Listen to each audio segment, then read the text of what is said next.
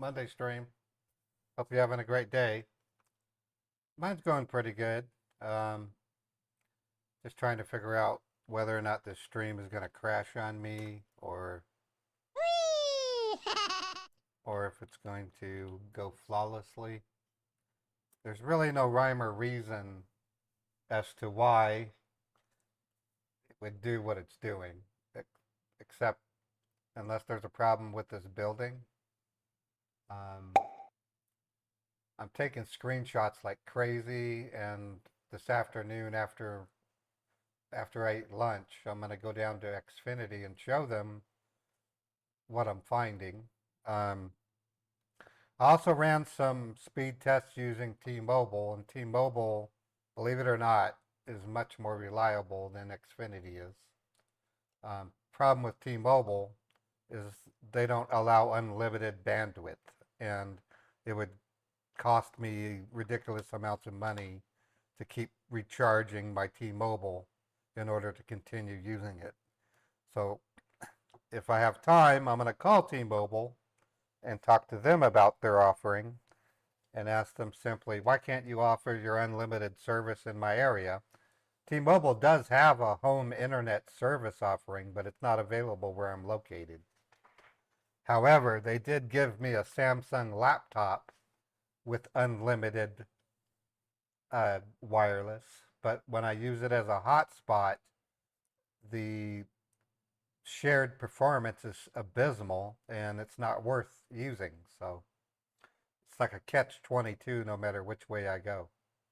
Anyways, um, what I'm doing right now is I found one scammer number. I'm not calling refund scammers anymore, not until I have another bank I can work with. Or I'll call them, but we can expect for me to be sussed out. They suss out on me all the time. The minute they see the bank, it's goodbye. You'll get your refund in 2 days. So, Facebook scammers, they started advertising on Friday at about 2 hours after I started my live streams. So it's possible that some of these tech support scammers are joining the game kind of late. It's kind of interesting. So I'm going to run an experiment. I'm going to connect my main machine to Xfinity Wi-Fi and then find out if I can.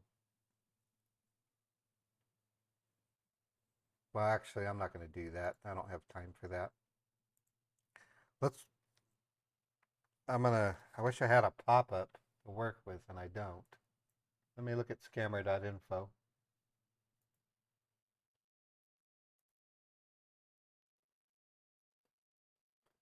Okay, there's no pop-ups yet. Let me look at Twitter real quick.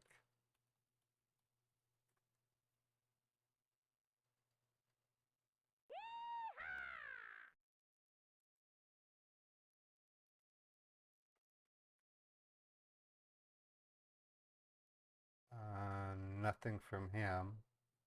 Almost like the pop-up scammers have gone out of business or something. I don't know.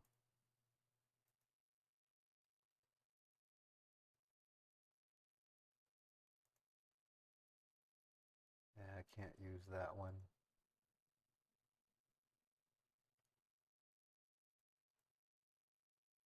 Okay, well, I'm going to look for another pop-up ad. Let me see if I can get one. Turn my iPad back on. Hey, Fred, how you doing?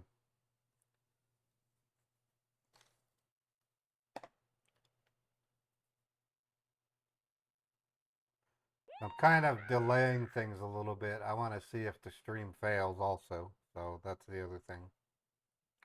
I'm going to have a heart-to-heart with Xfinity today. It's going to be 110 degrees, huh?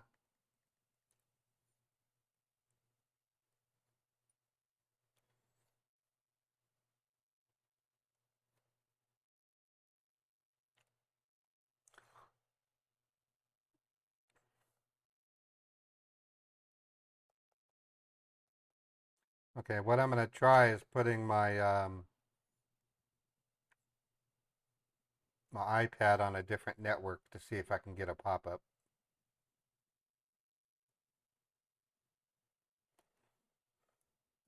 Come on, Xfinity, where's your wireless? There we are.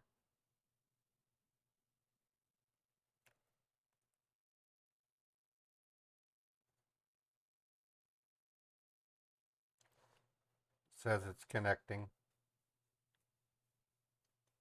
There we go. Now I'm connected. All right, let's see if I can get a pop-up.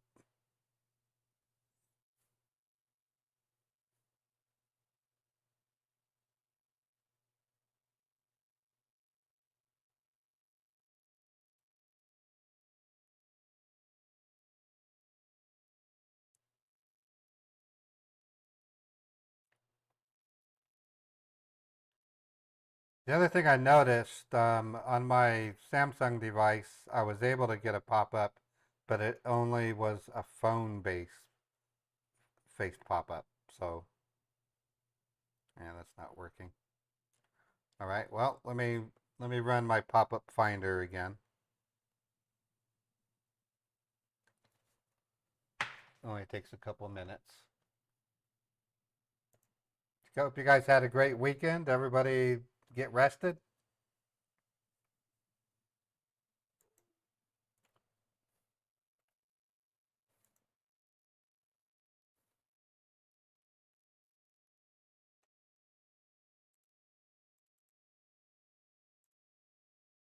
All right, doing the pop-up finder. Hot as hell. It's been pretty warm here too, but I'm indoors, so with the air conditioner, thankfully.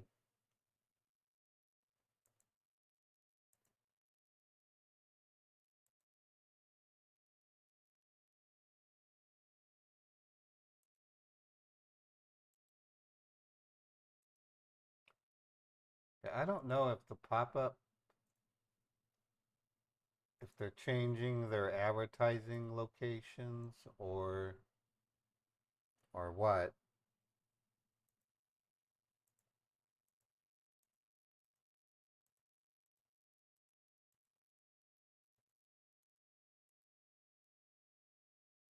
Yeah, nothing yet. All right. Well, we have a refund scam that we can try.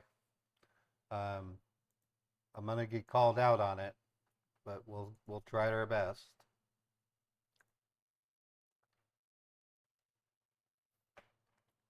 So let me redact the information out of the PDF file real quick, and then we'll give them a call.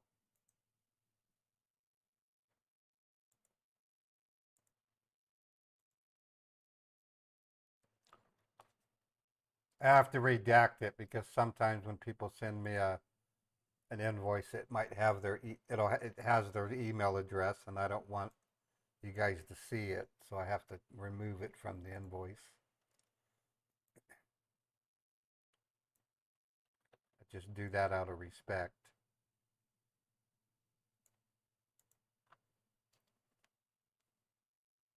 Okay, that looks pretty good. Export it.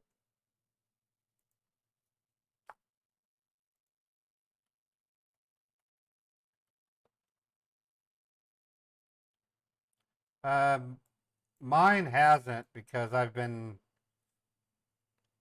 spending my evenings at a Motel 6. They're still, I don't know why it's taken them so long to do it, but the, the building maintenance people have to hire a third party to come in to remove the mold.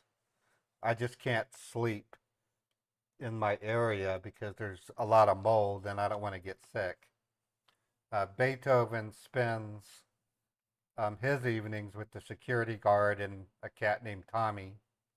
And then just not last night, but the night before, I actually um, brought Beethoven to the motel with me. So it was pretty cool. All right, I'm gonna go ahead and let's see. I'm going to play Glenn Page for this one.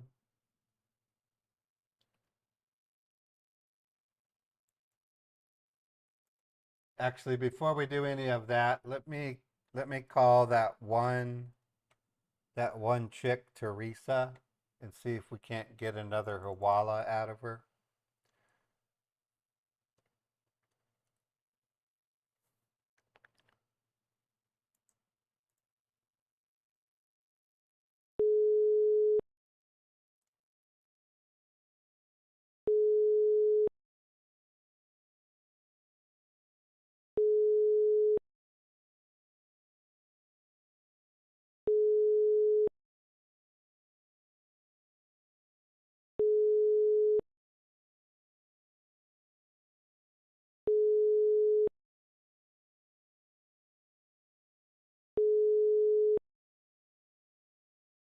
The person you are trying to reach is currently unavailable. Please leave a message after the tone. When you have finished, please hang up. Hi, this message is for Teresa. Teresa, it's James Warren. I thought I'd reach out to you today. I am available. If you could give me a call back on my cell phone, 38.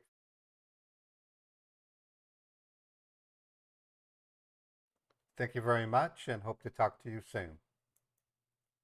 All right, I'm going to go ahead and try to call the tech support scammer and see if I can get a hold of him there. Just 1 second. I got to make one note.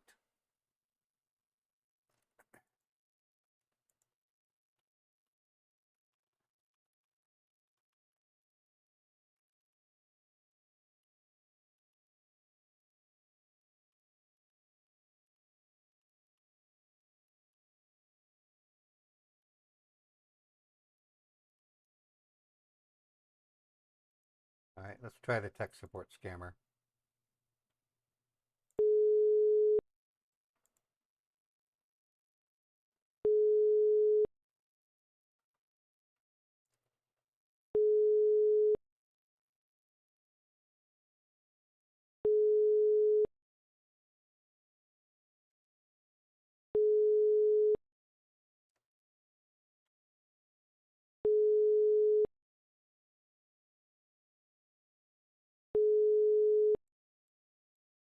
Okay, so neither one of those panned out.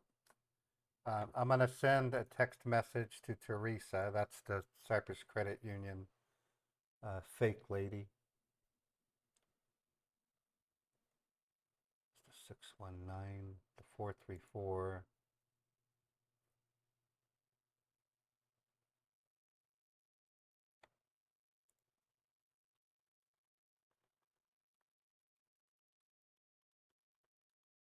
Let's give their. I've just sent Teresa a text message. Let's give her a couple minutes and see if she replies. I'd really like to focus on them because it can be a Hawala. I'll go ahead and switch over here for the time being.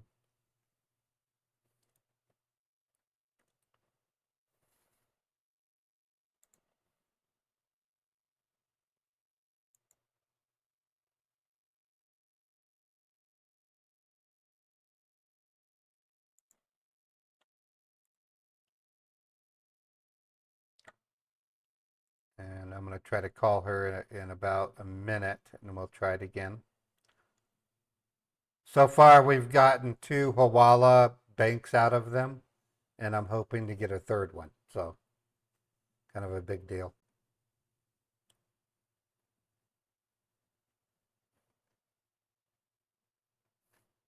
I'm also watching the stream quality like a hawk.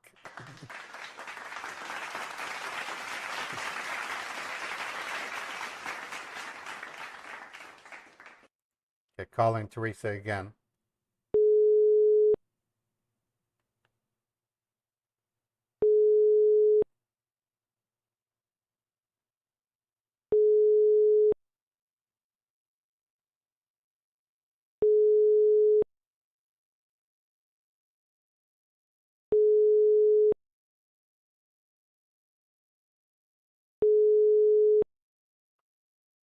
All right. So Perhaps we will talk to them later. I'm going to switch over to another phone and we're going to give a crack at this refund scam. Let me open up the invoice. This is a PayPal, and it basically says $497.99 for Norton LifeLock antivirus protection.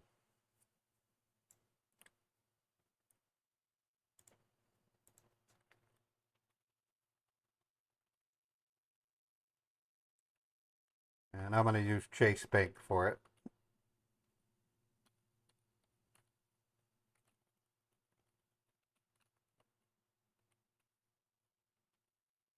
I do plan to change over to another fake bank soon, but it's a matter of getting a developer to help me out.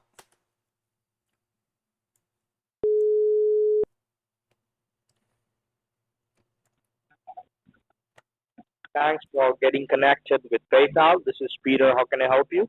Hi, Peter. I'm calling. My name is Glenn. I'm calling because we got an invoice this morning for what appears to be Norton Standard LifeLock antivirus.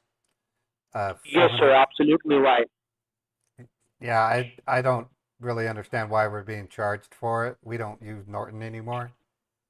And can you please just let me know the invoice number, sir? Yeah, it's invoice ID 376-576-7857.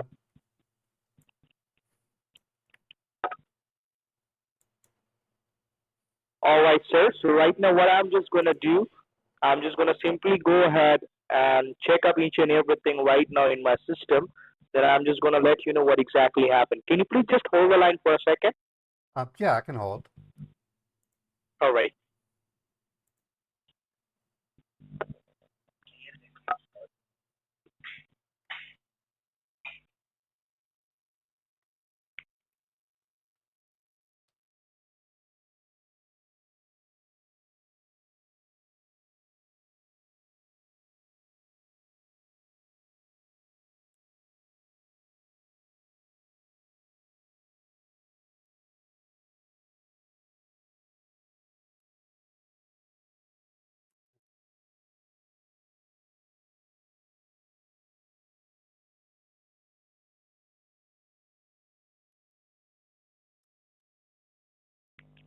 All right, sir. So as I can see right now, there is the order for your computer protection. Okay. Right, and that's what's confusing me. We just got the computer a couple of months ago, and the subject of protection came up, and we basically said, do we need it? And the Geek Squad tech told me no, because it comes with Windows Defender. Okay, let me go ahead and cancel up for you right now, right away, okay? So, are you sitting next to the computer right now, sir? No, but I can go in front of it if you need me to. Okay, then just go and be seated and let me know. All right, give me a I moment. will simply help. I will simply help you out to cancel the order and dispute all of the charges, okay? Oh, I appreciate that. Can I get your name? Thank you. Can I get your name? Peter Evan, I told you. Well, yeah, your voice is a little echoey. That's the only reason why.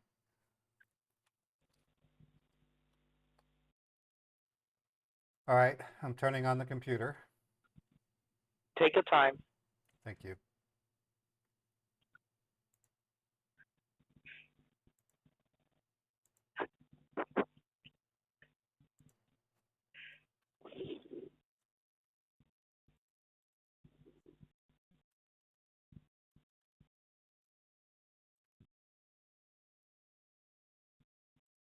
I'm logging into it.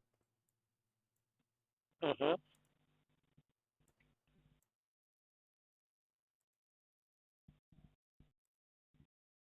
And which type of computer are you using, sir? It's a Windows or it's a Mac? It's Windows. It's a Dell. Okay. Runs Windows 11. Okay. Okay, so no worries about it. Let me go ahead and proceed further with the system of the cancellation. So just turn it on and open up the Google Chrome first, okay? Okay, I'm doing that now. Okay, Google Chrome is open.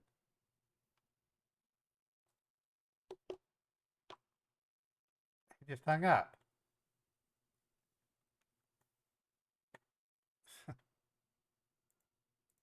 Try calling him back, I guess.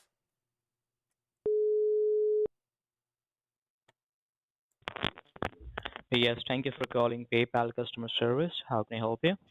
Yeah, I'm calling because we received an invoice in my wife's email for a charge for Norton anti-LifeLock Okay. antivirus protection for $497. This isn't something that we requested, so it says to cancel or report this transaction to call this number, and that's why I'm calling. All right. Could you please check that email? Do you have any ID number on it, like a transaction ID or a order ID? Yeah, there's an invoice ID,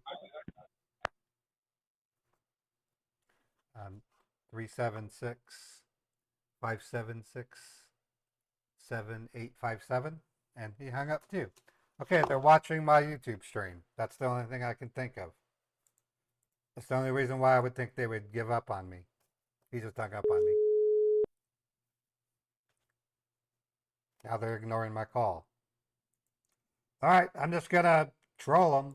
Until we get a tech support scammer, all I can do is troll them.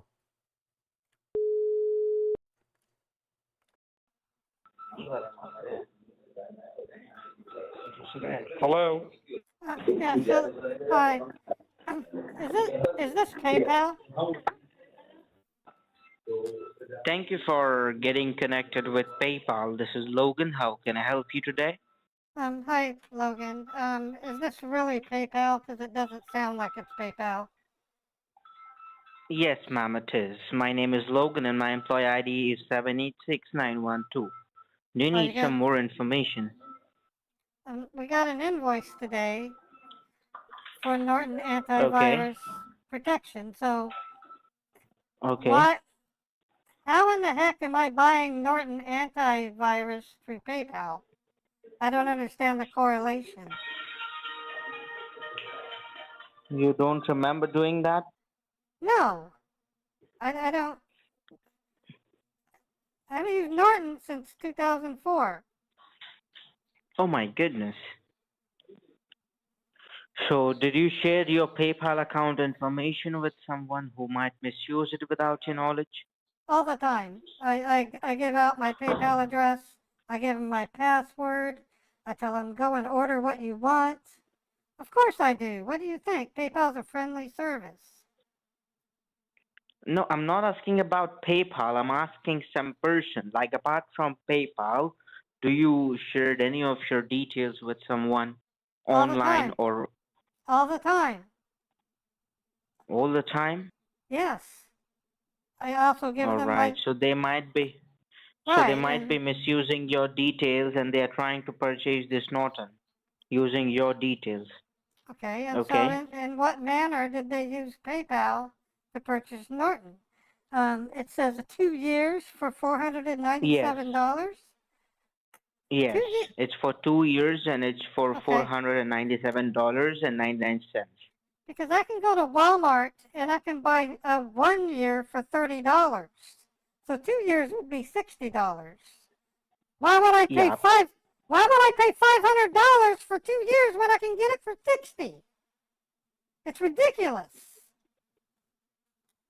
All right. So you wish to cancel this transaction, right? Because you're so stupid, you don't recognize the idiocy of your invoice. Your invoice doesn't even look real. The invoice doesn't even look real.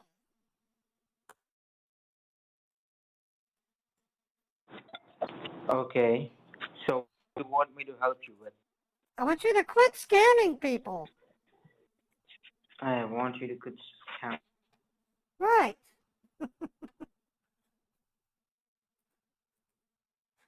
I can't bait them, so I'm just gonna troll them. I'm also waiting.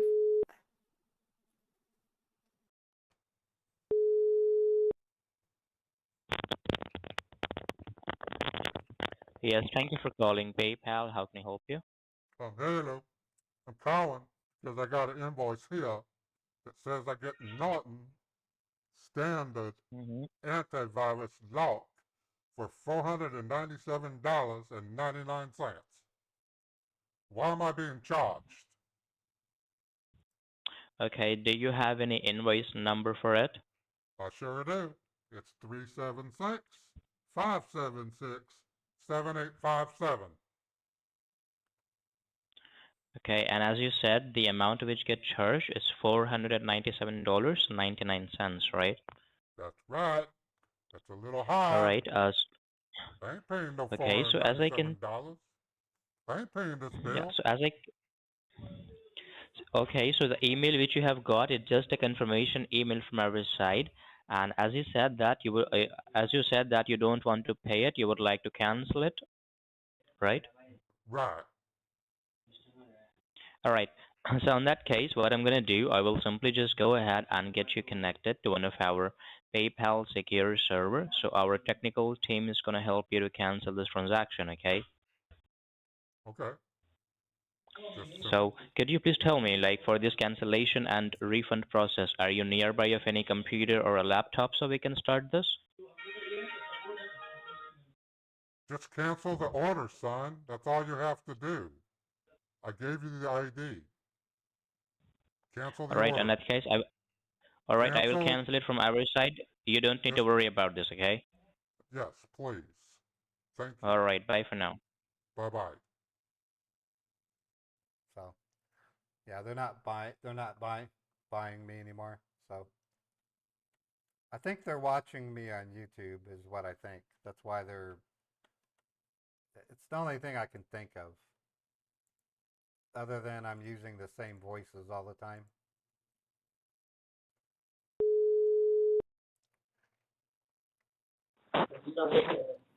Thank you for getting connected with PayPal. This is Logan. How can I help you? This is Logan, Yes, and you work for PayPal. correct.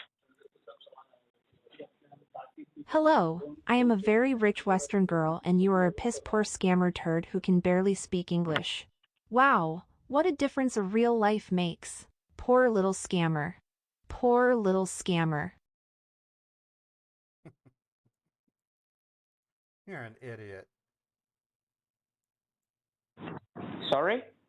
You're an idiot. You're not with PayPal. The last time I called, you said it was Norton, and now it's PayPal? Make up your mind.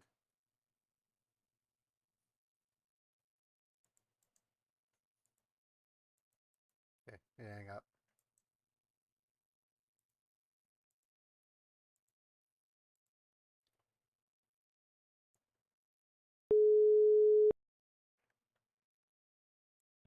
Yes, thank you for calling PayPal. How can I help you? Okay, is this PayPal or Norton? Which one? Sir, this is PayPal. Okay, because the last time I called it, 5 minutes ago, you guys said it was Norton. Make up your mind. Sir, you have called PayPal. Okay, I kind of doubt it. Where are you located?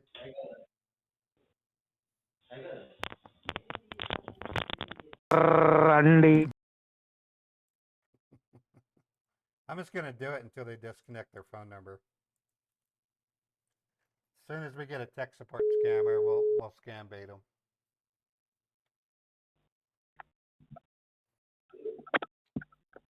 Thank you for getting connected with PayPal. This is Peter. How can I help you? Is this really PayPal? Yes, madam. This is PayPal. How can I help you? Randy. Doesn't sound like PayPal. You don't sound professional. Your phone isn't very good quality. Really bad quality on your phone.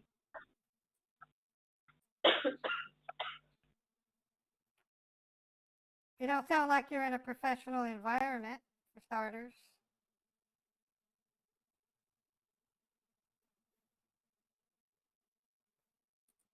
They hang up.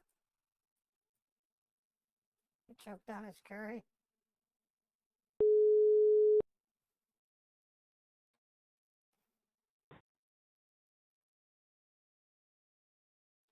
Hello?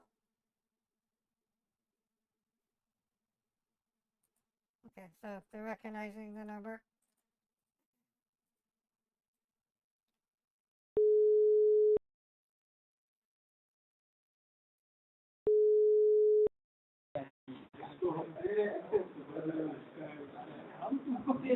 Thank you for connecting PayPal. This is David. How can I help you? चांद सितारा बोले भैंचो नदी के किनारा बोले भैंचो बोलो बच्चे सारे बोलो भैंचो They hang up. Trying to see if they block my numbers, Steve.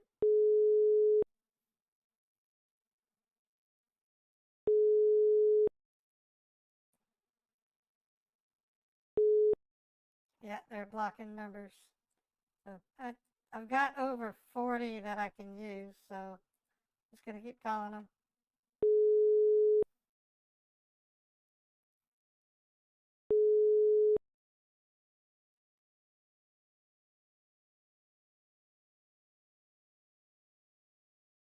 Hello?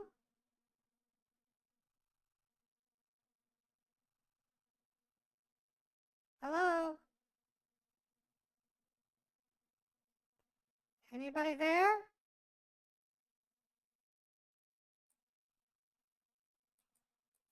They're not answering now. I don't know if they can do.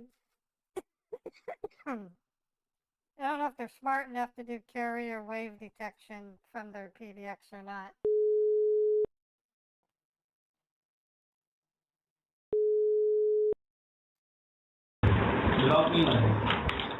Hello? You're a Brit monkey. Hello? You chutia? Brit monkey. Meow meow meow. Hello?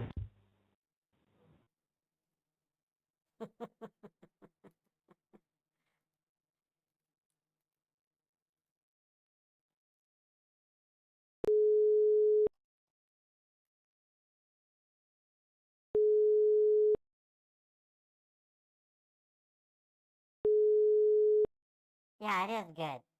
If they're suspicious. That means they're not going to be successful.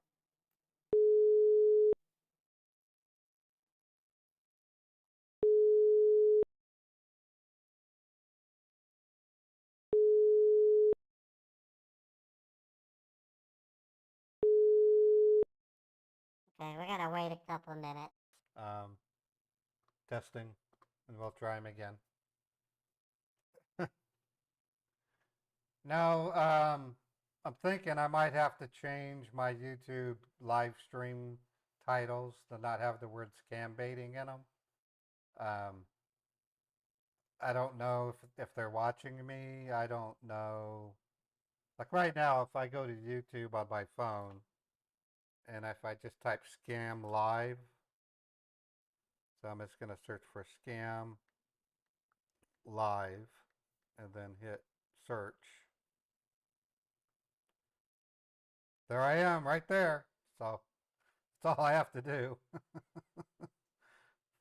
So I'm going to have to rename my live streams to something different. I can use a product called Selenium to relabel all of my pre-existing live streams to say something else, making funny calls. I mean, the problem with doing that is I'm debranding myself when I do that. So I don't want to. It's like, what happened to you? I thought you were a scam baiter, Ray. What's going on? See the challenge? Not much I can do about it.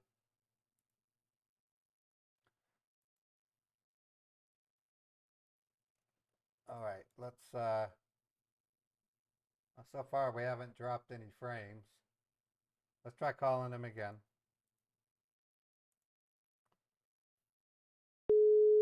You're a Brit monkey. You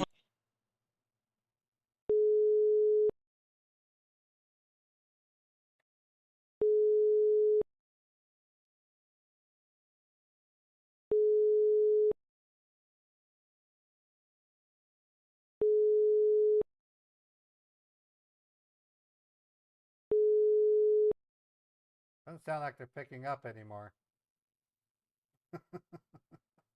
I'm not saying I took them out. I'm just, let me try calling them with Google Voice and let's see if, use the Hindi word for scammers? Nah, that might work. I don't know.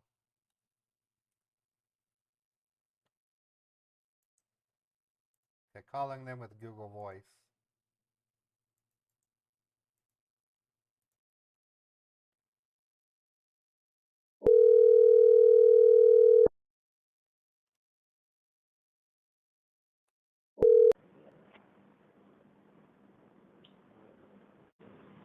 Hello. Thank Is you this for a- calling gas station. How may I help you today? This is a gas station. Yep. I'd like to order 24 gallons of premium unleaded, please. Okay. Idiot. And how far? How far will you deliver it, sir? You can't because you live in India. I'm not going to be able to get it from you. You No, you idiot. said you want to order some gallon of gas. Order You're a some. bread monkey. You chutia? Bread monkey. Meow, meow, meow. Yeah, I want to order some gas. Idiot.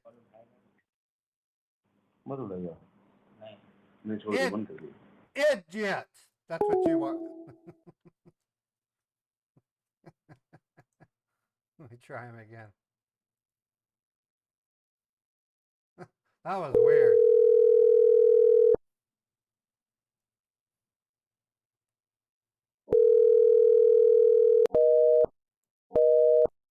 Okay, I'm going to switch over to a different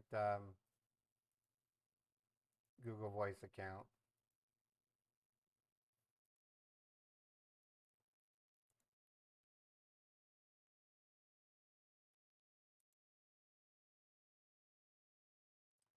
Let me make sure I have the same, see, VAIO3 and cable B, right? Yeah, we're good. Oh, it's making me do a new number? That's kind of weird.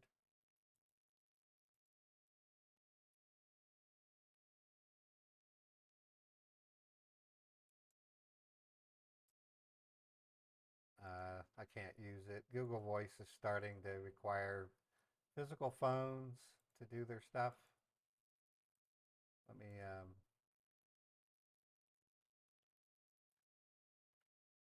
try this one.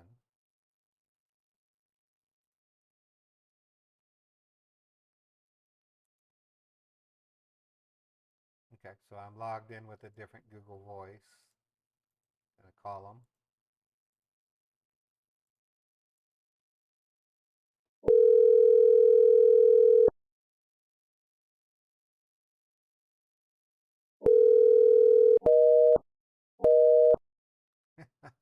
It's possible I took them out. I don't know. I harassed them enough. Maybe they're not.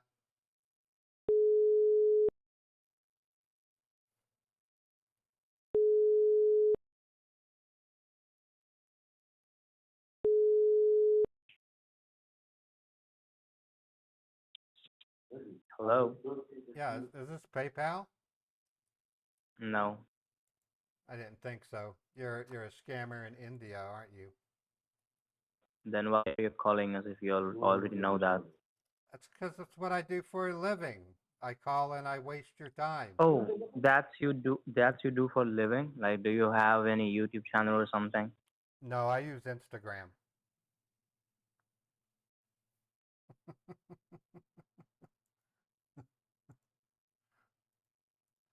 Oh boy.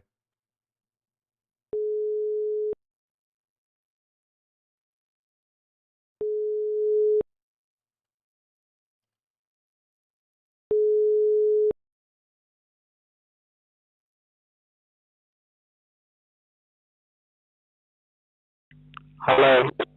Yes, hello? Yes, who's this? My name is Mary. I'm calling because I got an invoice from you for PayPal, and I'm being charged for Norton. Fuck you, Mary.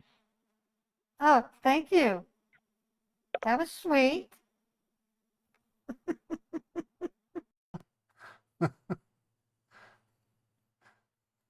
You hear him?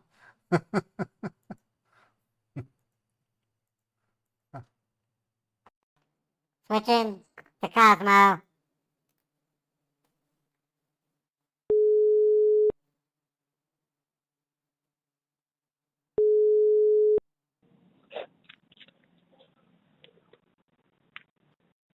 Thank you for getting connected with PayPal. This is Harry. How can I help you? This is PayPal? Because it doesn't Yes. sound like... I got an invoice from you that's trying to charge me. You just hung up.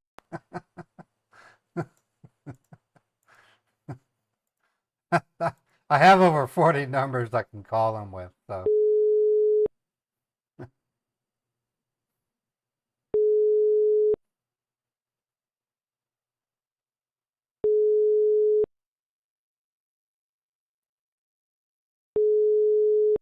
was hoping to do a tech support scammer.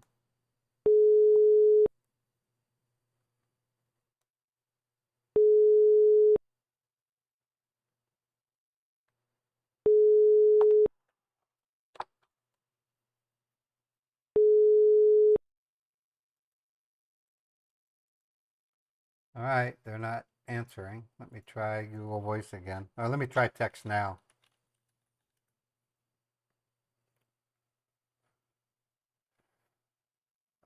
Gotta log in. /login.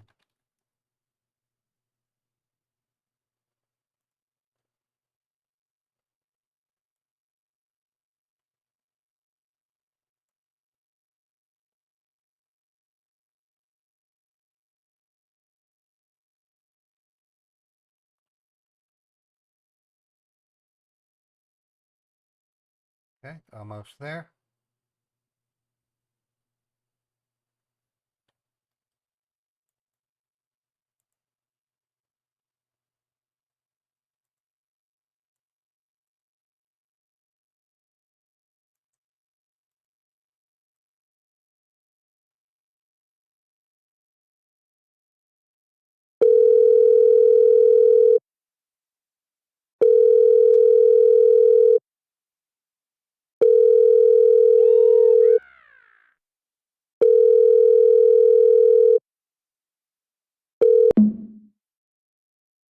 Okay.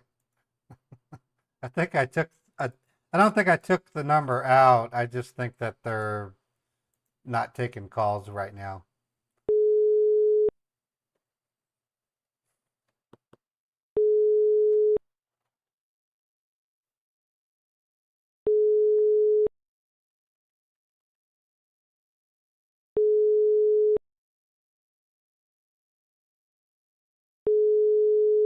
Looking for a pop-up scammer, by the way.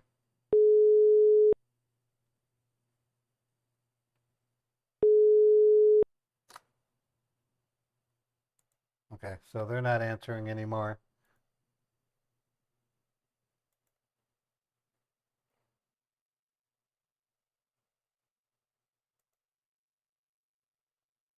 Okay, here's a chance for a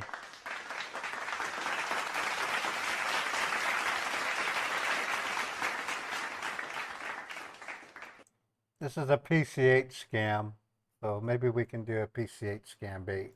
That might be kind of cool.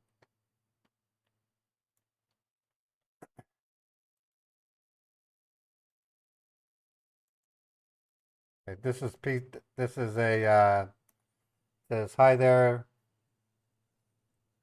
786 million Powerball jackpot.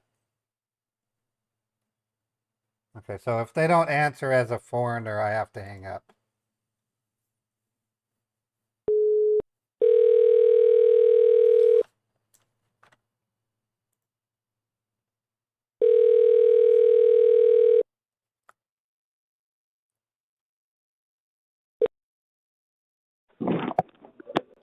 Yeah. Hello? Good morning. Can you hear me at all? Yeah, I can hear you now. I'm calling to claim my money. All right. Alright. I'm going to send you a text message. Kindly respond to it once you get it. Say that again?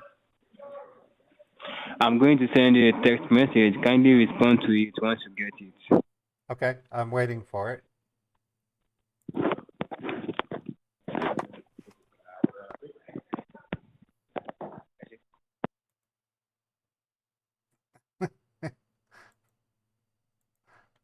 I can get text messages. Hello, the person you were trying to reach.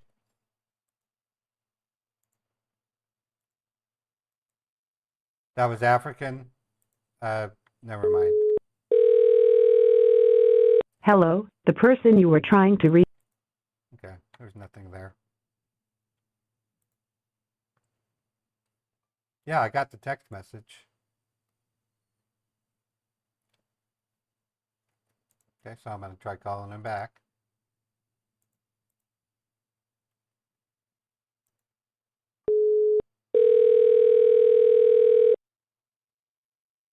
Hello, the person you were trying to reach is currently unavailable. Please leave a message after the tone. Hi, I just got your text message. I'll answer back. I'm doing that now. Hello. I'm just calling because I think I won some money and you rudely hung up on me. Your message has been recorded. Goodbye. Okay, so they did send me a text message. Hey, Bullrack Skin, how you doing? Hoping to find a tech support scammer. I can't seem to scambait refund scammers anymore. They're watching my YouTube channel or something. I don't really know.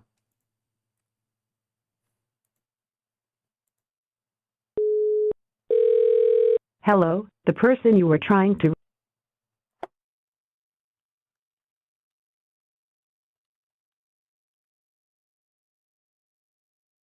Okay, I just texted him back saying, are you going to take my call? I said, yes. Okay, he said, are you ready to claim your winnings? And I said, yes.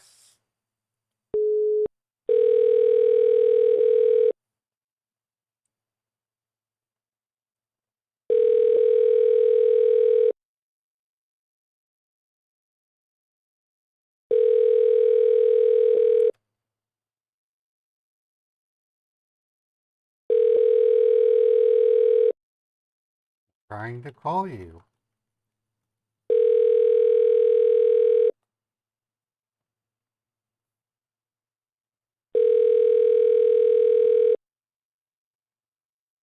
Hello, the person you were trying to reach is currently unavailable. Hey, let's just hang tight. I might have a scammer. I got it from scammer.info. 786 million Powerball jackpot.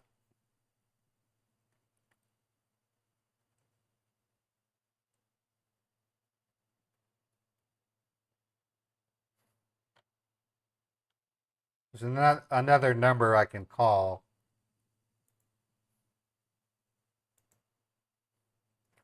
Let me try him again.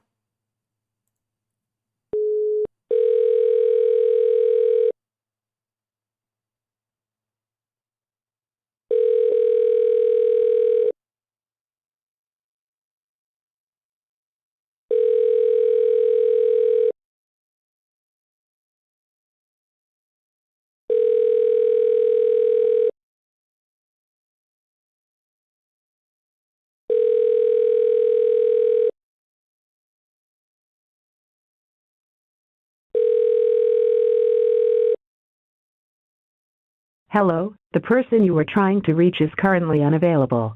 Please leave a message after. All right, well, I'll keep an eye on that. I'm going to move over to another number and then call a number that I got off of my Samsung tablet. That one was a little strange. But they're going to want to remote into my phone. That's the only problem.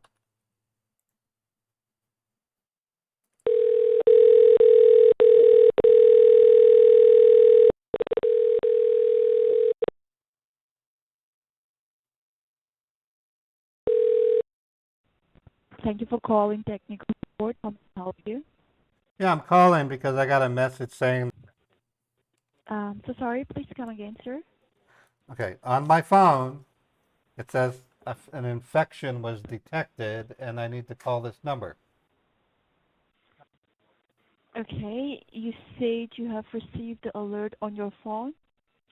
Yes, I was trying to look up the All right. news, and while I was doing that, I got this message stating that my phone was infected and that I should call you. Sure. I will surely go ahead and help you with that. Before that, can you also please read out the alert for me, sir? I So I can't. can go ahead and look up for you. It says unusual activity has been detected on your phone. There's imminent danger. Please call this number to get the problem fixed. That's what it says. Okay, sure. Okay. And you told me that it's on your phone. You received the alert on your phone. Yes. Okay, sure. I might be able to Now, turn this can into you a also let regular me know, tech like, support scam. what were you doing on your phone when you got this alert? Do I really have to tell you? Because I'd be embarrassed. That's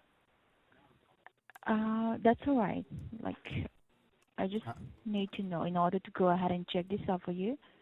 I was at Pornhub. Okay, sure. That's all right. And can you also let me know, is it your phone connect with the Wi-Fi, the network which No, you I are would using? I would never let my wife know that I'm using Pornhub. I would not be married anymore if I did. No, no, sir. I'm not asking you whether your wife know or not.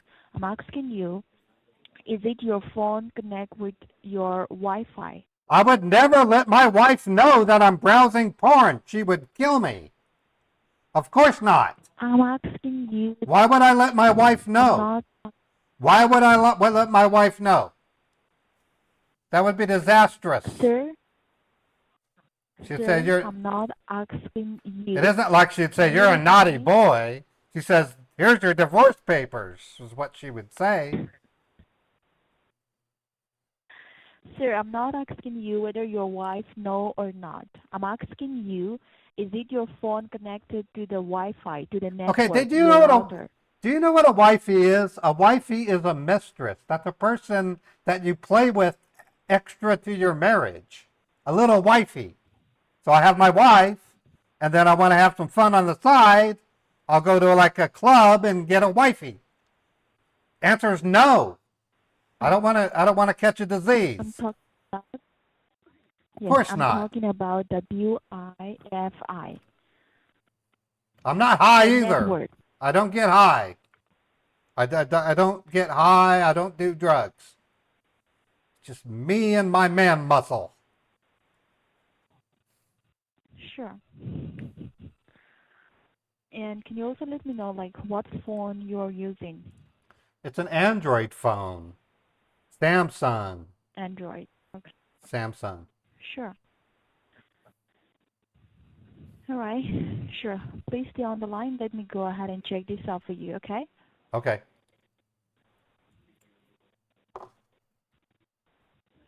Can you hear me? I said okay.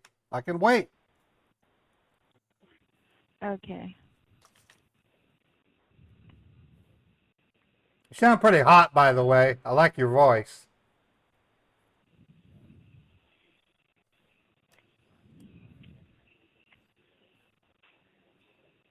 All right. Can you hear me now? Yeah, I can hear you. I like your voice. You sound pretty sexy. Are you married?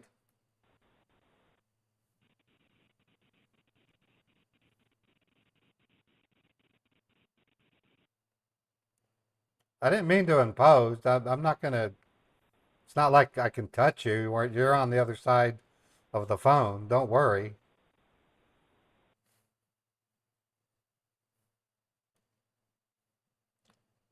Hello?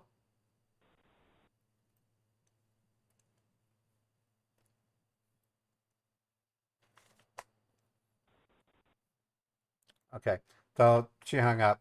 So I'm gonna try calling them, and I'm gonna tell them that I got a pop-up on my machine and the power went out and I just turned the computer back on or something like that.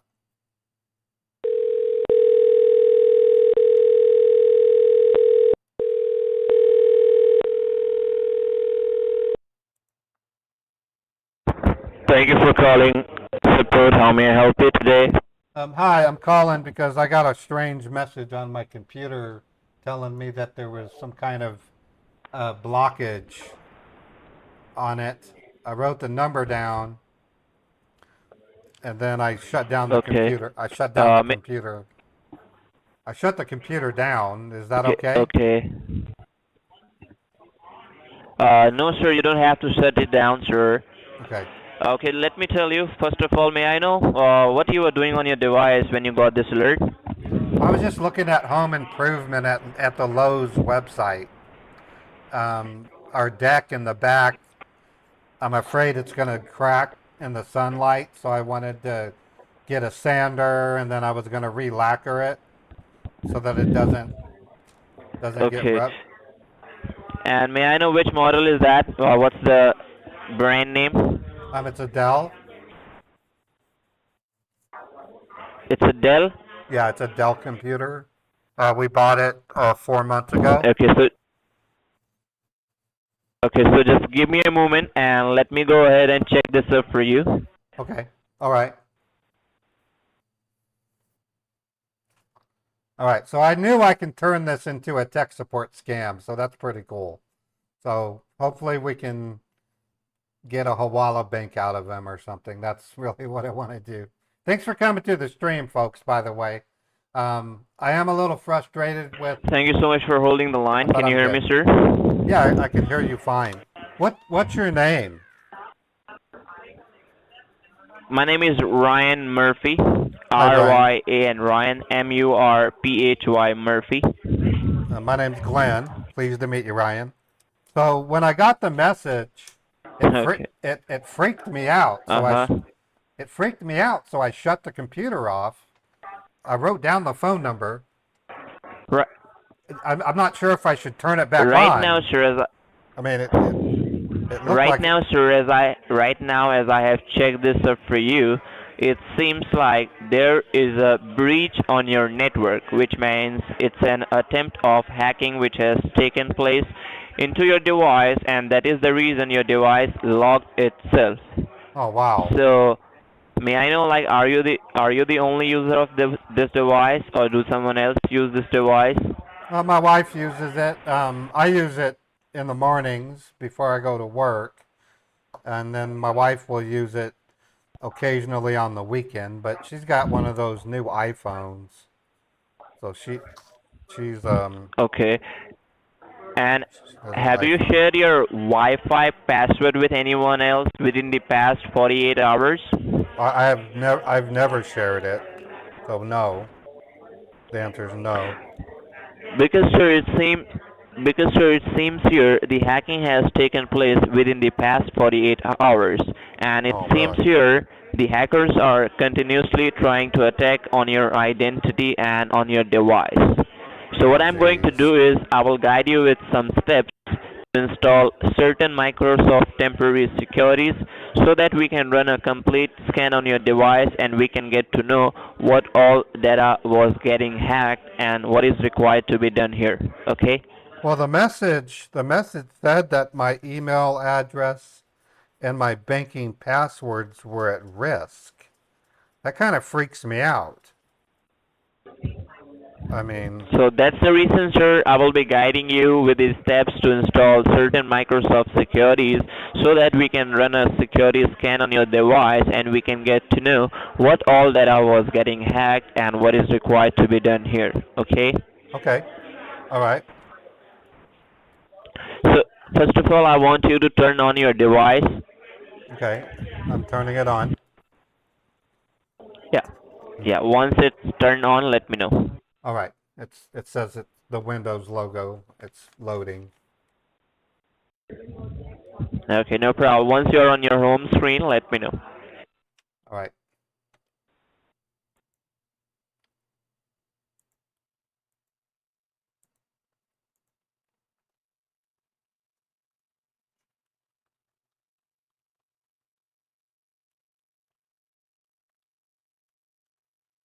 Okay, I just logged into it and I can now see my desktop with the icons. Okay, so now I will gonna guide you with some steps to install Microsoft Temporary Securities. So do you see a window key at the very bottom left hand side? Yeah, on my keyboard, yes. So I want you to press the window key with letter R like a Romeo. Just press and hold the window key and hit on letter R, and there will be a pop-up box appearing by the name of Run. Once you see that, let me know. Yeah, it says run, type the name of a program. Looks like I need to type Yeah. something. So is it written something? So is it written something in that open box or is it empty? It's empty. It's empty. Okay. So just type down over there www dot www. Ultra Viewer. It's a one word. Ultra Viewer. VIEWER Viewer. Did you got Ultra Viewer? Yeah, Ultra Viewer. Now put a dot. Okay. Then type N as in Nancy. NET. Net. NET. Net. All right. www.ultraviewer.net. So now just click on enter button and it will gonna redirect you to the web browser of Ultra Viewer. Just hit on enter and once you are on your website, do you see any download option in a green box? Yeah, there's order now and download. Just click on download, which is in a green box. All right. Okay. It downloaded Ultra Viewer setup. And there will be a setup. Yeah, do you see Ultra Viewer setup open file on the very top right hand side? Just click on open file and it will gonna ask you for yes or no. Simply click on yes. Okay, I did. Now it says set up Ultra Viewer. Now click on next. Click on Yeah. next. Click on next 3 times. Oh, then click on install. Yeah, click on install and it will take some time to get installed. Once you see the option for finish over there, let me know. Okay. I really appreciate your help. And may I know, sir, no problem, sir. It's my duty to help you. And may I know, sir, do someone else use your device within the past 48 hours except you and your wife? No, just me and my wife, no one else. Okay. So now once you see the option for finish on your screen, let me know. Okay. Yeah, it says finish. Click on finish. So now, yeah, just click on finish and there will be an ID and a password which has been provided by the Microsoft to you. Just verify me your ID and your password so I can connect your device to the Microsoft Secure server so that we can run a complete scan on your network. Okay, so the ID says 84.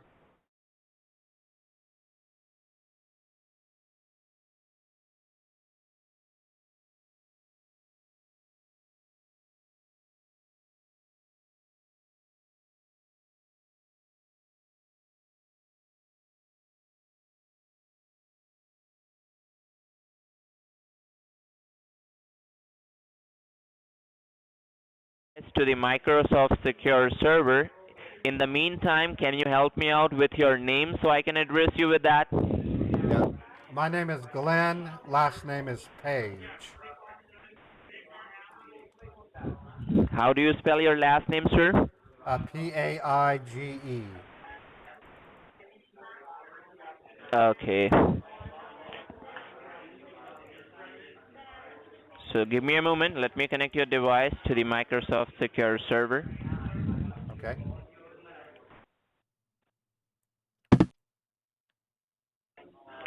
So now, sir, we are successfully connected to the Microsoft Secure server.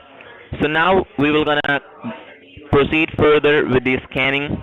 So I want you to press the window key with letter R like a Romeo. With the window and the key R. Yeah, just hit on window key with letter R. There will be a pop-up box appearing by the name of Run. Once you see that, let me know.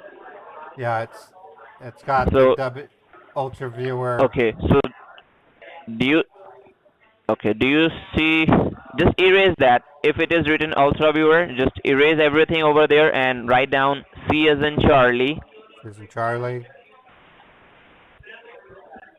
M as in Michael, M as in Michael, D as in Dog. D as in Dog.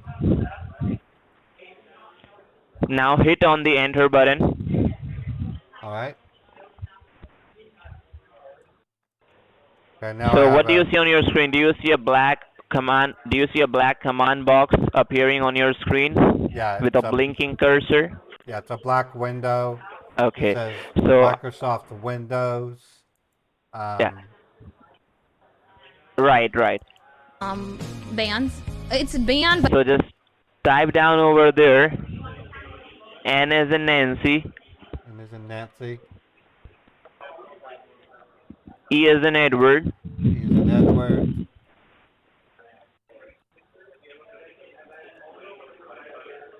you got E as in Edward, yeah, NE,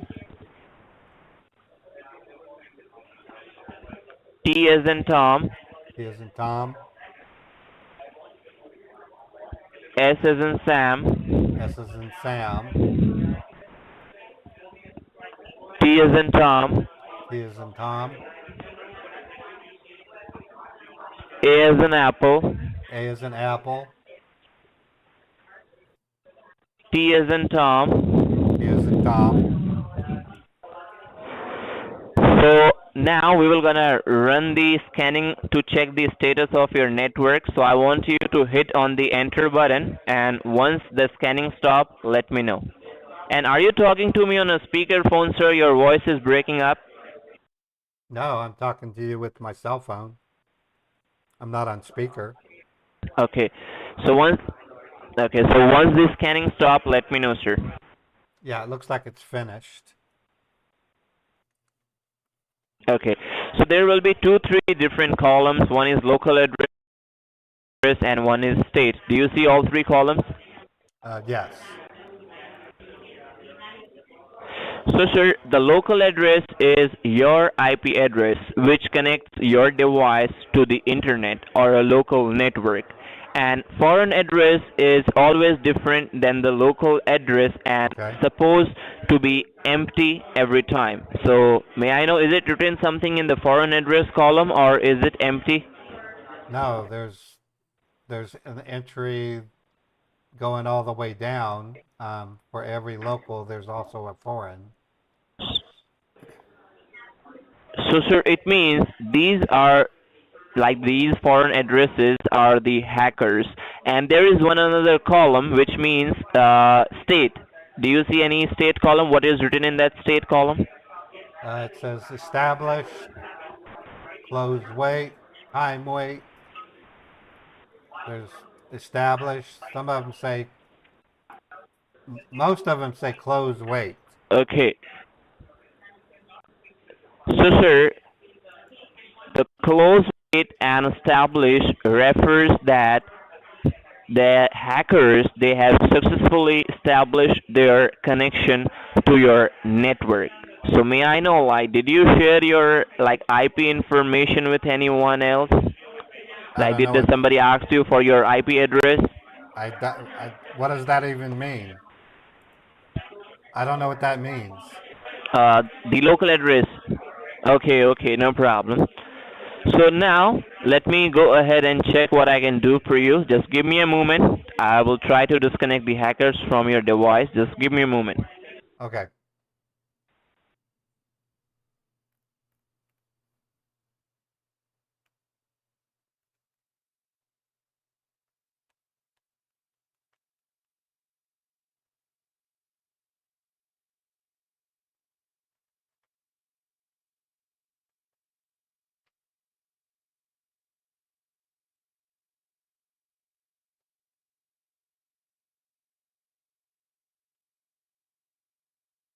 Thank you so much for holding the line. Can you hear me, sir?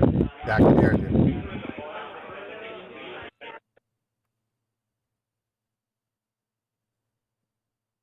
Yes, I can hear you. So just type down on the black screen T as in Tom,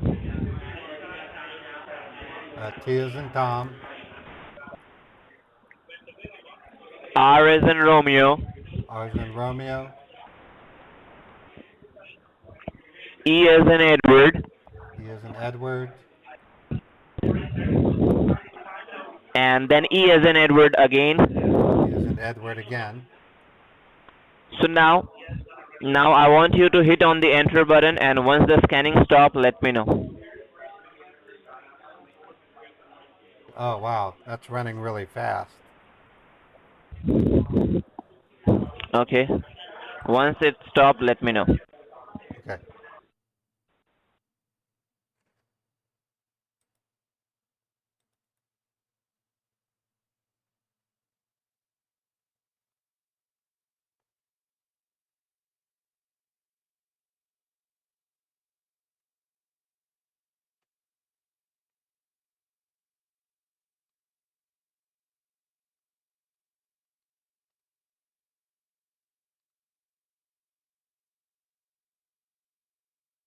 And that is running so fast I can't even see what it's saying. Yeah, I believe, sir, there will be a scan going on. Just let it get scanned. Once the scanning stop, let me know. All right. And we're gonna give you the end of the report when the scanning stop. All right.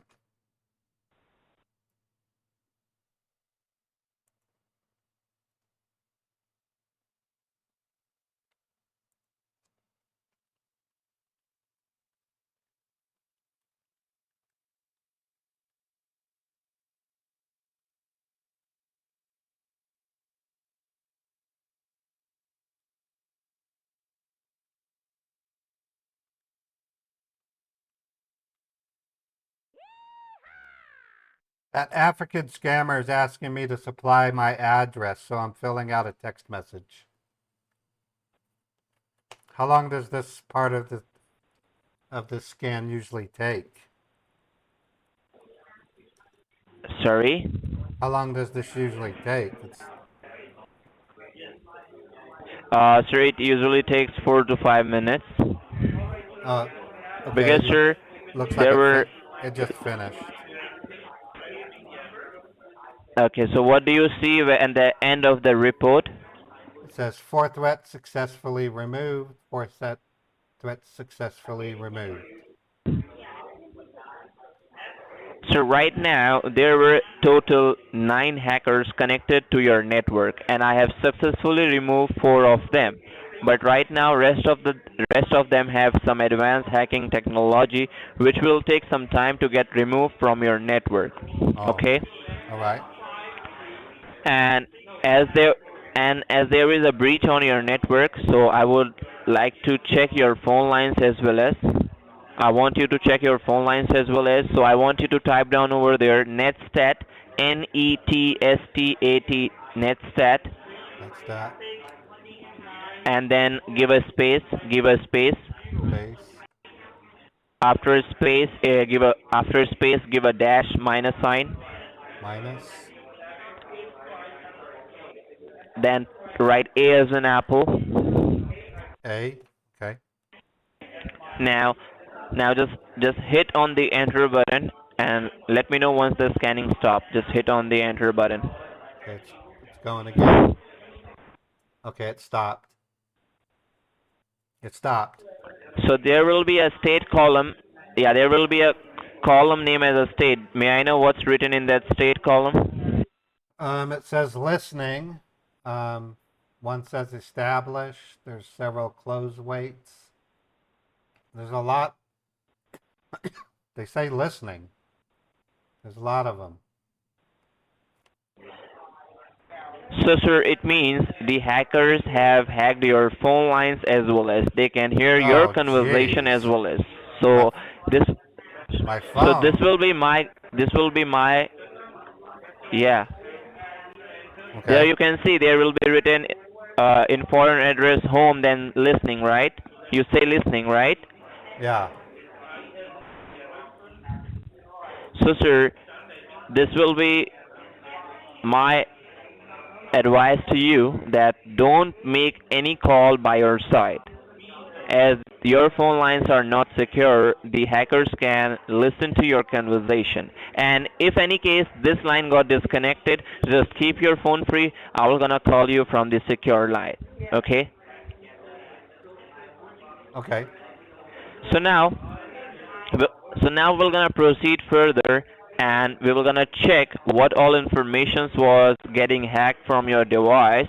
So just go at the very bottom blinking cursor where you see the blinking cursor and type down over there D as in dog.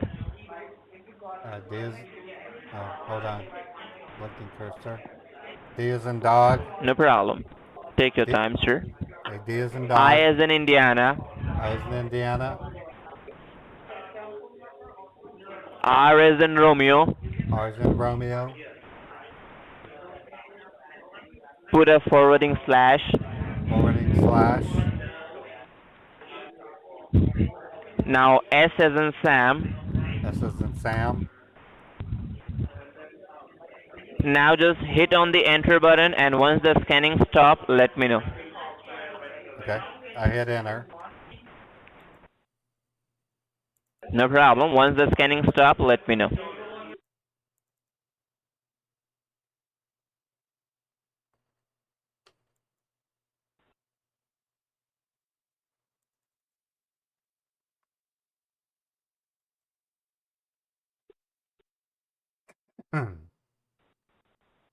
That runs so fast I can't even see what it says. Is that normal?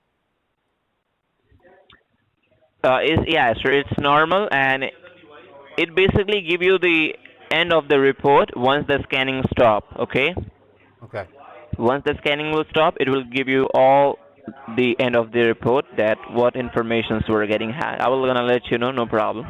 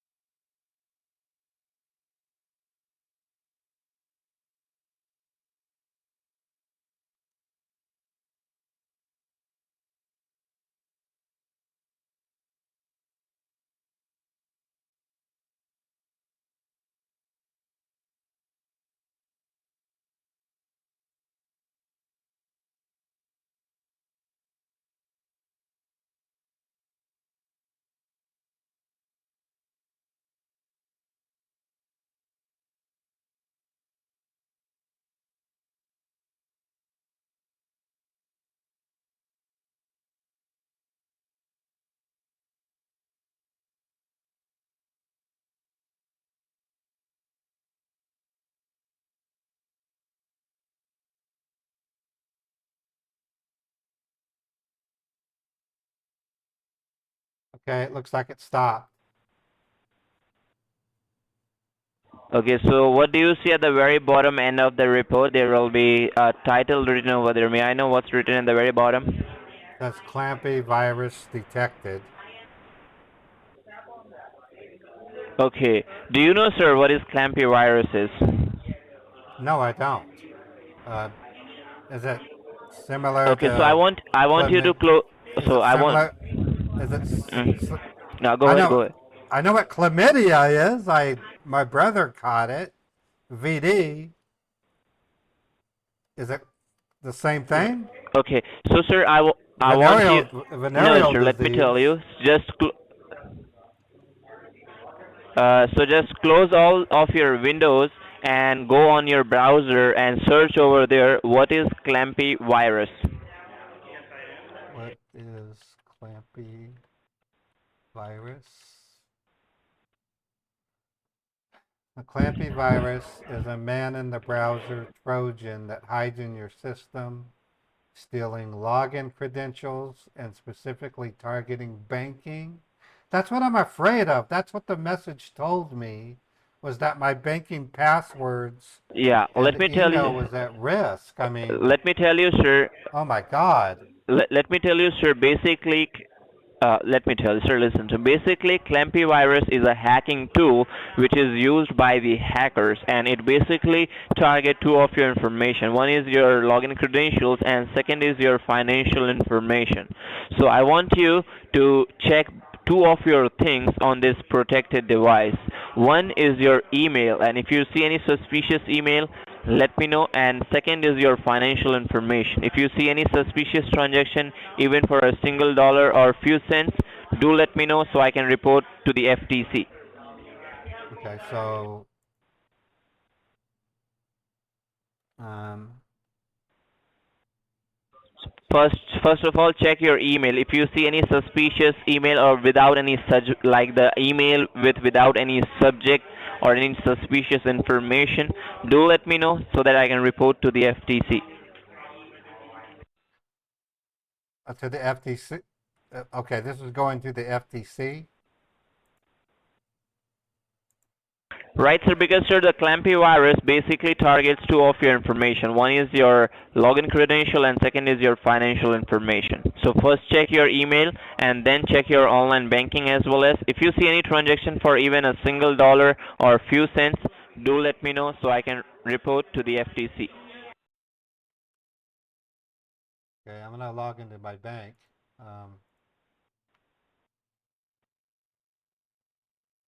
No problem. So take your time. Once you see everything, if everything is perfect, do let me know. And if anything is suspicious, do let me know.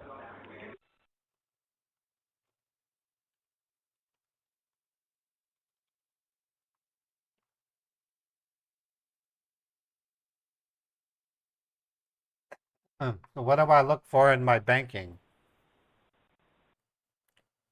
What specifically? You have to check your transactions.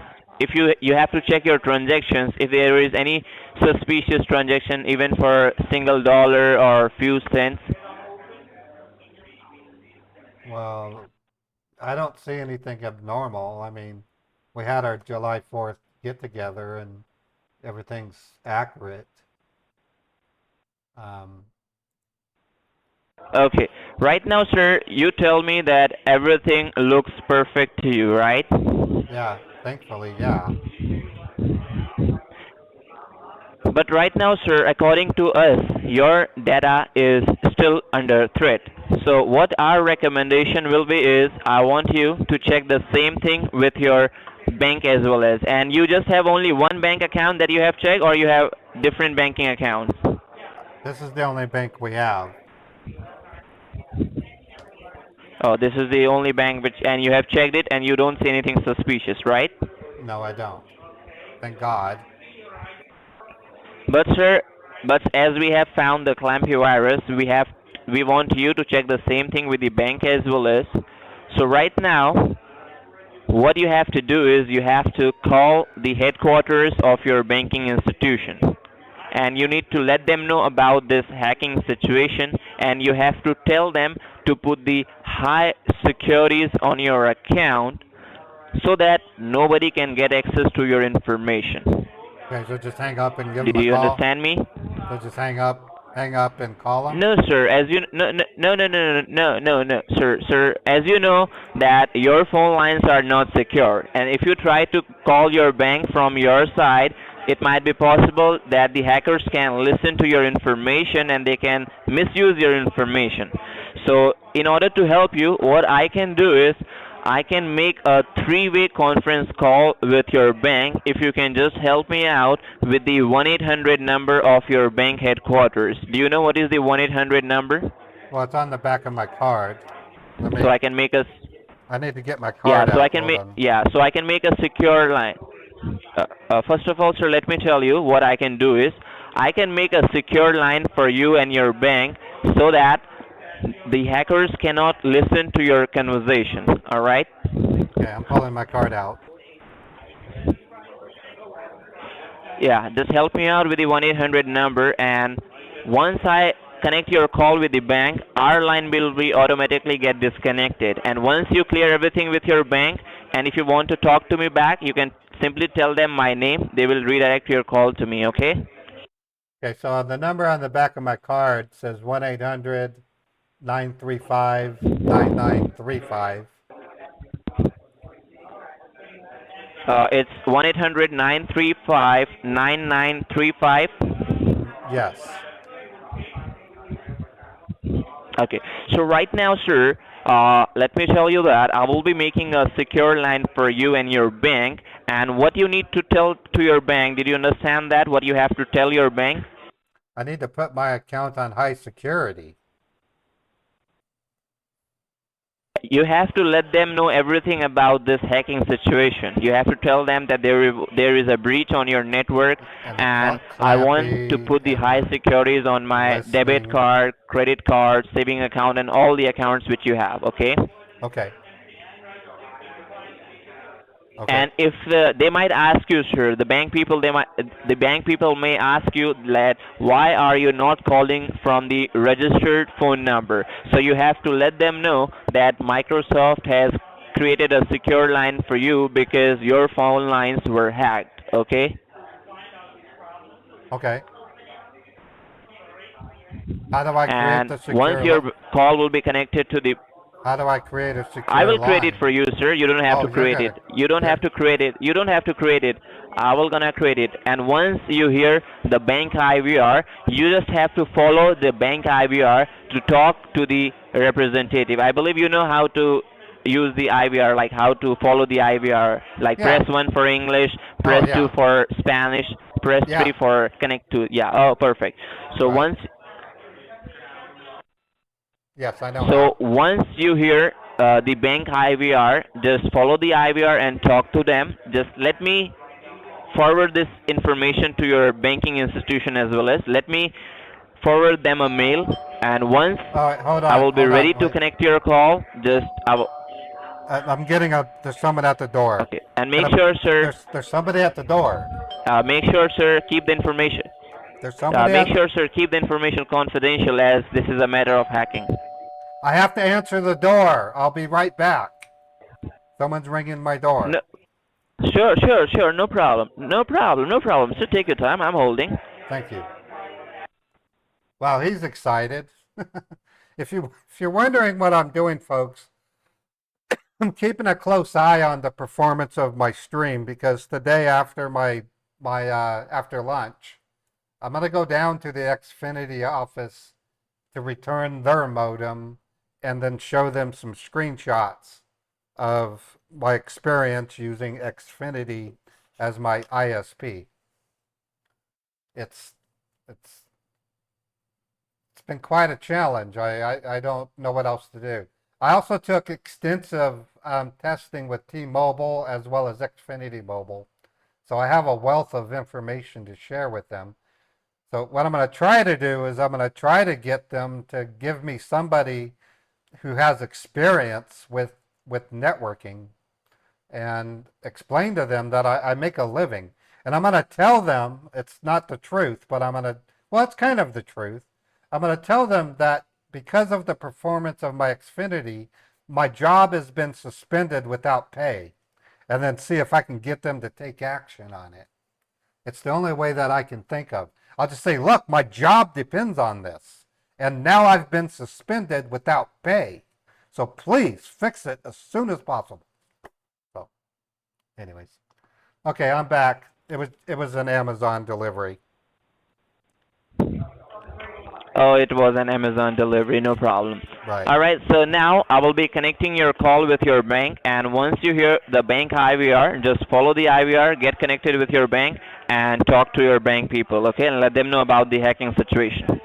Okay.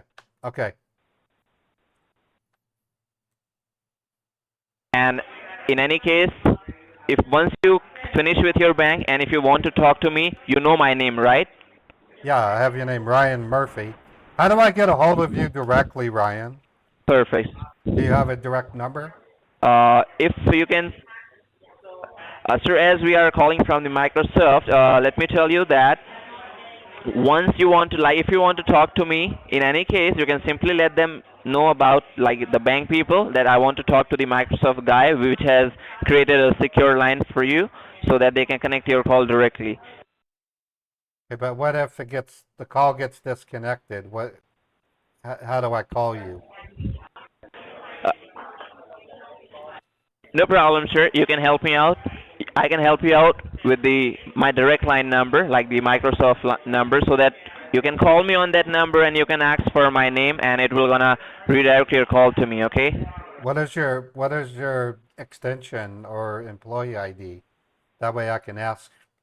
I'll say I want to Yeah, speak to that's what Ryan. I'm. Yeah, that's what I was trying to give you. Yeah, that's what I was trying to give you, sir. It's D as in dog, D as in dog. C as in Charlie, C as in Charlie. number 3592.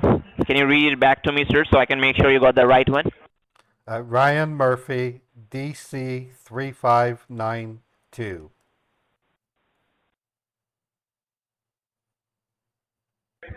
That's correct, sir. Okay, great. All right. So I just have to wait. Are you gonna? And now You're you gonna. can now you can write down, sir. Write down my direct line number as well as for your future.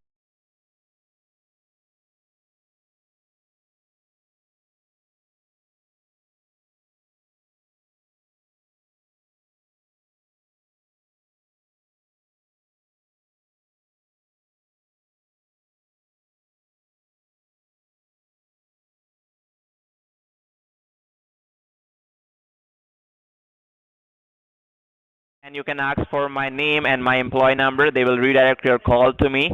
And Okay, now great. I'm going to connect your call to your bank. Once you hear the bank IVR, just follow the bank IVR and talk to your bank and let them know about the hacking situation and tell them to put the high securities on your account. All right? Okay.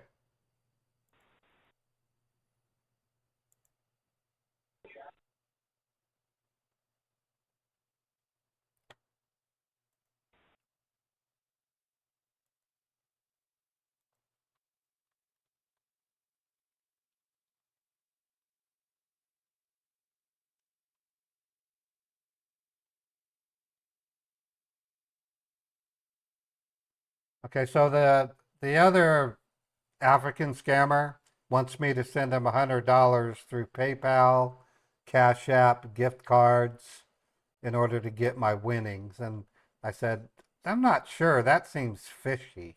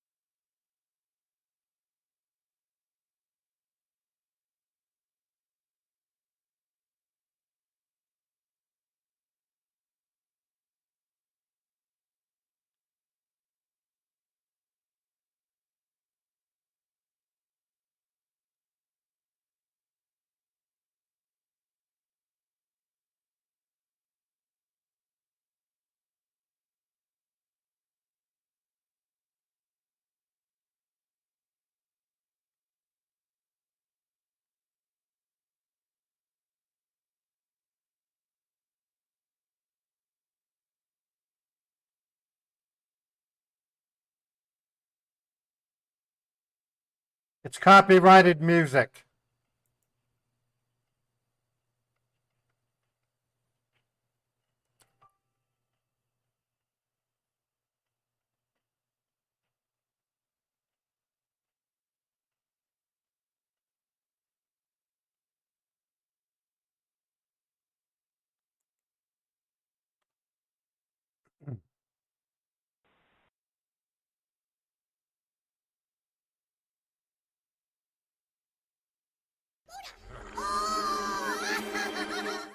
I think they screwed up. It's not looping me through to the IVR.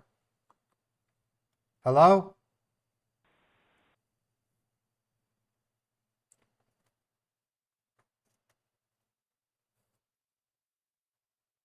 They blew it on the transfer. Hello?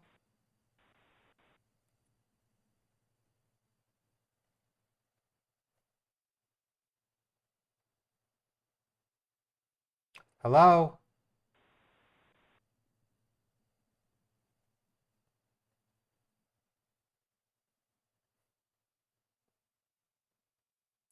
Hello?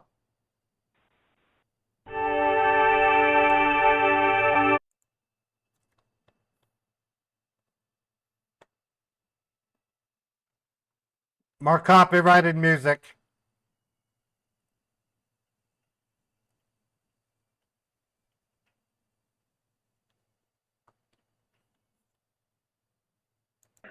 Thank you for calling Chase. This is Victor Hemron. How can I help you today? Hi, I'm calling because I have a issue surrounding my computer. It's called a clampy, and in talking to the Microsoft Ryan Murphy technician, was told that Okay. I need to have you put my accounts on high security. All right. So you want me to put your account under high security, right? Yes, please. Do you need my Because you've been hacked. Is that correct? Well, yeah, they were listening to my phone also. Okay. And can you tell me, like, is this your personal account or it's a joint account? It's a joint account with my wife. Okay.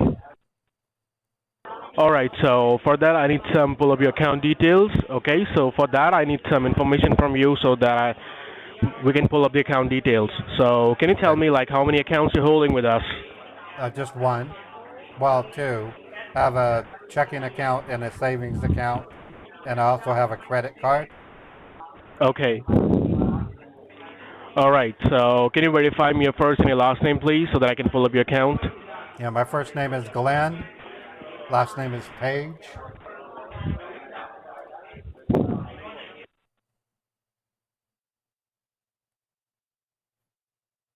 Hello?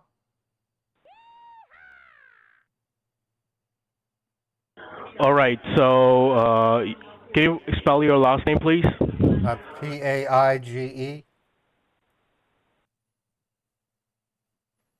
All right. Thank you for your first and your last name. So let me pull up your account details, okay? All right.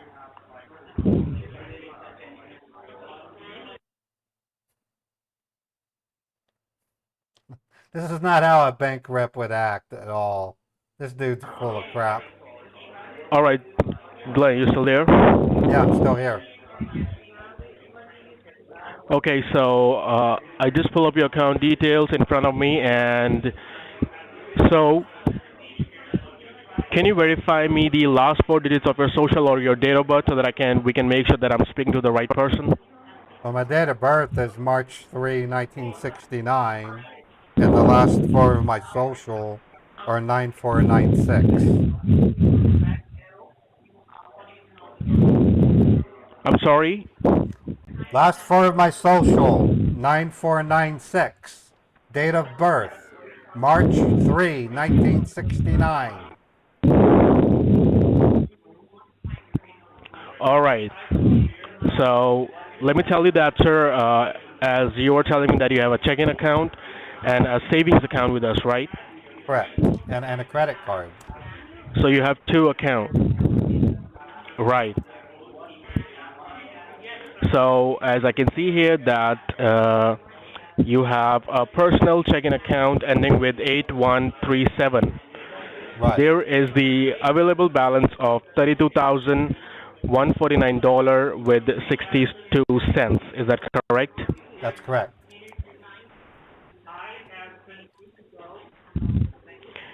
And you have a savings account ending with 9876. There is the balance of $494,182 with 43 cents. Is that correct? That's correct. So can you tell me which one you are concerned about, both of the accounts? Mostly my personal checking account, but when I looked at it, I didn't see any transactions that looked incorrect. I also checked my credit card and didn't find anything. I'm not so concerned about my savings account because I can't do any transactions with it unless I Okay. go to my bank.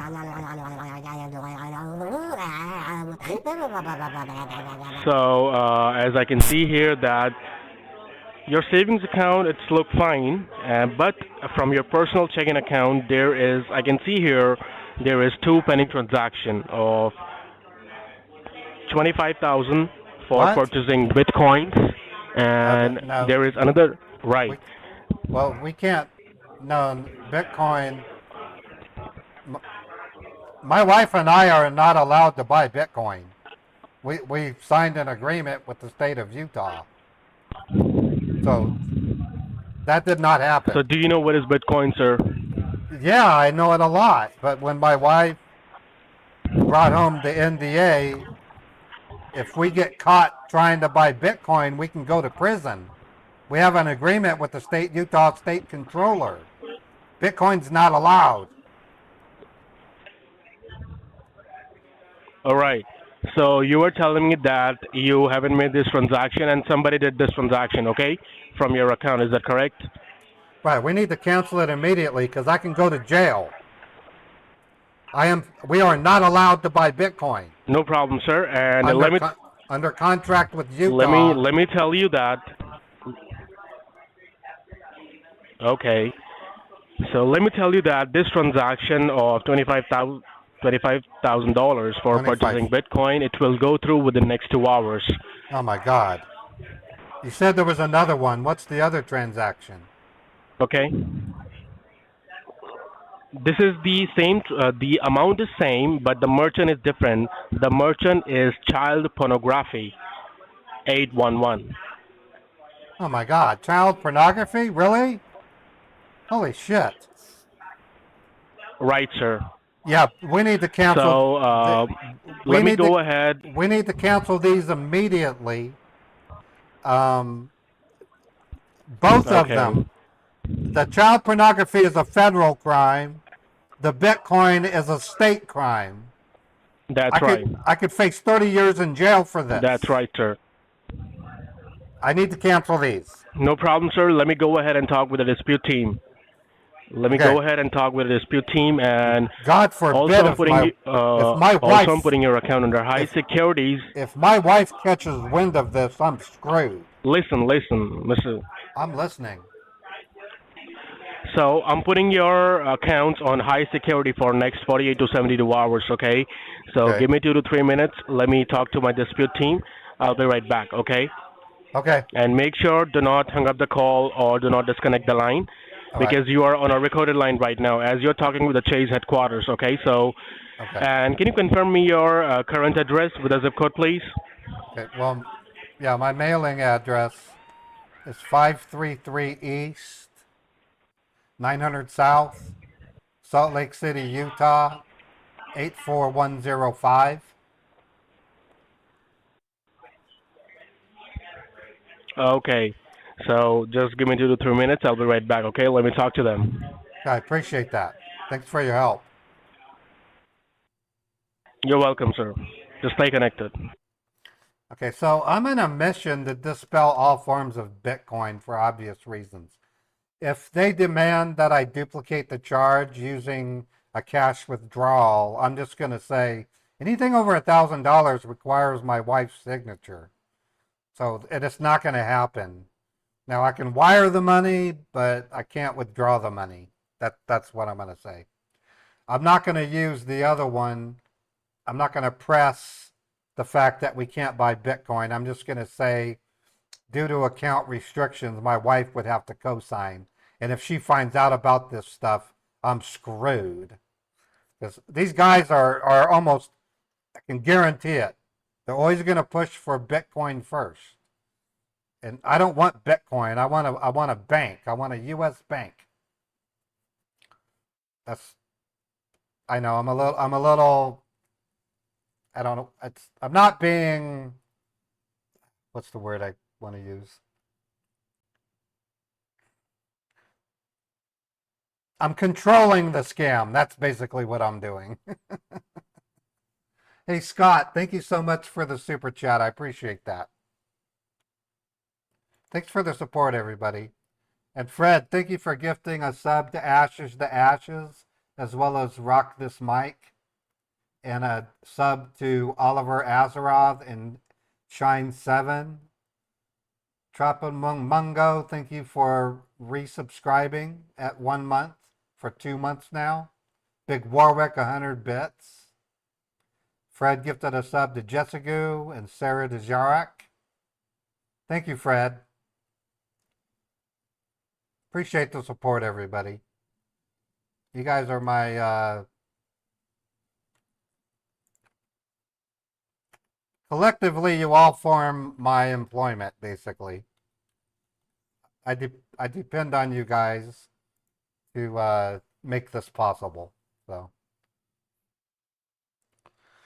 I tell you, this guy is one rough cookie. He breathes too much.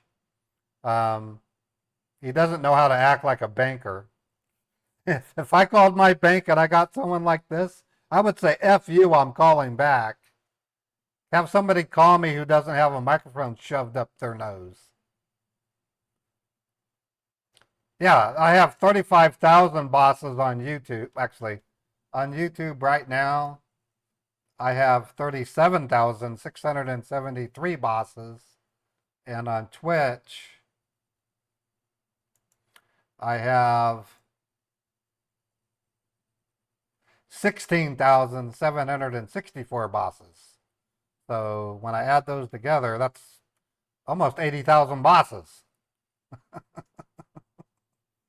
You know I'm kidding. You guys I consider you guys to be my friends and my supporters. I mean, I don't, but with a certain amount of convincing, you can get me to do certain things. And then there are some of you, like Fred, who can pretty much make me dance if he wanted. Not that I would do the dance, but, you know.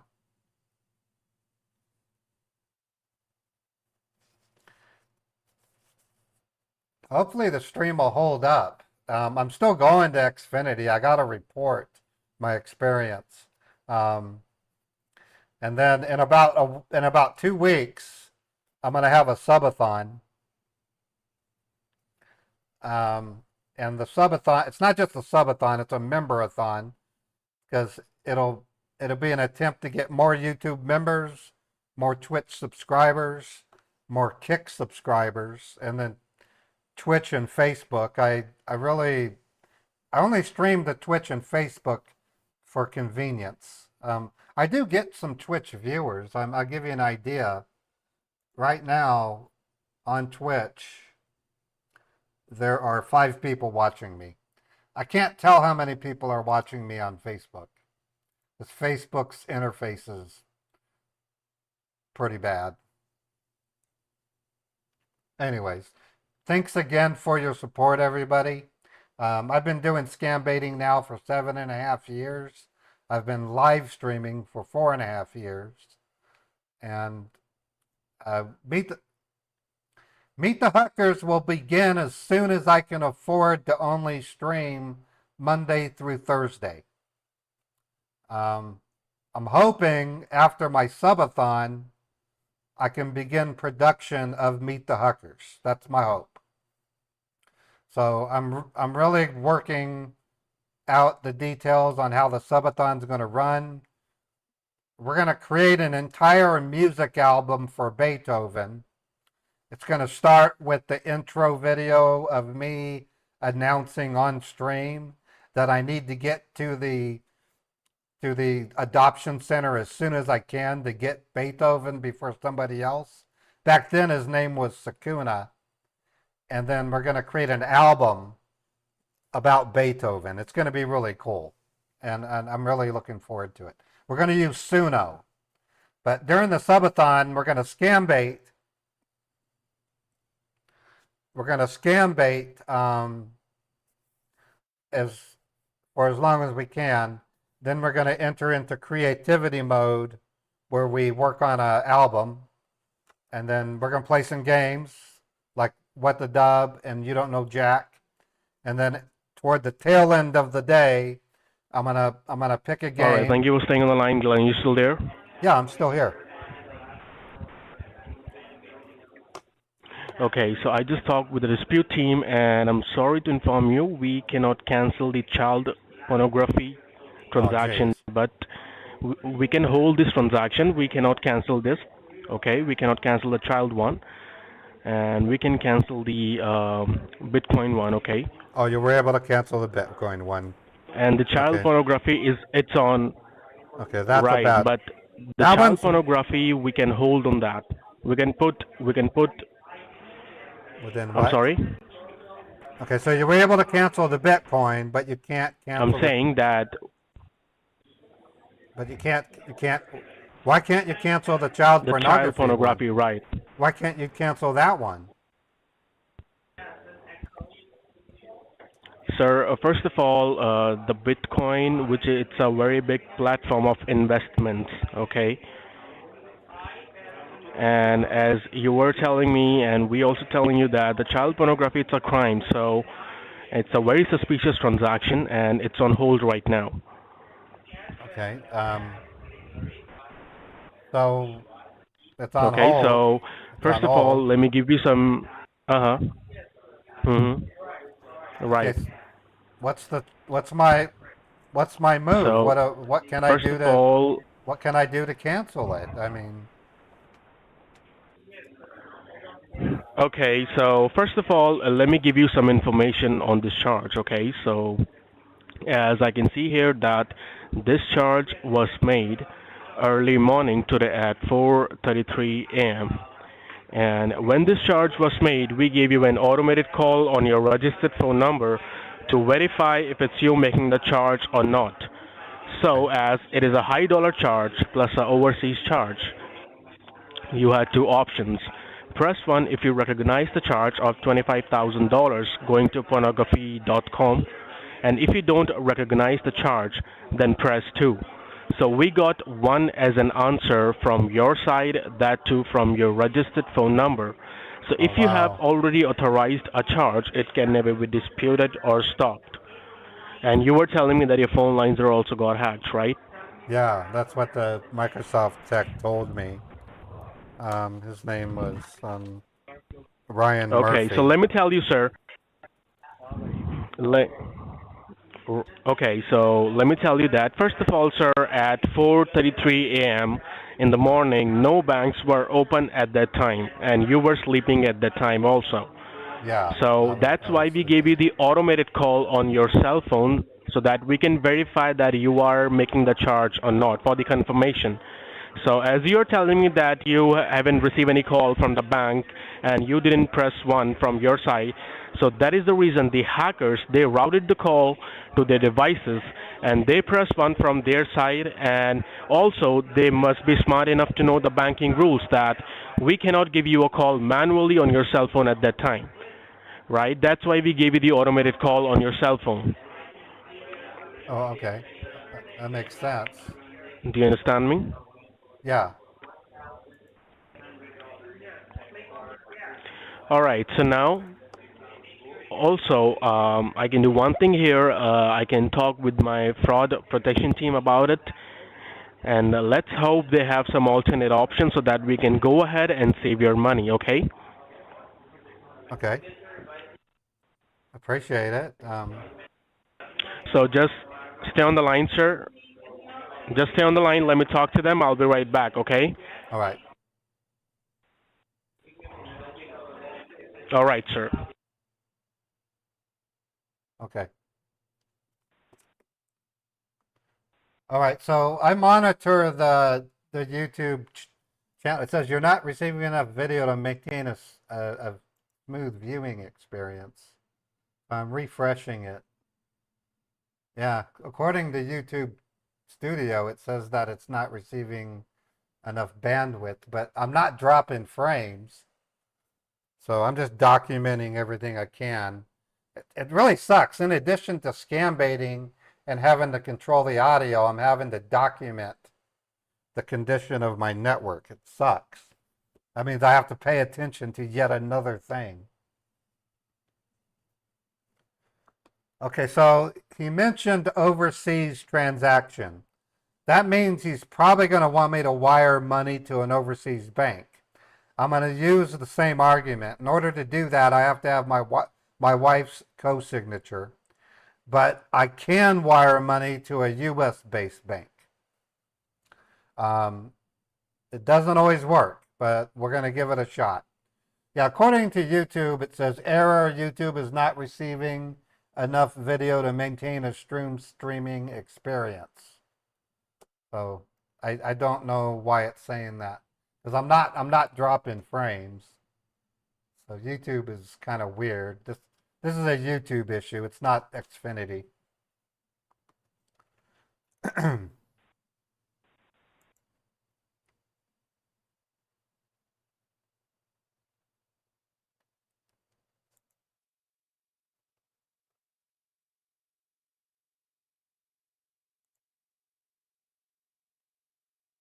All right, thank you for staying on the line. Glenn, you still there? Now it says excellent connection. Yeah, I'm still here. Hello? Yes, I'm here. I'm here.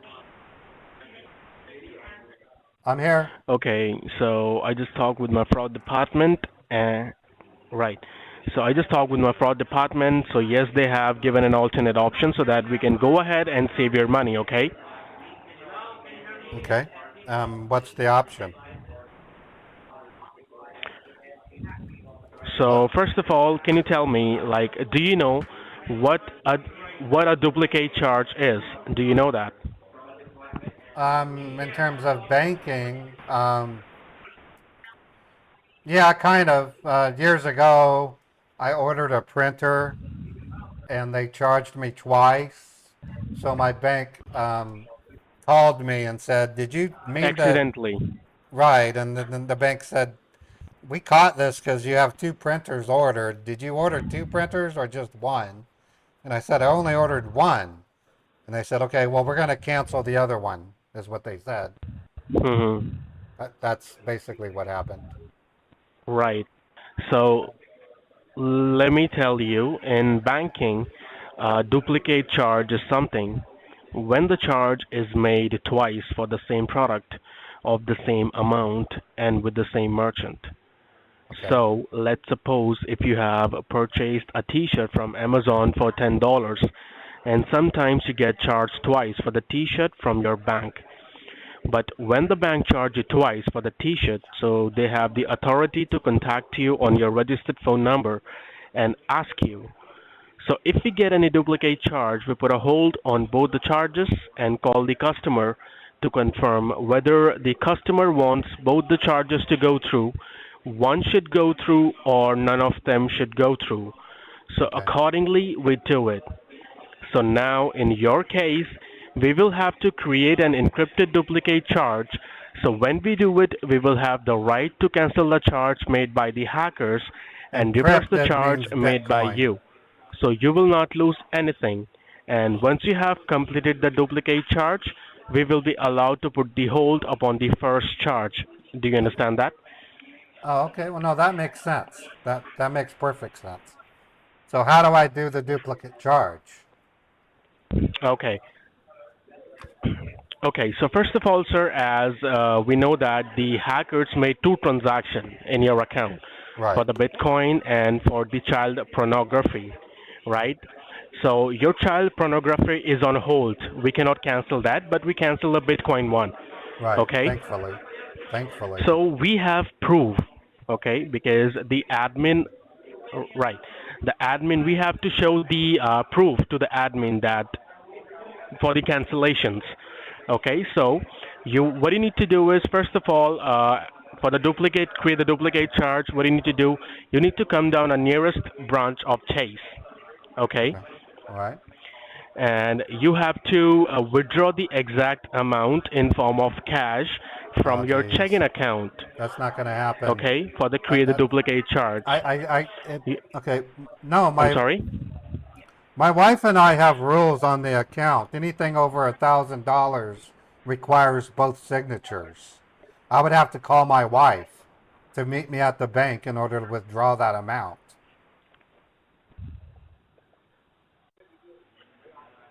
And if my wife So finds you have a checking account, and the checking account it's a joint account.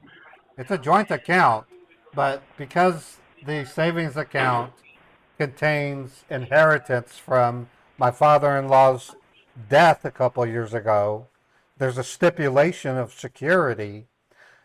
My wife and I, as part of our marriage agreement, to keep each other from taking off without all the money, we have a rule. In order to pull out more than 1,000, both parties have to sign for it at the bank. That means I'd have to call my wife to have her meet me Okay, there. let me tell you that. So, listen. Can you tell me who is the main holder of your savings account? I am. I'm the main account holder for both. But I have a marriage. You are the main. But it's a joint account. For the both, right? But we're legally both owning the account. And we have an agreement in place.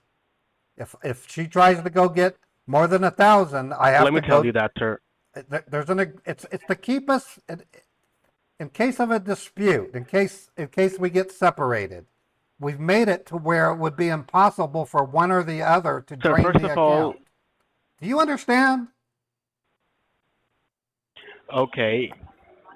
I'm understanding, sir. I totally understand that, but let me tell you that there is a limit, okay, of the if you have a joint account, okay, so there are two holders, okay, so there is a limit of single holder of like $10,000 to $13,000. It's $1,000. We have an agreement. So you can withdraw. I can get $1,000 without her signature. Anything more requires her signature.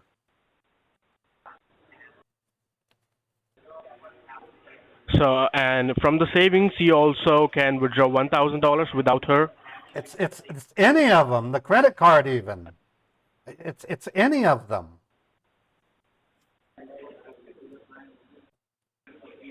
It's a protection for myself and my wife. Okay, so I understand that, sir. But anyhow, you have to do that, sir, without your wife. No. Okay, let me tell you what the rules are. They're pretty simple. Okay. If I do a wire transfer, as long as it's to a domestic bank, I can do that without her signature. If it goes to an individual, it will require her signature. Okay? If it's to a foreign bank, it requires her signature. The only way I'm going to be able to pay out $25,000 is to wire it to a U.S. domestic bank. That's the only way I can do this without getting her involved. Okay. Because, sir, as you know that it's a very confidential case, and your account involved in child pornography, right? Right. So that's why we have to keep this case very confidential, okay? Right. And So between you and the headquarter of Chase with the fraud department. This is my thoughts. I'm going off of an experience my brother had. Years ago, my younger brother Jason was accused of fathering a child that he really didn't father. So he had to go to court. But before he could go to court, he had to contest the charges. It was like $76,000 or something like that. The court required that he wire the money. Okay. The court required that he wire the money to an escrow account. And once the court case was over, if he won, he would get his money back. If he lost, the money would go to the person suing him. So, is there any way I can maybe wire this to an escrow account, which would show my effort at duplicating? See what I'm saying?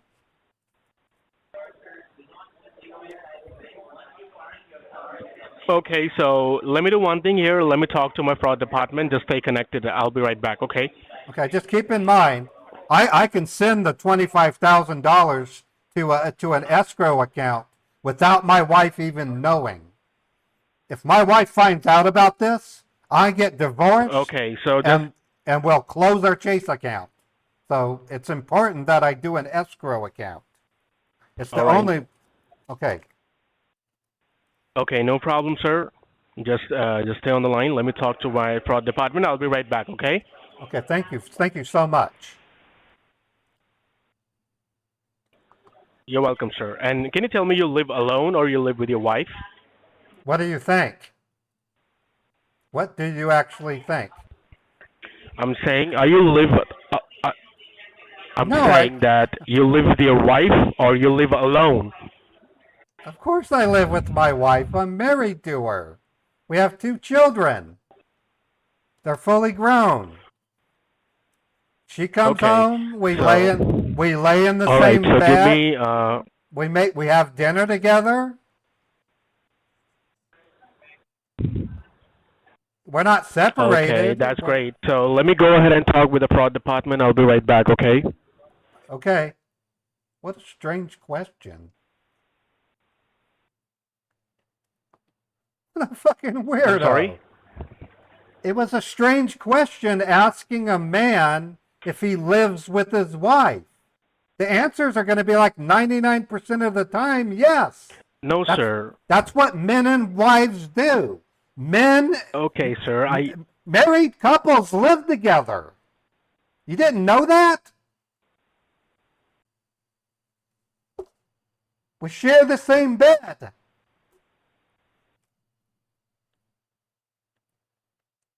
Okay, so now let me go ahead and talk with the fraud department, okay? I'll be right back. Okay. What the hell's wrong with this guy? I mean, granted, in today's world, there are a lot of married couples that live separately, but that's called a separation. I gave him no indication that I was separated. I kind of made it sound like I had a kind of a rough arrangement with my wife in terms of not wanting her to know about it. Can they have multiple wives in India? That I don't know. That I don't know. Okay, well, I haven't dropped any frames yet. I'm running network tests as we speak.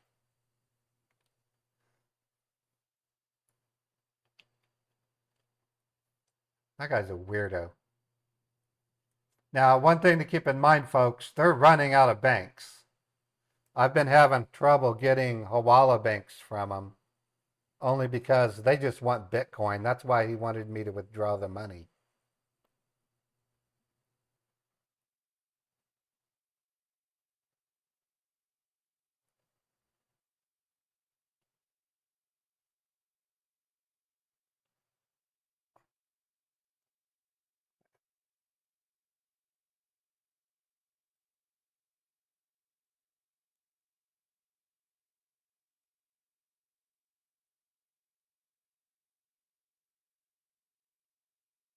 I'm taking screenshots of my network performance. Just the more info I can give Xfinity, the more the more they'll have to work with to diagnose the problem. But I haven't dropped a frame yet. That's what's so weird.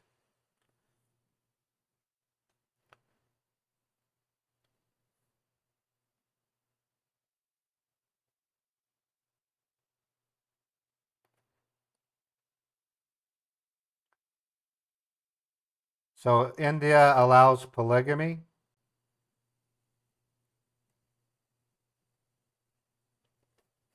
Let me Google that. Does India allow polygamy? No, polygamy is became illegal in India in 1956, name withheld. It says right there, thus polygamy became illegal in India in 1956, uniformly for all of its citizens except for Muslims, who are permitted to have 4 wives, and for Hindus in Goa along the western coast where bigamy is legal. So they do allow polygamy with Hinduism and Muslims. So, but in general, no, polygamy is illegal.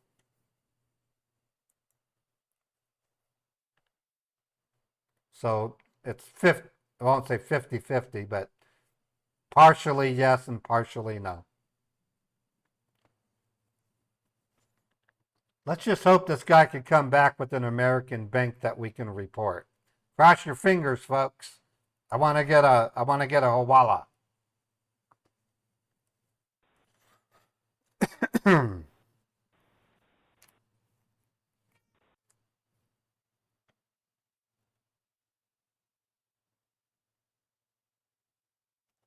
Oh.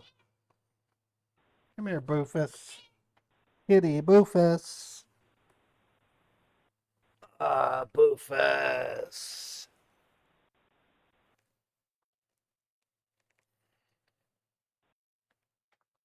Here's Beethoven. He comes seeking out. He wants me to pet him and give him kisses. Meh. Meh. Putty. Meh. Scoot. Get.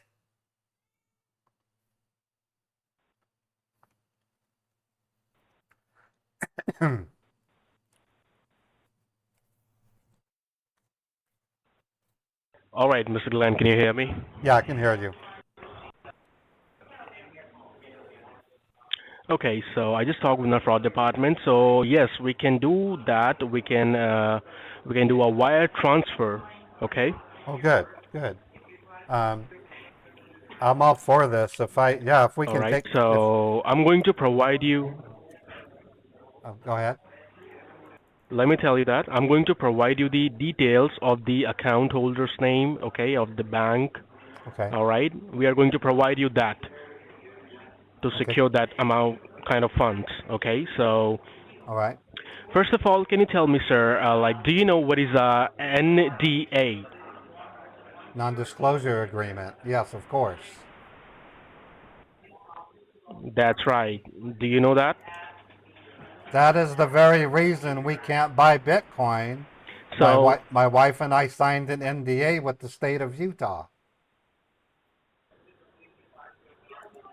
Right. So let me tell you that, sir.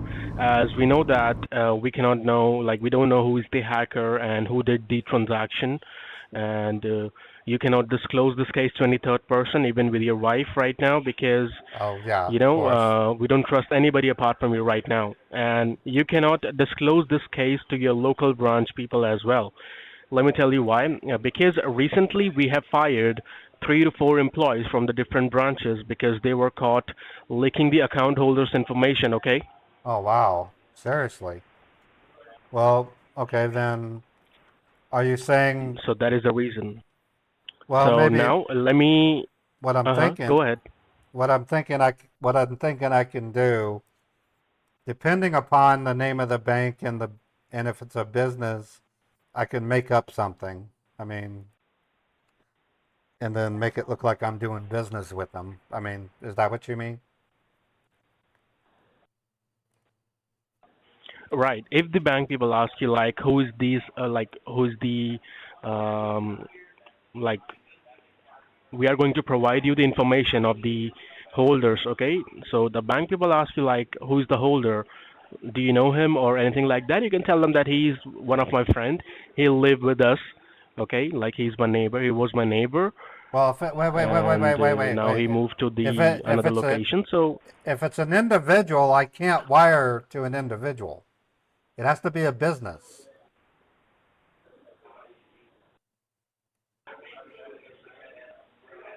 Yes, we can do that, sir.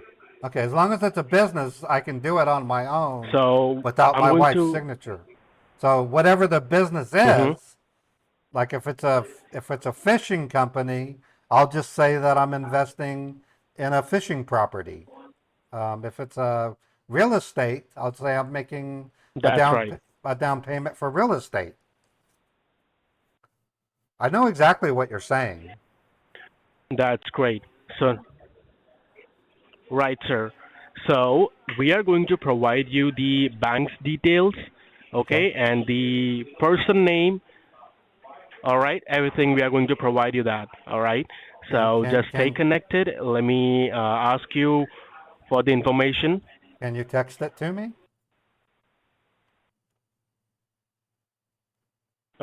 Sir, we'll let you know that. Okay. So just Okay. stay connected with us, All right. and you know the duplicate charge, right? What is the amount? Yeah, that's exactly what I was saying. $25,000 when the bank sees me send the amount of $25,000 to this business account, they're going to call into question the duplicate charge, and then I'm going to either get a phone call or a text message asking me to either cancel both or just one or the other. And I'm going to say cancel both so that I can get my money back. Right. That's great. Now you are understanding. And let me tell you, Right. sir, as you know that there is two pending transaction, and we cannot cancel the pornography, right? But the Bitcoin one is on hold right now. Yeah, how does that one get taken care of? Is it going to be canceled or what's the deal there? So I'm telling you that there is no, there is two pending transaction, okay? The Bitcoin and the pornography. So we can hold the Bitcoin one, and we cannot cancel the pornography, right? Okay. So the amount, as you were telling me, that the 25,000.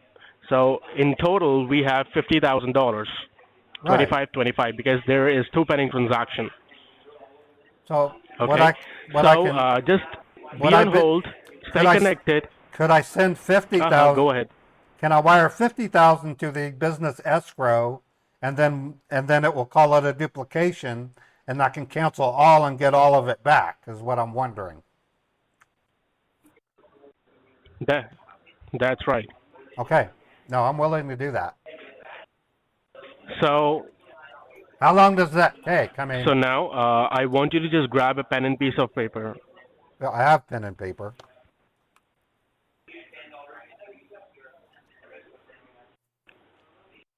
Do you have a pen and piece of paper? Yeah, I have pen and paper right in front of me. Okay, so now let me ask for the information to my backend team with my fraud department. Okay. So I will be providing you the information, okay? The bank's Okay. name or everything, okay? So just stay on the line. It All will right. take like 4 to 5 minutes. So just stay connected. And if you Okay. got disconnected, sir, I'm going to call you back. You just need to Okay. wait for my call. You can do one thing. You can write down my personal extension number. Yeah. What's your number?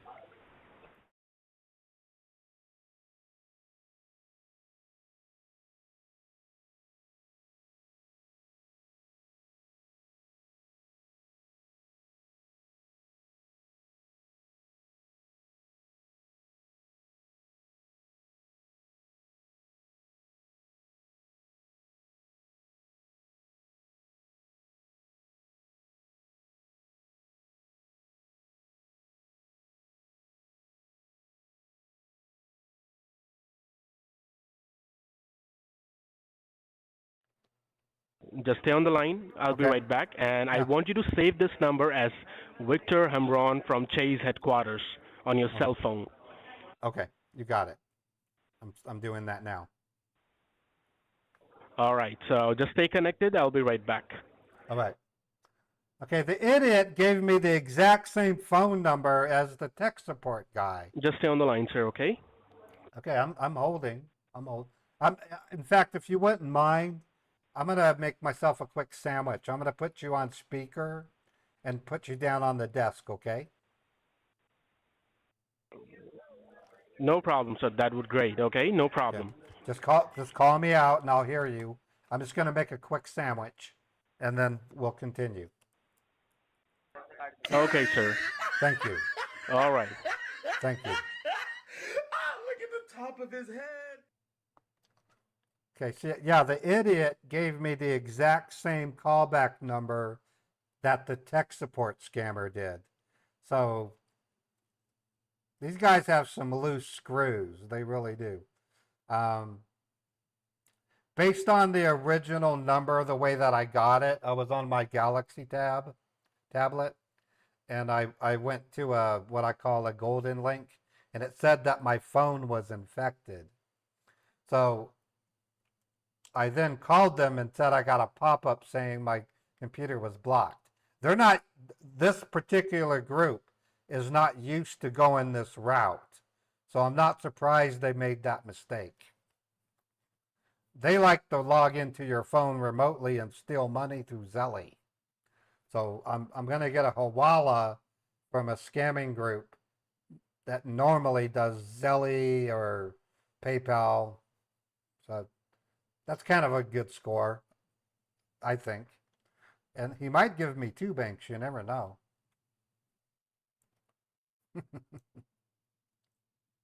Hip hip, hurrah!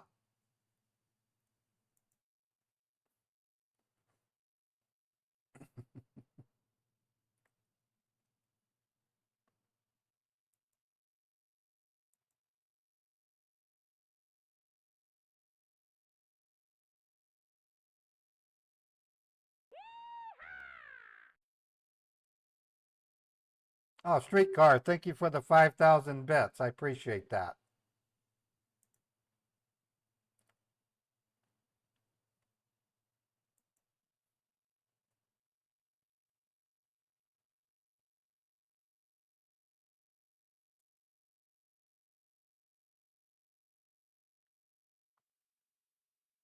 Okay, so a little update on Meet the Huckers.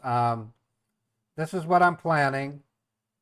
In about 2 weeks, I'm gonna actually in about if all goes well, and I can start sleeping in my apartment this Friday, I may run my subathon next week, Monday through Friday. If it's successful, I'll then stream like normal for about 2 to 3 more weeks. And if I can afford to drop down to just Monday through Thursday, I will then be able to start producing Meet the Huckers. I'm going to start with interviews. The first interview will be with Butter Paul. Cousin Ray will be the cameraman. Uncle Dan will be the audio boomstick holder. And then the second interview will be Cousin Ray. And then the third interview will be Uncle Dan. And I may interview Barry as well as Cosmo. And maybe even Emily and Philip. I don't know. That's 9 interviews if just to get warmed up. But in order to do Meet the Huckers, I'm going to have to limit my live streams to 4 days a week. Because I need to have Friday, Saturday, and Sunday to do the production. Do you guys understand? That's really where I'm at. Up until recently, I've had to do all 5 days because I live, I guess you can say I live paycheck to paycheck. So hopefully you guys understand. But it will happen. I've got the script ready. I just have to apply my time, and it's a lot of work. I'm going to style the interviews the way that The Incredibles did. Remember when right before The Incredibles came out, how they had an interview with Mr. Incredible and Mrs. Incredible? It'll be like that. And I'm even going to have artifacts in the film. It'll look like it's being filmed. And Mary's going to be a little mousy in her interview, and then she's going to become sharply sarcastic because her brother's the one filming her. You'll see. I'm really looking forward to it. I mean, Meet the Huckers is, and I've already created the channel. It's called Huckers.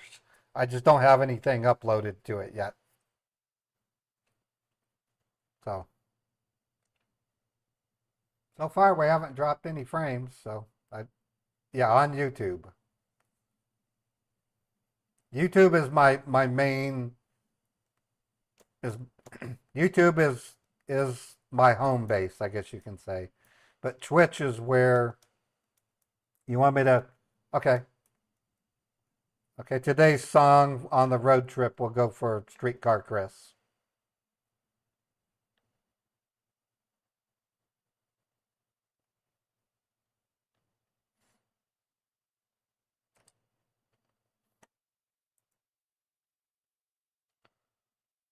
Okay, so that African scammer with the we have another Hawala. We have another Hawala coming. So after this scam bait, the scammer from last week wants me to call them back. So I'm going to say I can call you when I go on break. On break in about 2 hours. So we're gonna get a third Hawala out of the scammer from last week.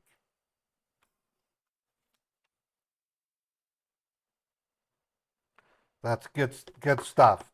So we'll have 2 Hawalas today for sure. And if we press it, we might get more than 1 Hawala out of this idiot.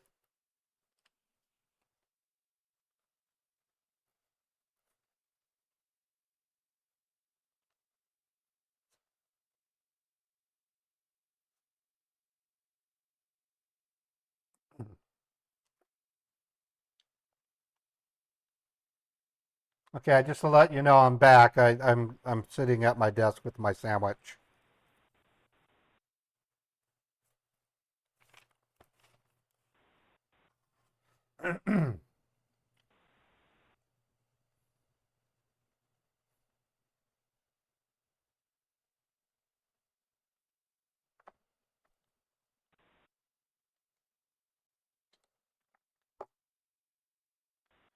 So to give you guys an angle on what has happened, back in 2017, a tech support scam bait would generally only last 10 to 15 minutes.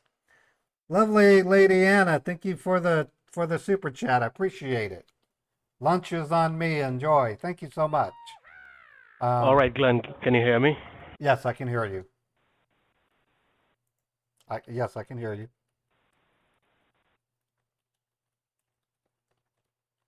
I can hear you. Okay, so did you had your sandwich? Well, I'm finishing it up. Okay. So, sir, I just talked with my fraud department, so they are giving me a account, which is a business account Oh, details. good. Okay, so I'm going to provide you within like 10 minutes. Okay. Okay, that's not a problem. So just take your time, whatever you want, you can do it. Okay. All right. And just eat your sandwich. I'm going to like talk to my department Okay. for the paperwork. All right. So just stay on the line and keep the call running. You can just had your breakfast and everything. Okay. All right. Appreciate it. I don't mind holding. That's not a problem. All right. And You're welcome, sir. I want to All right. double. And you can put me on speaker also. I want to double say thank you for helping me with this. You're saving my ass. You really are. Thank you so much. No problem, sir. That's our job, sir. So Okay. don't worry. I'm going to work on a paper file. So just stay on the line, keep the call running, put me on speaker, and have your breakfast. Okay? Will do. Will do. Thank you. Sure. So we'll write back. Okay, with the informations. Okay. Thank you. Sucker.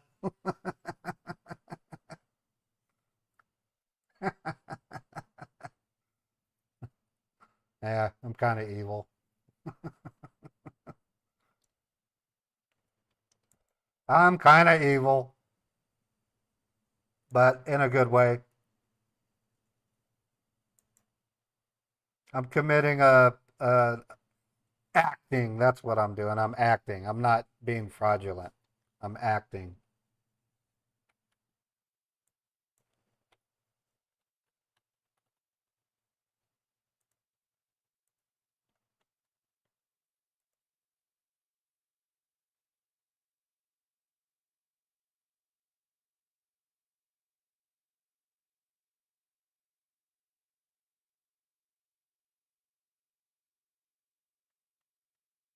What a day. What a Monday.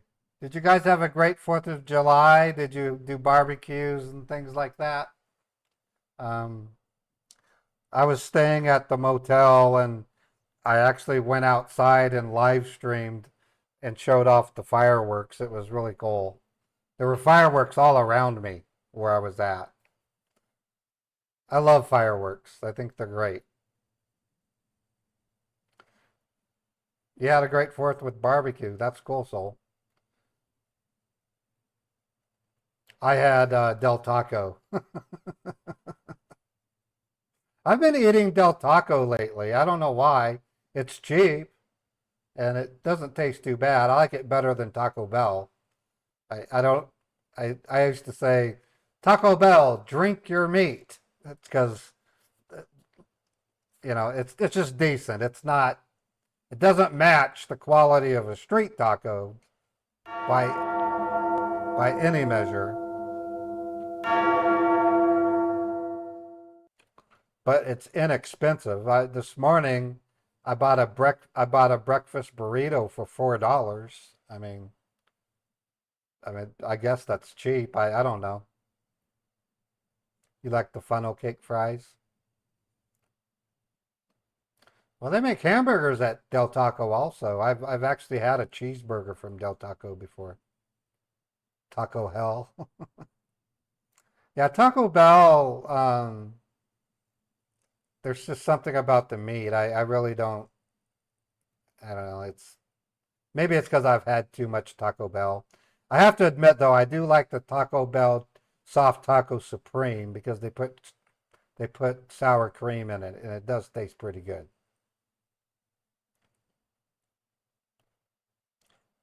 When I'm in the mood for it. I'd go to Wendy's, but man, a Wendy's lunch right now costs about $15 where I'm at. Just too expensive.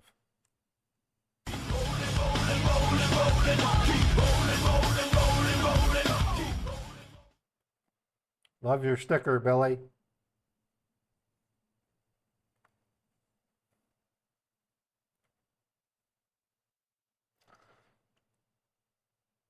Yeah, fast food is crazy expensive. Okay, I'm gonna step away for a moment, folks. I'm gonna mute the scammer and I gotta use the restroom. I'll be right back.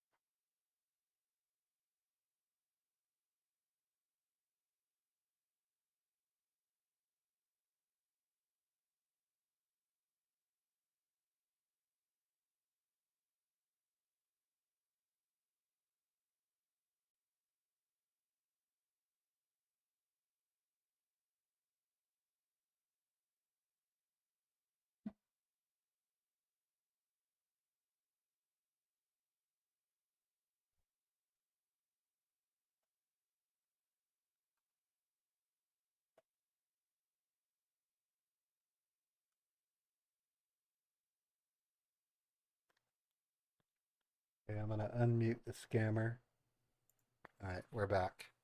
I just had to go to the bathroom real quick.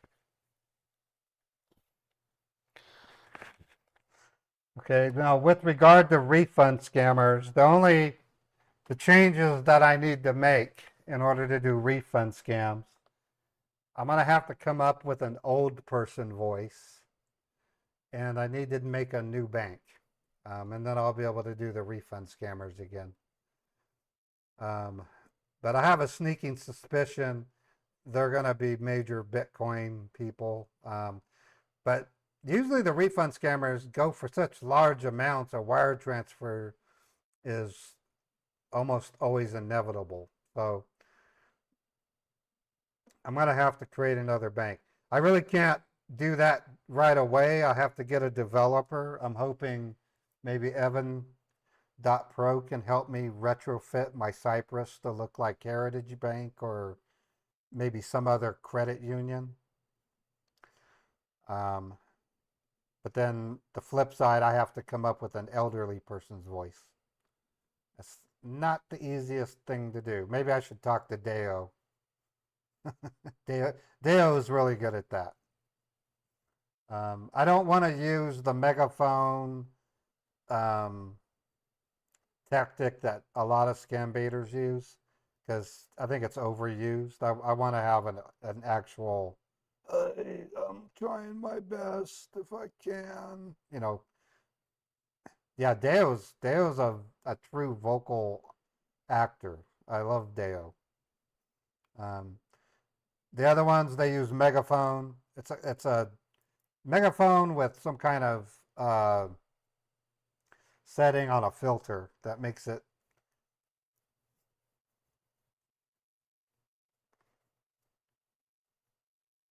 Yeah, Deo is very talented.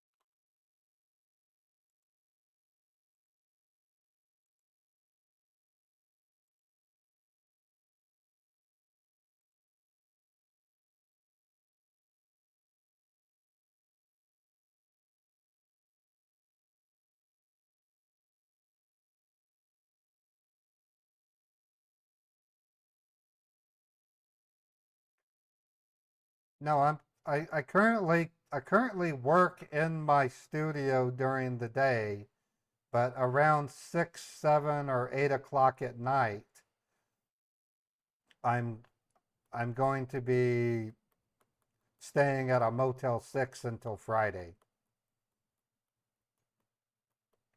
Um, on Wednesday, they're supposed to send some folks over to clear out some mold that has resulted inside of the sleeping area of my apartment.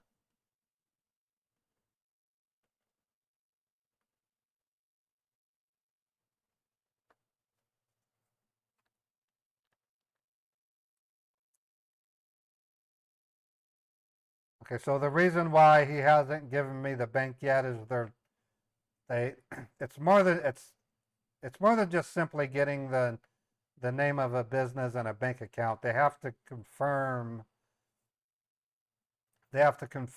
with the account holder the limits that they're willing to accept in their laundering. Um, it's a very careful relationship the scammers have with their All right, Glenn, can you hear me? Yeah, I can hear you. Yes, I can hear you. So we are providing you the details. Okay. Is it? Okay, in like 5 to 6 minutes.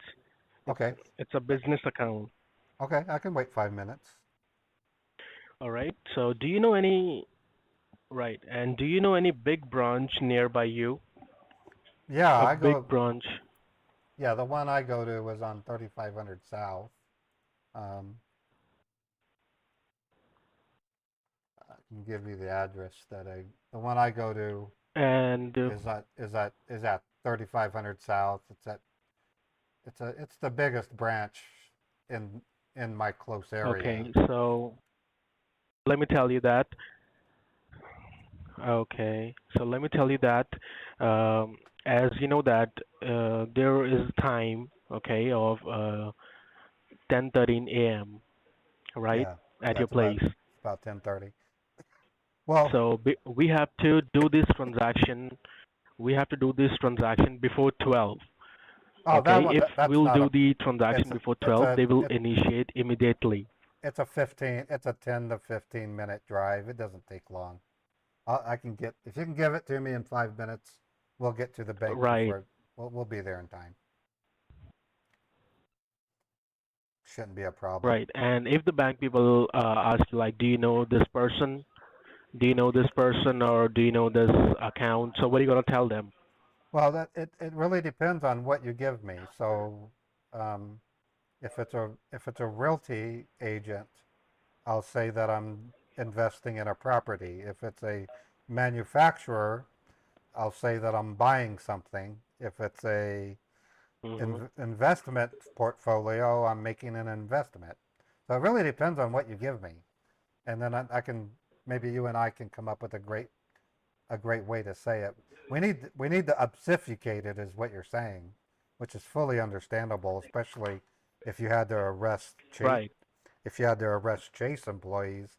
I don't want them catching wind of this because they might be the hackers themselves.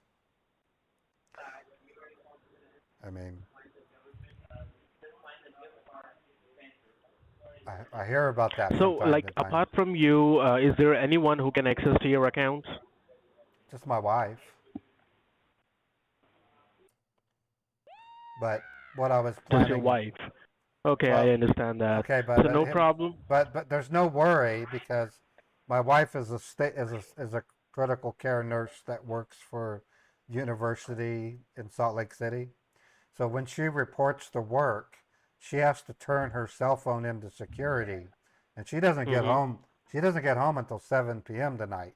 So there's no way for her to check the bank while we do this. That's why I'm hoping we can get it resolved, get it done and over with. Okay. So I just want to keep All her. right. I just don't want her to know it all, especially with child porn. Oh man, child porn is it's child abuse, you Right. know. Right, sir. I understand that. So now I'm providing you the details. I'm texting you the details. Okay. So if you Okay, receive great. any message, just let me know. Okay. So give me like 5 to 6 minutes. Okay. I'm sending you the details. All right. All right. All right. All right. Thank you.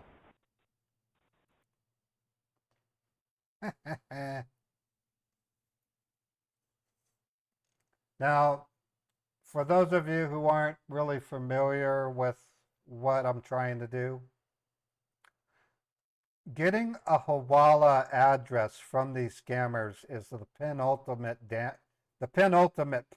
goal that I have. The reason is simple. When I report the banking info to Chappie, my investigator, she in turn contacts the fraud department of the bank, and with or without the help of the authorities, an investigation will ensue on said account. When they do this, they do an extremely aggressive audit, and any amounts that look suspicious, they're going to scrutinize them, and if they're going to contact the persons who wired the money to that bank, and if it looks like they were scammed, they get their money back. So every bank that I report can result in multiple victims getting their money back.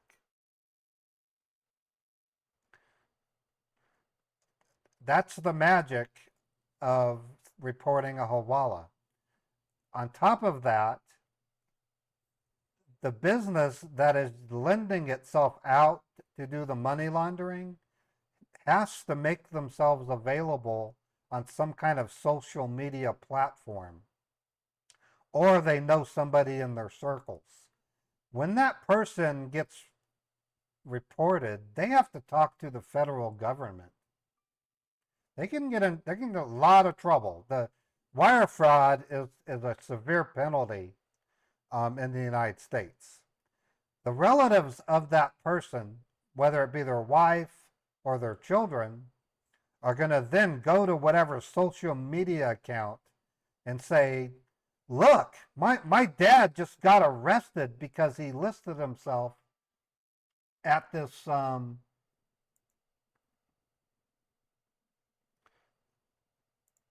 got arrested for listing themselves to do this.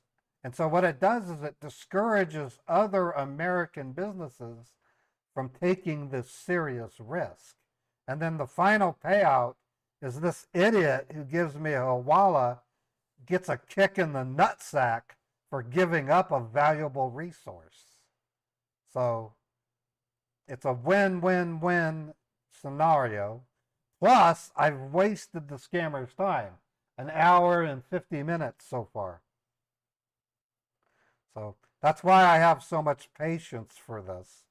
It's because I know the payout or the payoff is huge, it could result in 5 elderly people getting their money back. It can be 20 elderly people getting their money back. Just it's the best I can do as a scam baiter. It really is.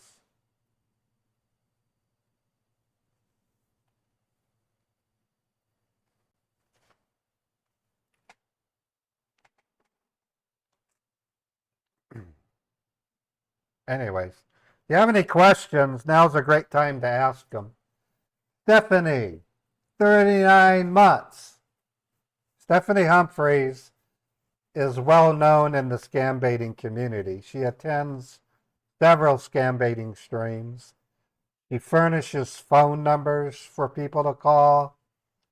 She often will contribute bits to support scam baiters. So Stephanie's a very sweet, very intelligent, and very caring individual. So she, in her own right, is a scam baiter in that area because she participates in her way in fighting these a-holes. So I'm going to give a hallelujah for Stephanie.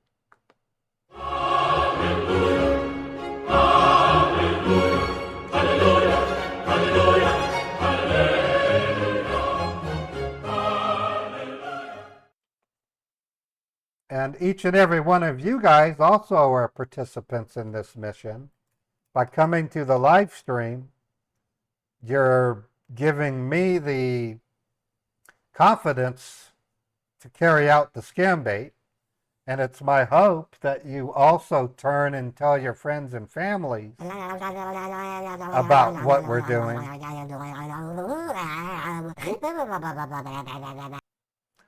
Tell your friends and family about what we're doing, because the more people know about these scams, the fewer that are going to get scammed.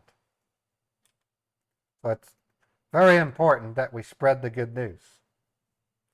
Okay, he hasn't texted me yet.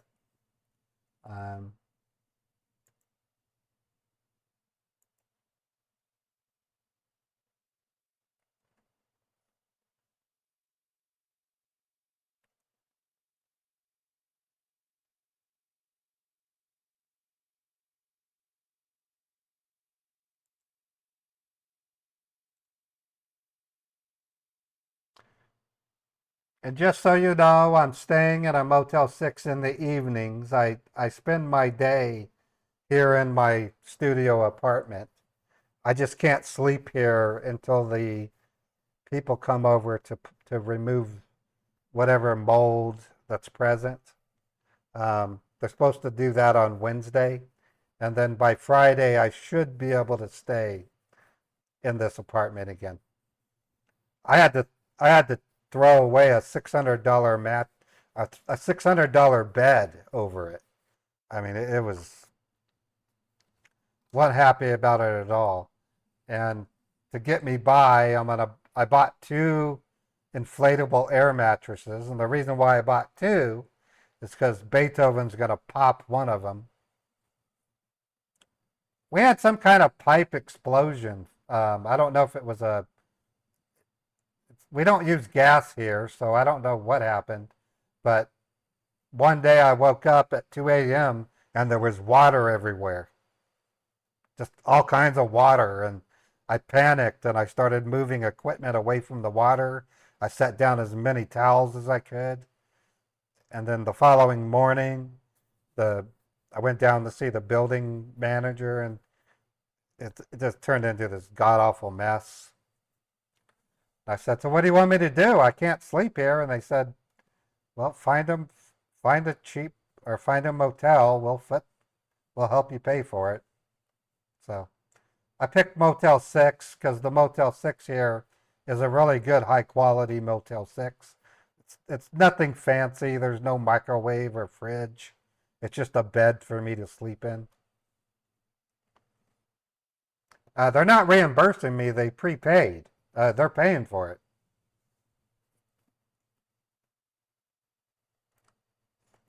my other problem is with Xfinity and network performance. So far, we've been live for almost 3 hours. I haven't dropped a single frame. I'm going to do another performance test and take a picture.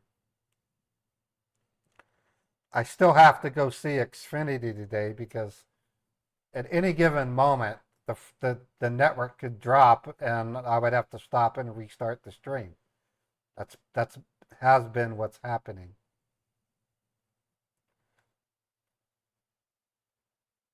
But right now, everything's right in line the way that it should be.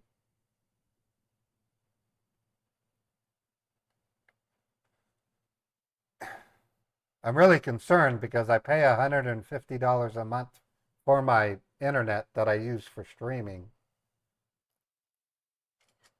And then I also pay another 150 bucks a month for Xfinity Mobile. I'm considering a possible move to T-Mobile, but they're going to have to give me unlimited bandwidth in order for me to stream on it. And they don't offer the T-Mobile home in my area. All right, sir. Can you hear me? Yeah, I can hear you. I can. Okay, so can you provide me your cell phone number or personal extension number? Yeah, it's 385.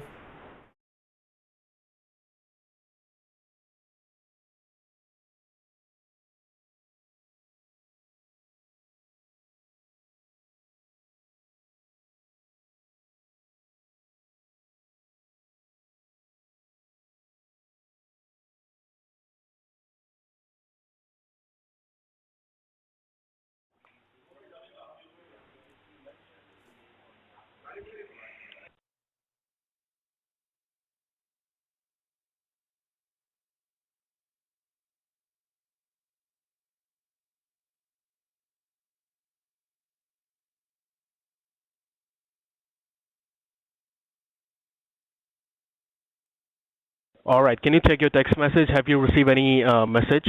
Yeah, let me look. All right. Yeah, I did. Yeah. Okay. So this one says.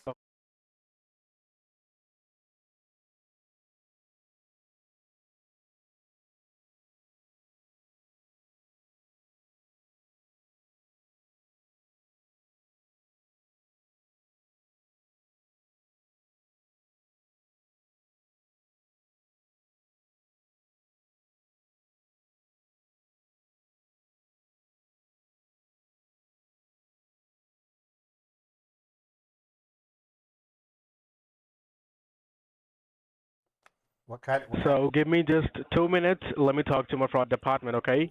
Find out what kind of business it is because I want to be able to tell when I go into the bank, I need to give them a reason for sending the money, and I don't know what to say on this. So find out what type of business. Right. Okay, I can So that's why I'm asking with my fraud department, okay? Okay, and am I going to be sending? All right, sir. Just stay on the line. I'll be right back. Am I sending 50,000 to them? That's the other question. That's right, sir. Because as I told you, there are two pending transactions of 2525, okay? All right. All right. So give me 2 minutes. I'll be right back. All right.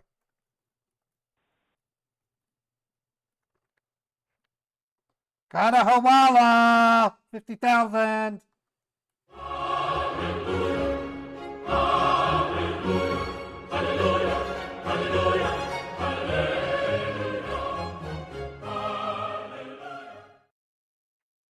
I just reported it to Chappie for processing. I had to ask him exactly what the business is so that I'm trying to act realistically, so.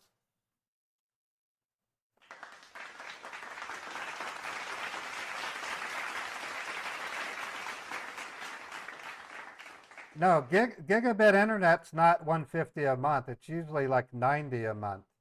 I'm paying $60 a month for guaranteed business traffic, and that's why I'm so bitter with Xfinity is because on top of the 90 that I'm paying, 60 of it is for guaranteed traffic.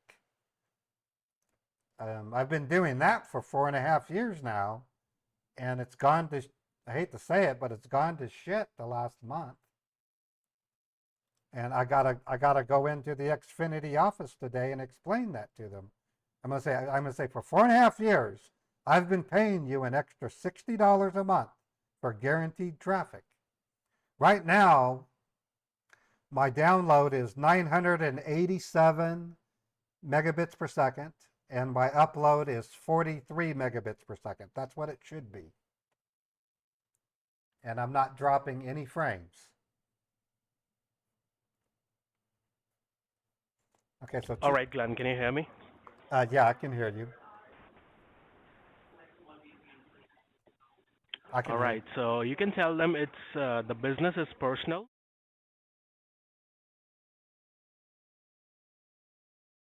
For goods and services. This is my personal business. It's my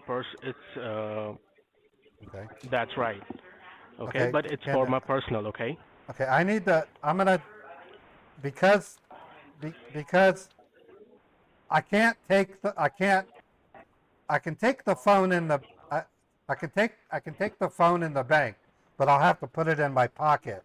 So I'm gonna take a few minutes to write down the addressing on a sheet of paper. Okay.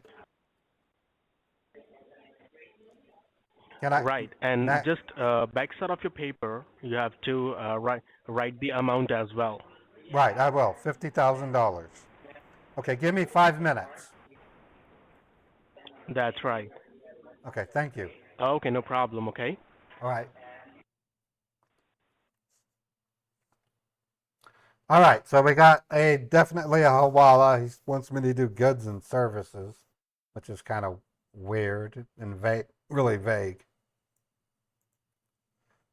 But it is what it is.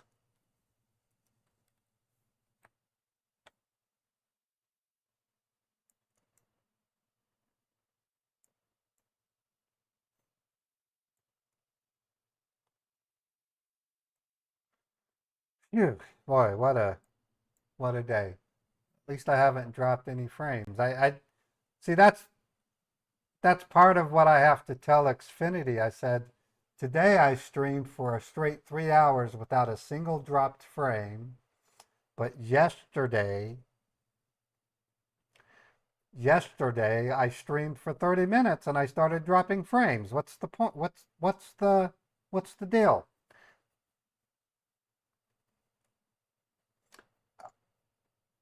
I just got a $10 Cash App. Thank you. I don't want to give away your name, but thank you so much for the Cash App donation. I don't know if I can thank you on the Cash App itself, but I'll look and see.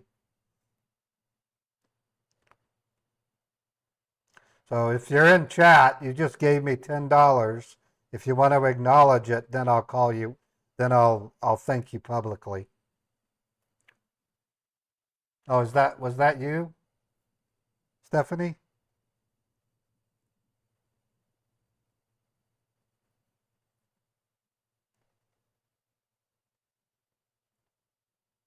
I don't want to give away people's names. Okay, so Stephanie Humphreys just donated $10 to me. Thank you, Stephanie, so much.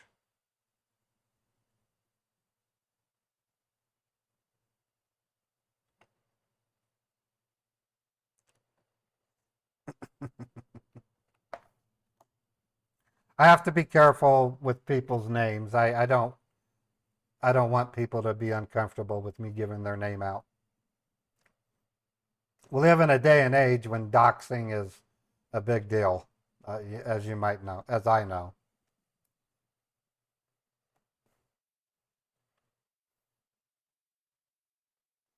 Chappie says she's getting ready for being banker, and what we usually do in this regard is we're going to go to the bank, and then Chappie's going to have a surprise waiting. Yeah, doxing is a really big.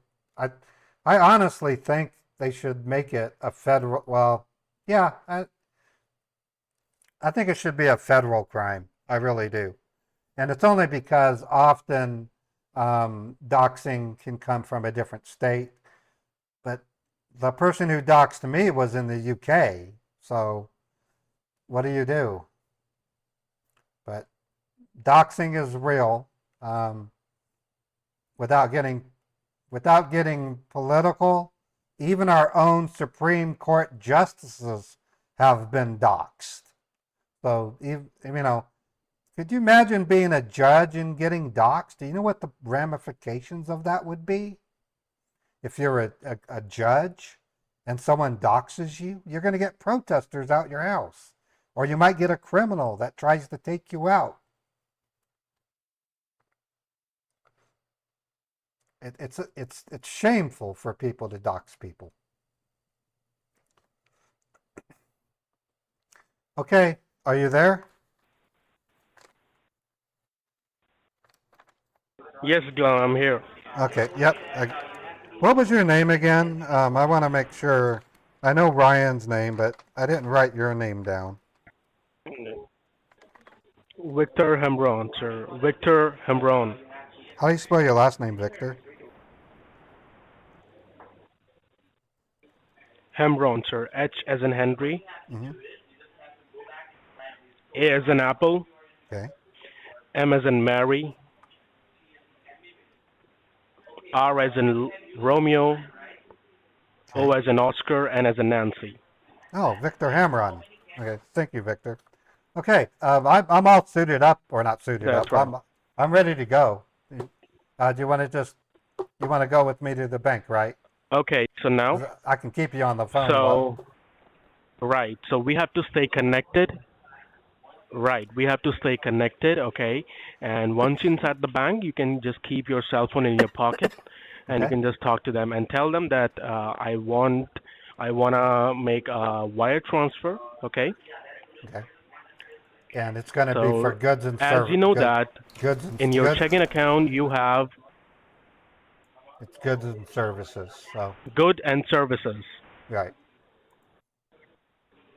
So if you as you know that in your checking account you have $32,000, right? And you cannot do it from your checking account of 50,000 transaction. Right. So you can do it. One thing you can do it from your savings. Okay. Exactly. I'll just say, can we take it from my savings to facilitate the wire transfer? I've done that before, so that's not going to be a problem. Right. All right. And how much, can you tell me how much time it will take to come the transaction in the account as you did before? Well, it's going to take me about 15, 20 minutes to get to the bank. And then to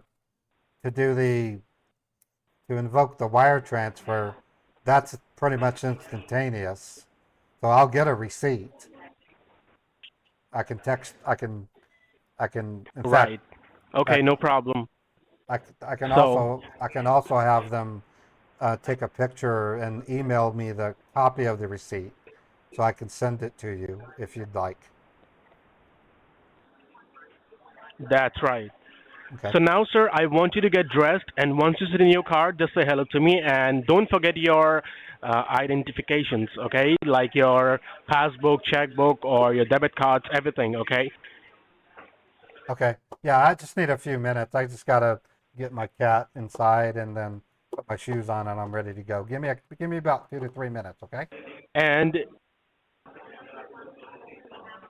can you tell me which branch you will be heading towards? Can you tell me the branch name? It's Chase Bank. It's at 4065 West, 3500 South. I got their business card. So. Okay, that's great. It takes about 15. But I can see here that that is a small branch. No, but it's considered one of their main branches. Okay, that's great then. I want you to just get dressed. Once you're ready, just let me know. Okay, give me 3 minutes. Sure. These guys rely on Google way too much. The Chase Bank I'm listing is one of their main branches.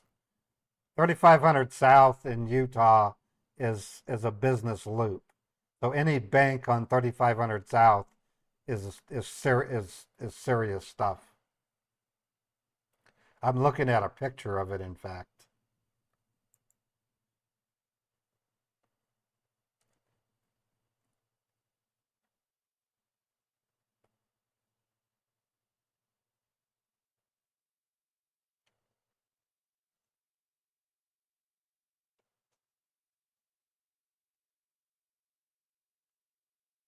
Well, so far, successful scam bait day today. I'm thrilled. Messy hair, but oh well. Let me make sure my hat's right. Oh, my hat's not right. Now my hat's right.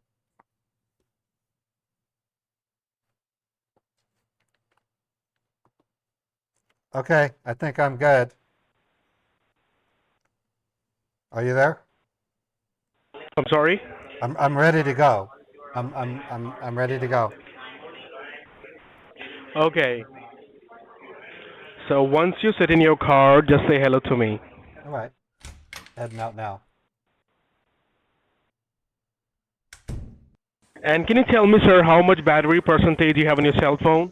Well, it's fully charged. And then I can plug it in when I get in the car. I have a charger in the car. That's great. That's great, sir.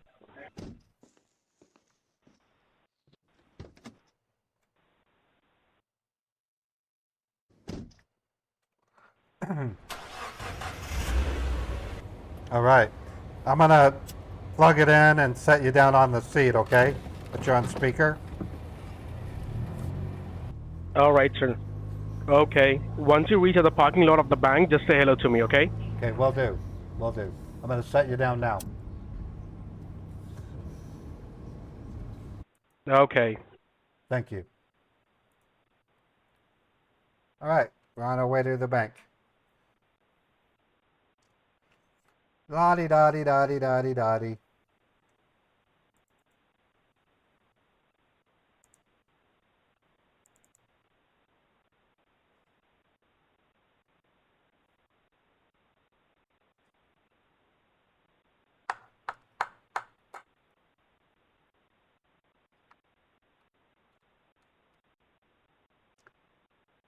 The sound effects have a honk built into it, TCAP. You just can't hear it. See, this is what he hears.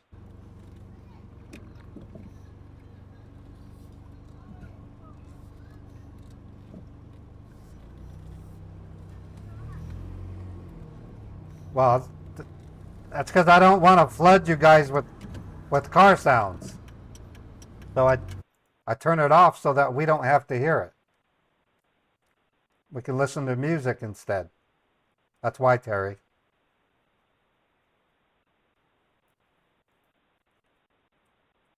Yeah, I did a California stop on that one. Yeah, there's built-in honking. I do. There's plenty of. It's loud too. I've had some scammers think I was using a sports car.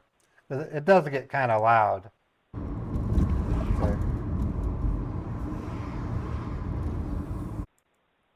So, why would I make you guys listen to it? That's all he hears. So we can listen to music while he listens to this.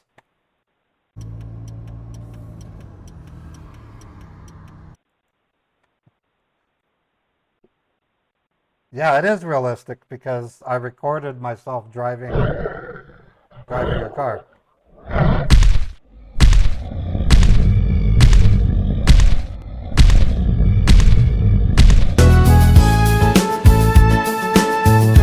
Woody's in a good mood.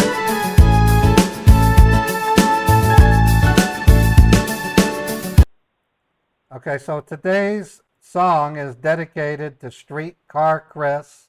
Streetcar, you have been instrumental in supporting my channel with your generous sub-gifting and bits giving. And I love your sticker, and thank you so much, Streetcar. So this song is for you. One of my favorite stickers, or radios rather.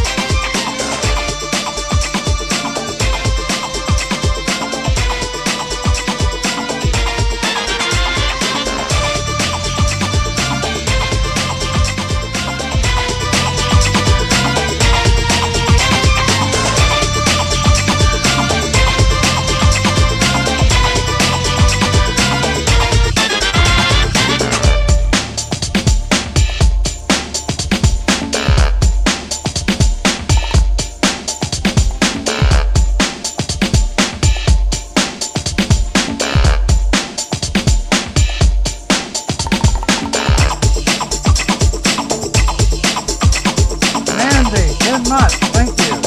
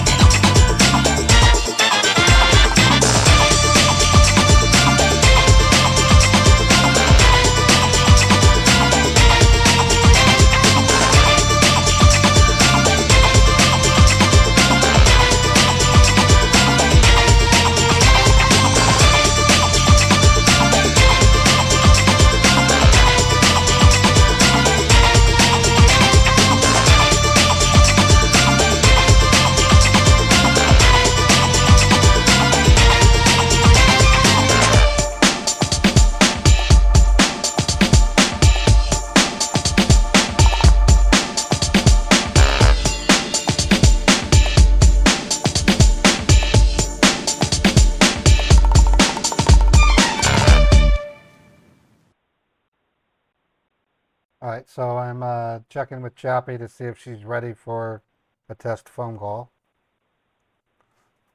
So far, so good. Okay, 1 minute is what she says.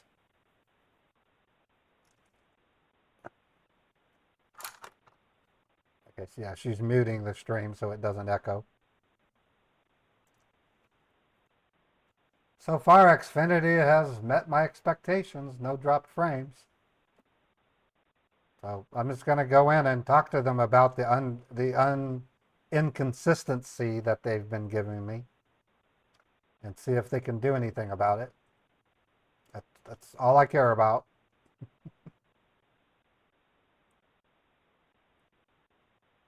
All right, so call in Chappie. Hey, Chappie, can you hear me okay?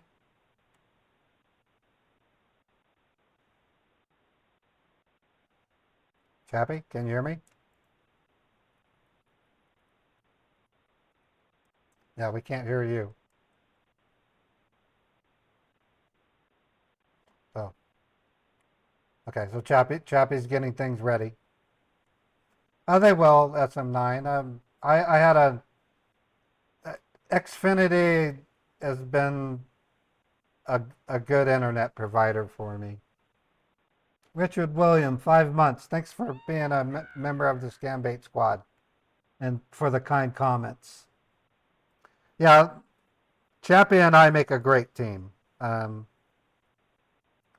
Chappie's having to fix something. We're not sure why she can't. Okay, Chappie, can you hear me now? Still can't hear you, Chappie. Okay, I wasn't talking. Can you hear me now? Now we can hear you.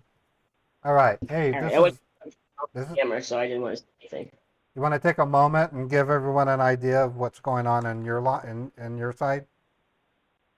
I think I just did that. Didn't I just do it on Friday? Do it again if you want. Well, there's not. I mean, I thought the same thing. I just don't want to keep saying this stuff on air because we're being watched by scammers. Okay, of course. Well, let's just do So this we then. are just we're stopping a lot of scams. Okay, I just want to. That's what I can say. There's not a lot of detail I can give. I just want to publicly tell everybody, Chappie is more than just a banker. She's a rescuer. So that's all I'm going to say. She's an amazing person. She works with other scam baiters as well. So, all right. So I'm going to go ahead and play another song, and we'll be at the bank in about, I'd say, 5 or so minutes. Okay, perfect. Right, thanks, Chappie. Thanks, Ray. Yep. Yep. Yeah, she doesn't want to give away too much for obvious reasons. All right, my next song, I'm going to try to pick something that I haven't played very often. Yeah, I'm going to do this one. I'm in a Uncle Dan mood. So here we go.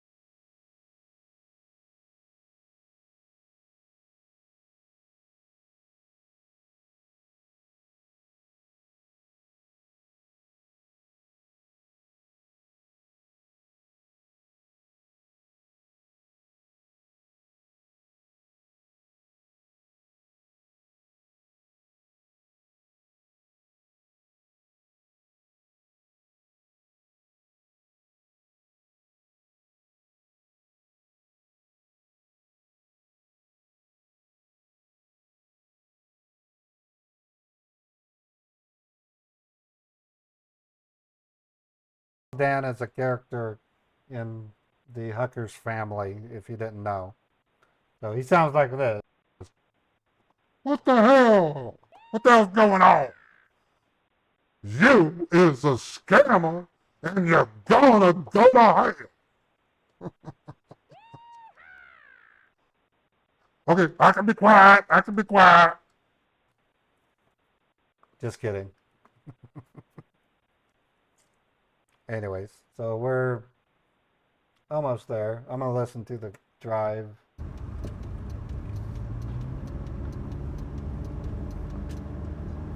Hey, just an update. I should be at the bank in about 5 or so minutes, okay? All right, sir, no problem. Just an update. Okay, setting you back on the seat.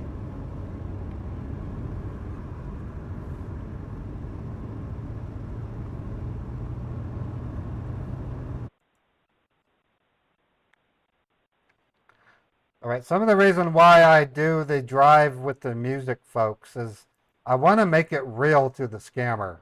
An actual drive to the bank isn't a quick 5-second jaunt. It takes time, and I like to entertain us while we do it. This next one, I like this one a lot because it appeals to just about everybody. If you like pets, you'll like this one.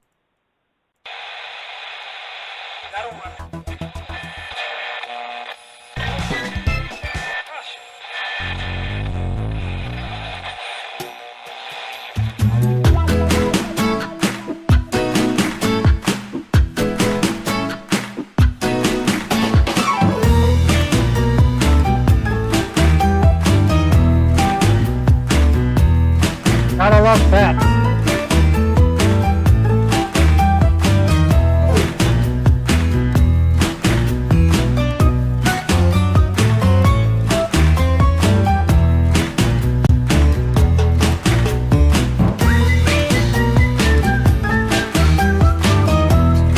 And you gotta love babies. Thank you, Dr. Death.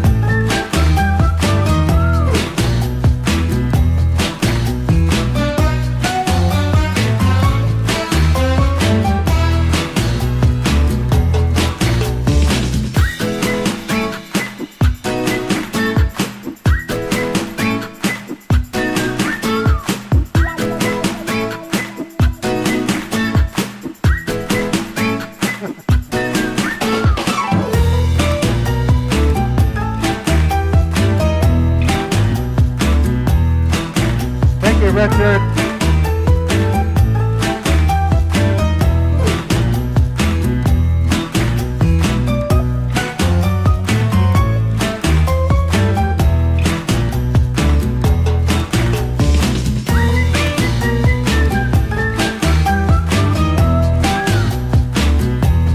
And monkeys.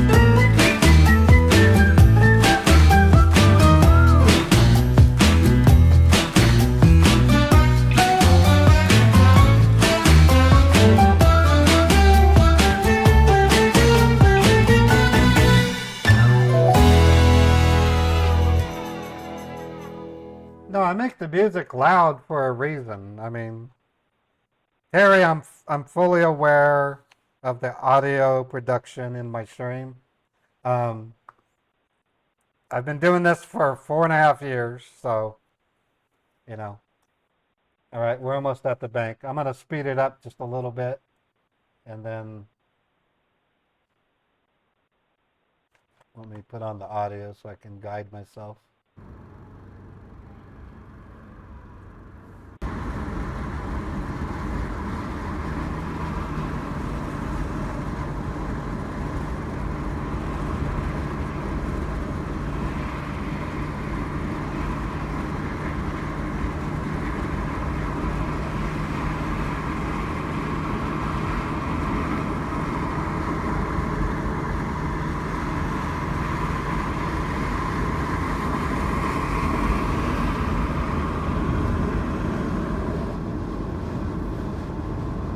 All right, I just exited the freeway.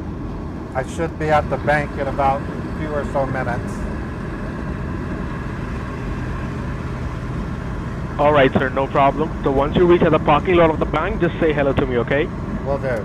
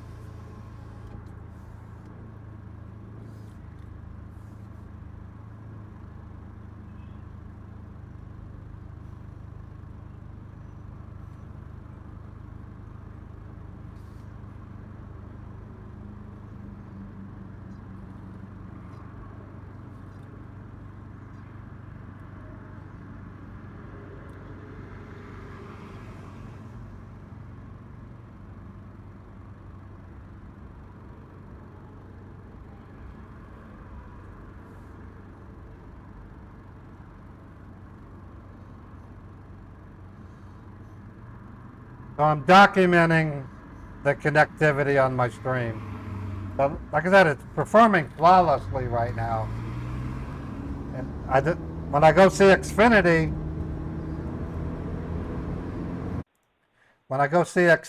I'm going to tell them, why does it work sometimes and works great at others, but not all the time? Why can't it work all the time? Why am I paying a guaranteed rate and getting it 100% of the time?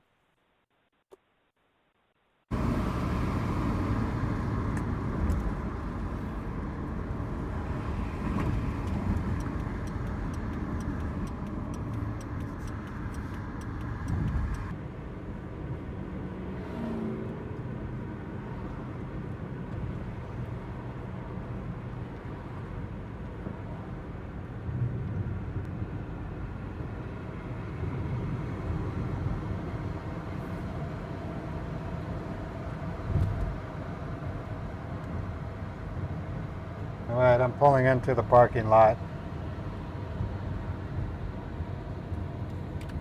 All right, sir. Ugh, what a glorious day.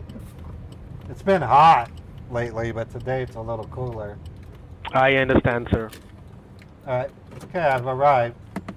Did you want to talk before I go in? So, all right, so yes, sir. So as I told you that you have to keep everything confidential, that you cannot, like, don't tell them that you are talking with the headquarter of Chase. Okay. All right? I won't. Yeah, I'm just So gonna. just go ahead I'm just and buying. do the transaction, do the wire. I'm just buying goods and services. That's all I'm doing. So. All right. Right, and tell them it's my personal business. It's for my personal business, and it's good and services. Okay. Right. Right. Okay. I'm gonna put you in my pocket. And I'm gonna put you in my pocket so that way they don't see the phone. right now, listen to me. Listen. Yeah. Okay. So if we will disconnect in the bank, so I'm going to give you a call. You just answer the call and keep your cell phone inside the pocket, okay? Don't say hello or anything like that. Oh, deal. That's a deal. Got it. All right. All right. So now go inside the bank, and once you're done, just get back in your car, then speak to me. All right. Okay.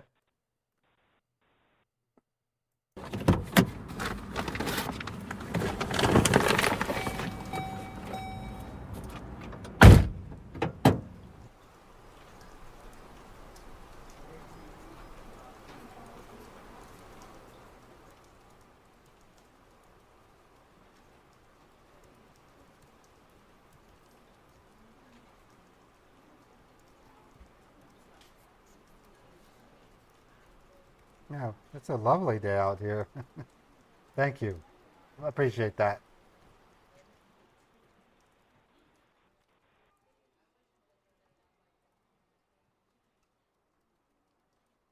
Hi there. I'm here to do a wire transfer. Okay, how are you today? I'm doing pretty good. How are you? Very good. Do you have a government ID or a debit card, or should I say, and a debit card? Yeah, hold on. I gotta pull it out. This thing's stuck like a piece of glue. There it is. Oh, There you go. You got a lot of stuff in there, huh? Yeah, I carry it. I have to literally pack it so that the crap doesn't fall out. And that sounds weird, but that's what I do.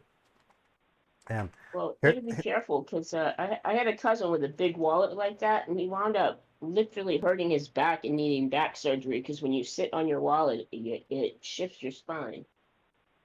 what I need is one of those Ridge wallets. I'm gonna look into that.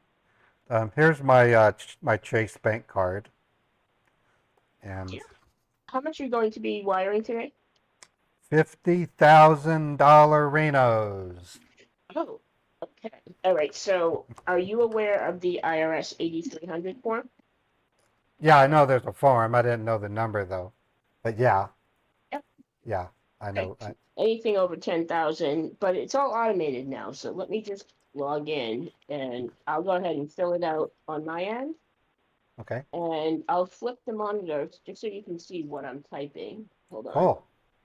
Okay, you should be able to see it right there on your right. Yeah, that's neat. This is cool. It makes it easier, and I can apply the notary right here as well. Is your address up to date on your license? Yeah, it is. Yeah, everything's up to date.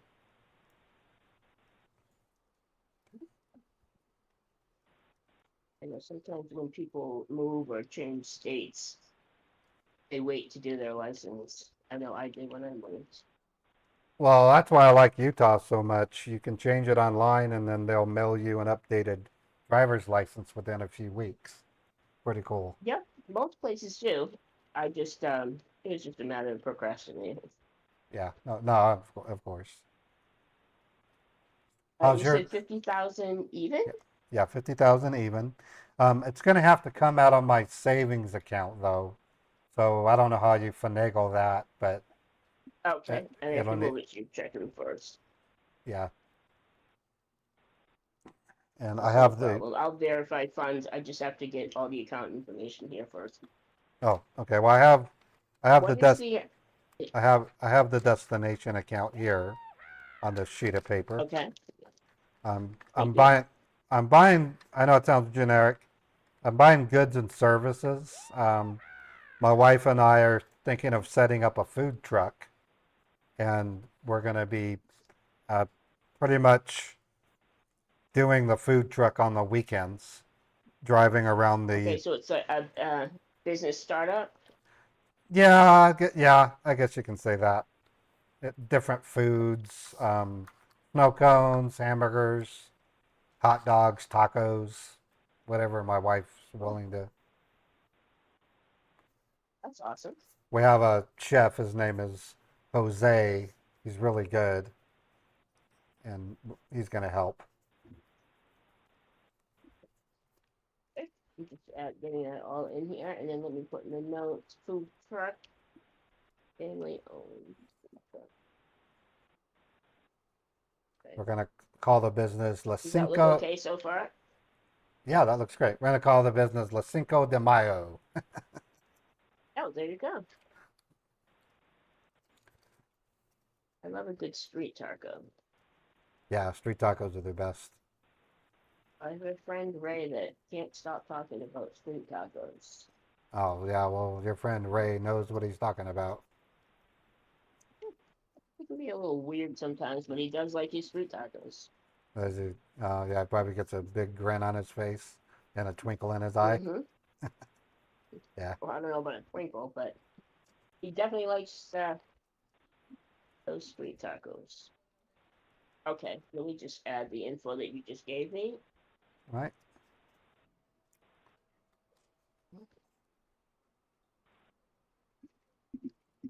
All right, let me ask a few security questions while I'm filling this out. Okay. You know the person that you are sending this to? From a business standpoint, yes. But not personally. I don't. Do you have their phone number? No, actually, we went through a broker, so I used them. Okay. But I know where they're located, so that's not that big of a deal. Okay, let me just bypass the phone and put a note in. Okay. And you are doing this on your own accord. Nobody's forcing you to wire the money. No. This is an agreement my wife and I have. We just want to do something extra special. Right. Yeah, we've gone through some additional fraud training, and they just added a few questions for us to make sure that you're yeah. safe and you're doing this on your own accord. Nobody's, tricking you to send them money. Well, that's actually good. I appreciate what you guys do. Yeah, all the banks are going through this additional training. Oh wow. Well, I don't know if you saw that movie, The Beekeeper, but there's some scams, some odd scams that were going on, and yeah, Beekeeper. it's bizarre. The movie was bizarre. Okay. Oh, wait a minute. Can you double check this account number for me? Yeah. Well, that looks good. Everything matches. You typed it correctly. Okay, hold on.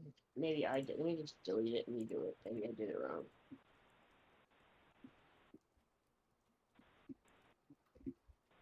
Nope. Same thing. Okay, it looks like the account number that you gave me is not accepting any type of wires. It looks like it's been flagged for some type of investigation. And there's a note here. Let me show you the screen right here. See? Oh yeah.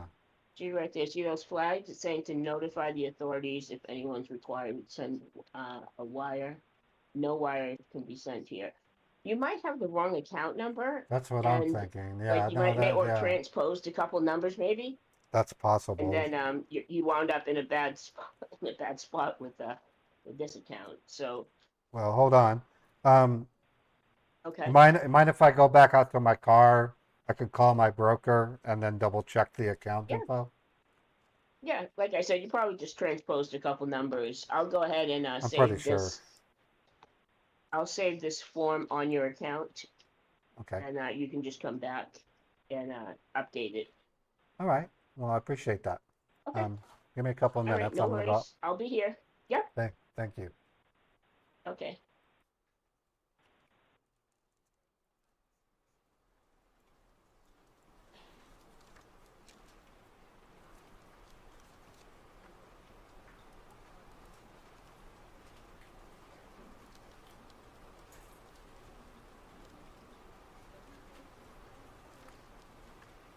No problem. Yeah, after me. After you. There you go.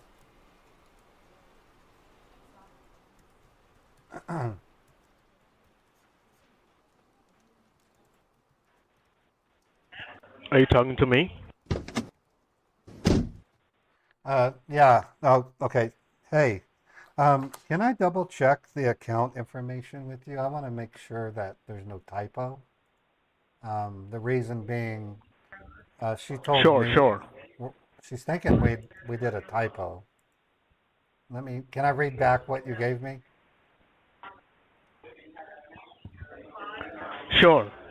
Okay. What I have.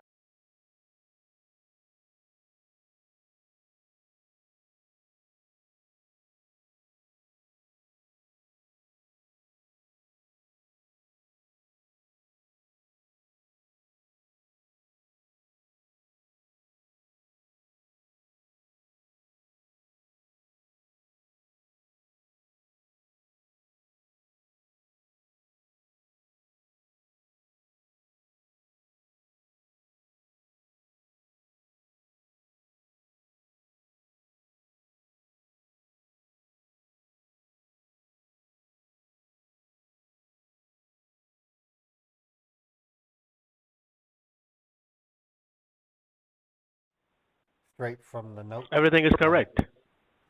Yeah, she showed Okay, me so she showed me a screen that said that the account has been flagged for any type of wiring activity and it's under investigation. She showed me the screen. I could see the flags. so okay. So let me do one thing here, sir. Let me go ahead and check with my backend team. Okay, of the All right. account details. Okay. Just stay in your car, okay? Yeah, not a problem. Not a problem. All right. Okay. You bet. And what she's saying? I'm just What she thinking. said to you? What is the wrong?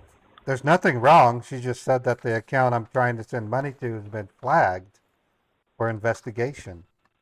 So I don't. No, sir. No. It's a private account, okay, which has been provided to you with the fraud protection team. It's a No. secure account and it's a monitor account. She Okay, showed. so you don't need to be worried about it.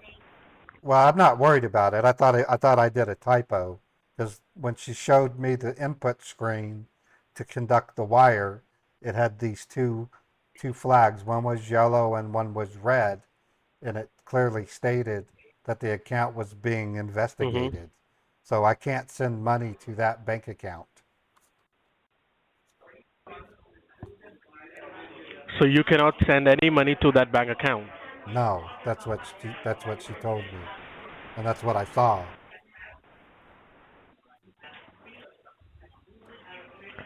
Okay, so give me 2 to 3 minutes. I'll be right back, okay? Okay, not a problem, buddy. I can hold.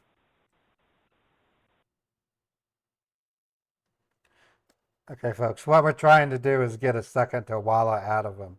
And the way it works, if I get it, I'm going to propose that I go to a different bank, and then I'll have some kind of emergency, either an accident. I think this time I'll have an accident. Um, and then after a couple of days being estranged from the scammer, the Hawala bank will have cold feet, and the scammer gets cold feet. And the odds of them giving me a third Hawala are ramped up considerably. So it's been a proven technique that Chappie and I have been doing now for almost a year. And in one instance, from one single tech support scammer, I actually got 10 Hawala banks from them. Do they get charged? I think they do, Ashes. I've heard anywhere from $60 to $200. It's so varied. India is such a huge country. Sometimes they're just borrowing it from another scammer call center. So I really don't know. I don't know if they have to pay for it. I do know the Hawalas themselves make a percentage. I mean, that only makes sense.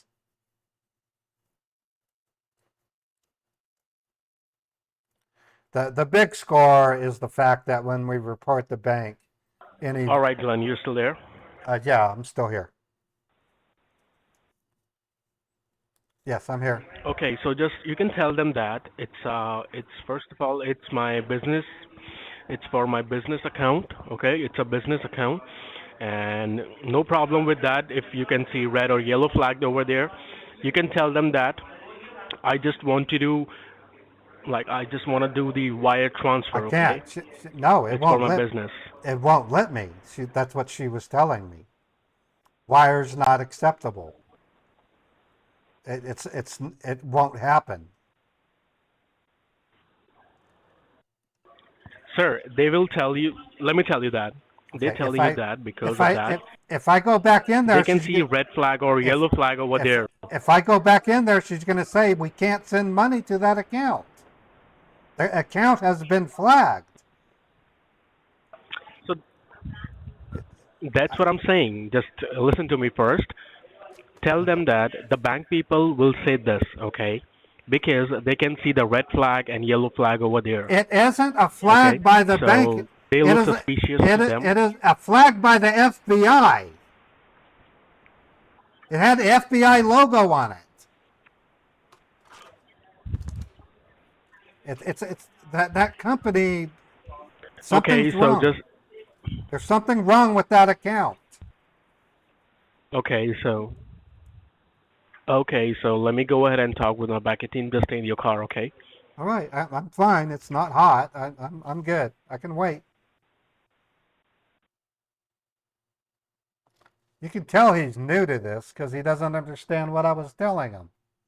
Yeah, scammer logic. They very rarely do that. Usually they trigger immediately and get another account. Like I was saying, this originated from a search I did on a Samsung Galaxy Tab, and it said my phone was infected. So these scammers were prepared to remote into a phone and then pull a Zelly steal or a PayPal steal or a transfer steal. They might do a check transfer. This is not a traditional tech support scammer.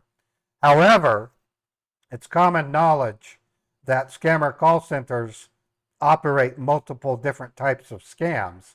Like this guy might have been an SSA scammer 2 weeks ago, or he might have been a refund scammer a week ago, or next week he might be a refund scammer. They change their people around. He's not very bright. Put it to you bluntly.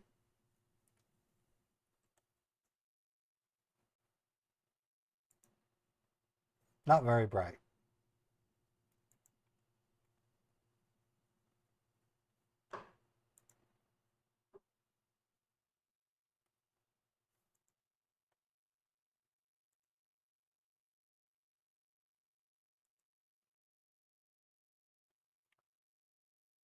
All right. TCAT 1991 resubbed now for 4 months. Thank you, TCAT.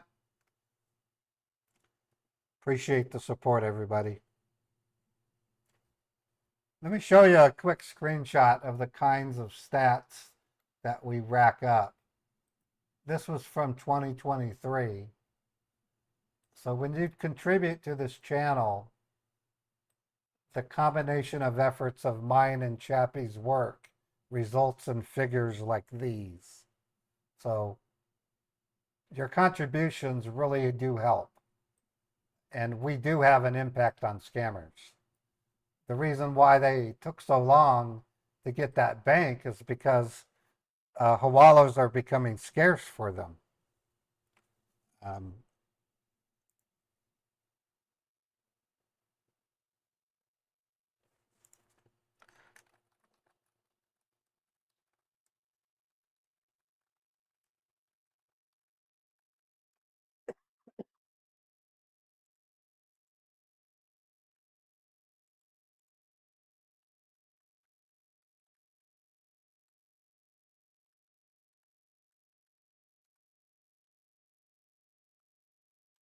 I'm right now giving this private number is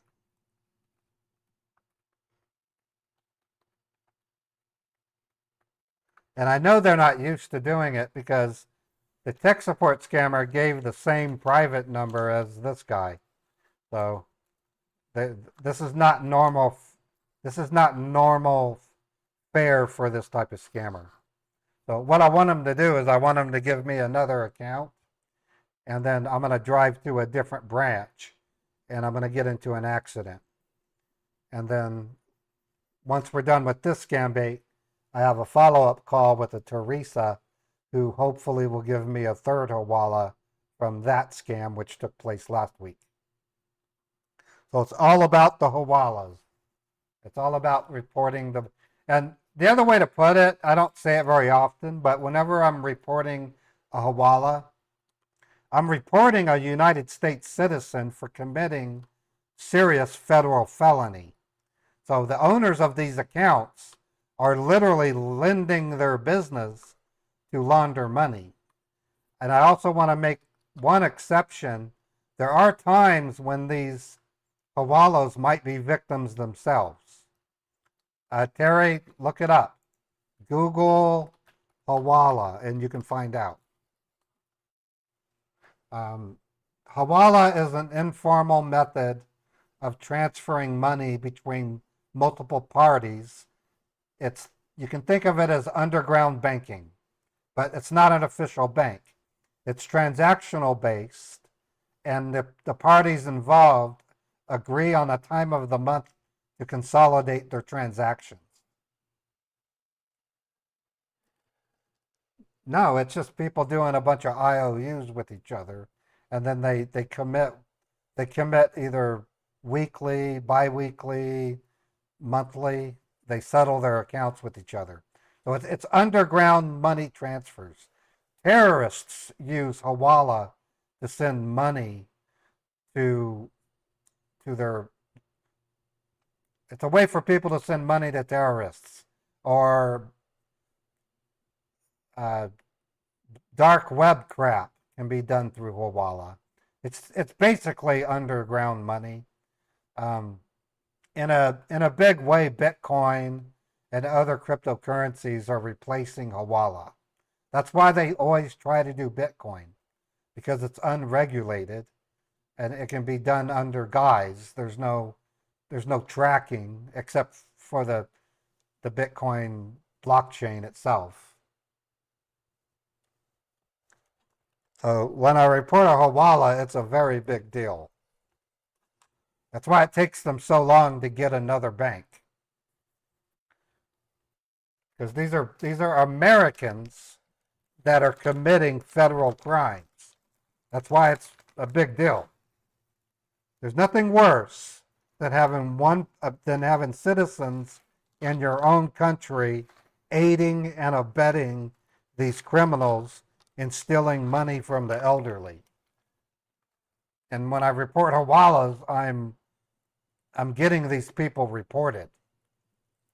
So it doesn't just hurt the scammers, it hurts the person who owns the bank account as well. Shame on them for helping scammers. Shame on them.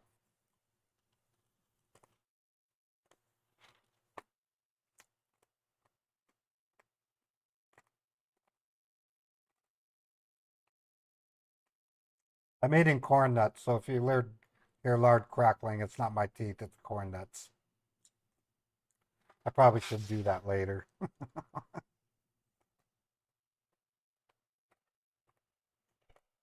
See, I get to go to Xfinity and say, I'm having streaming problems, but I didn't have any streaming problems today.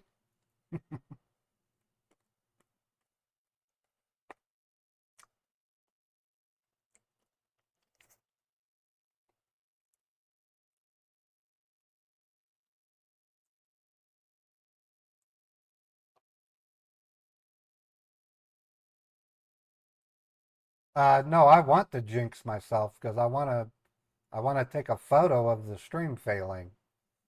I got one from yesterday, so I have photos.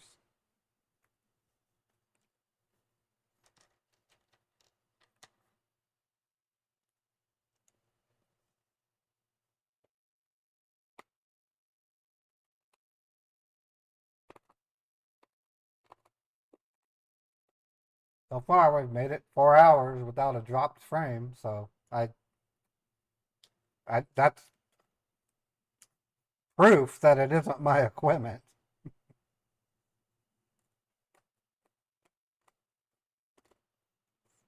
I mean, today I think I'm going to go to Black Bear Diner. After I go to Xfinity, I'm going to go to Black Bear Diner and have a meatloaf dinner. They make homemade dinners at Black Bear Diner. I don't know if you've ever heard of that restaurant called Black Bear Diner. Really good food. Probably expensive, but you know. You love their chicken fried steak? They make steak too. They make really good. They have a All really. right, sir. Can you hear me? Yeah, I can hear you. Okay, so can you tell me that you can ask them about like we are creating a new account for you. Okay, so I just want you to just stay on the line because we are creating a new account. Okay. Okay, that's fine. I'm going to suggest that I go to a different branch though, if that's okay. That's right. Okay, That's right, because you have to go yeah, to the different branch, okay? right. I'm going to go to a So different. you can So do one thing. You can just pull over your car anywhere, I'm fine not here. here, okay? No, I'm Not in the okay. front of the bank. No, I moved it. I'm not near the bank. Okay. I'm fine. They're not going to see me. Okay, that's great. So just give me 5 to 10 minutes Okay. to provide you the. I can wait. I'm parked in front of a Starbucks. I might go in and get a coffee. So Okay, that's great, sir. Enjoy your coffee, okay? Till the time we are providing you the information. okay, thank you. I patiently await. Okay. We're gonna get a second Hawala, folks. You bet, Ashes. Thanks for coming to the stream.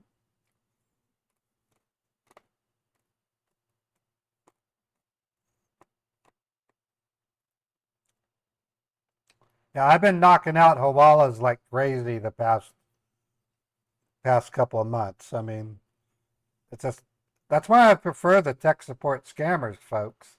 I also consider the tech support scammers to be the most dangerous of the scammers, and the reason is because of their sheer numbers.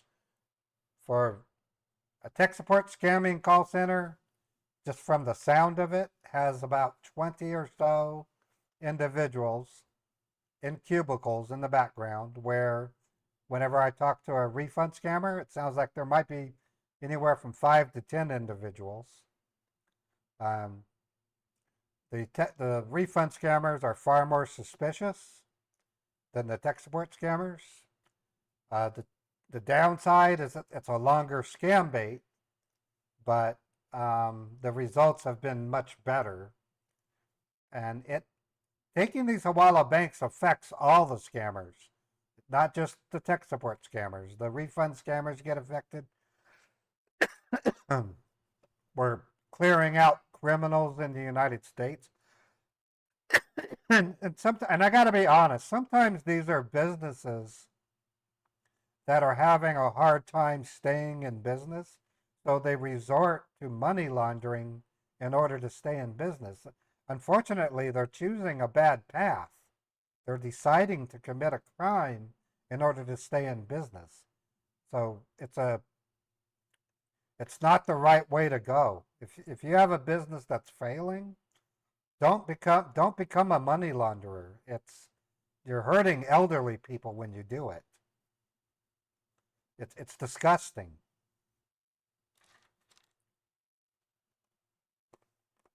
Nothing hurts my heart more than hearing about elderly people who are on fixed incomes, who are living on their savings and Social Security, only to have it all taken away, and then they get kicked out on the street. Because not all elderly people have grandchildren.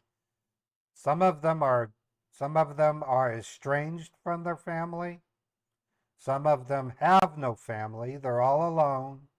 And to have a scammer take all of that away, it's a bad way to send a person off to their end.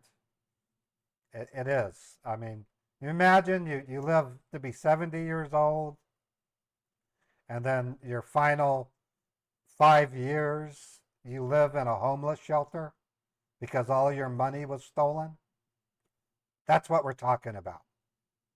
Or imagine being an elderly person dependent upon drugs to help you with your dementia or other ailments. And because these scammers steal all you have, you can no longer get your medicine. You have to go to welfare and ask and beg them for help or beg them for food. That's what these scammers do. Makes you want to reach out and strangle them. Makes you want to grab them and put them next to the people that they harm. Just not fair.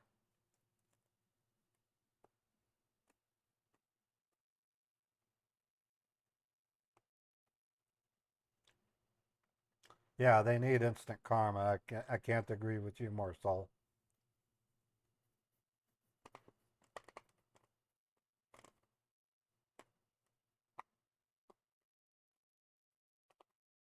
Yeah, my stream's doing great. So that's what I'm saying. Xfinity wanted to blame my modem as the culprit, and I have proof it's not my modem.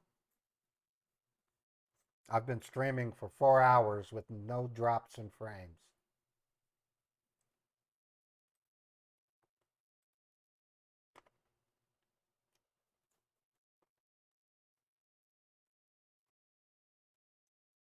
Well, the real Montana, I have reformed a total of 9 scammers in my career. One of them actually called me 2 months later to tell me they moved to Mumbai and got a regular job. So if I was wealthy, I would hire a couple of people in India to be what I call ombudsmen that these scammers can go meet and get some rehabilitation. I really would, if I had the money to do it, because it isn't the scammer individual that I dislike. It's the scam itself and the scammer boss that I don't like.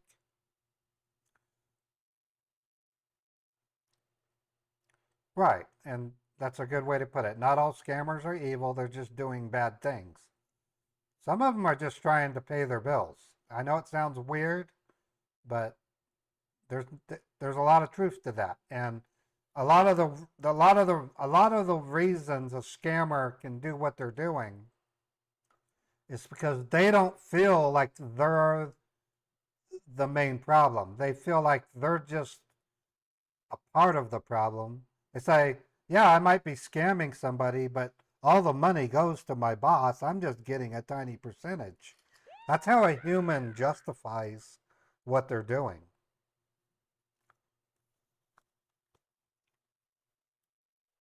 Have I ever had a scammer take your money? No, I've never been scammed.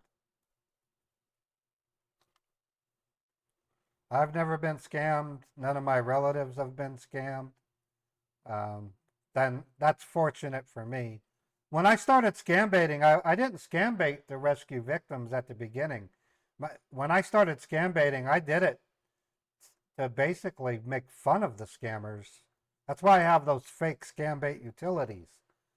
I wanted to leverage my technical know-how to make them feel like fools. But over the years, especially influenced by people like Scammer Payback and Trilogy Media, I realized there was more at stake in the scam baiting than just making fun of them. I realized we were dealing with victims here. And I changed my course. That was 6 years ago. So for about a year, I scam baited for fun. But then starting on year two, I took a stronger stance and realized I was fighting for victims. And then in the last 3 years, I've made great strides in not only fighting for victims, I'm actually extracting resources from the scammers, known as Hawala banks, and I'm helping fight a scourge. Yep, we're finally buffering. Good, that's what I wanted. Now I can prove to Xfinity that there's a problem. So I'm going to run a speed test. We're buffering. I'm dropping frames.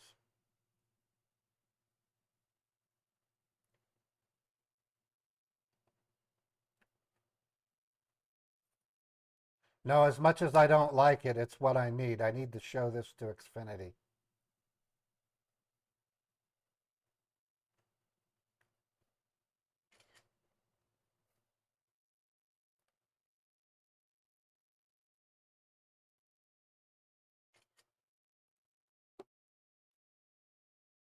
Okay, the stream's slowly coming back.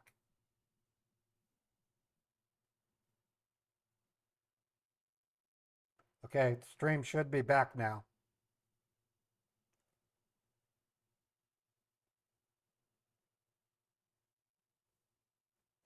Okay, the buffering should be gone.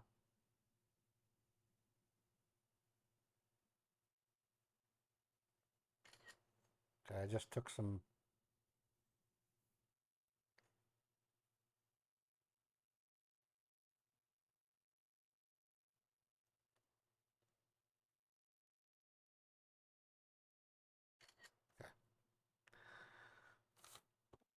Let me check the status at the.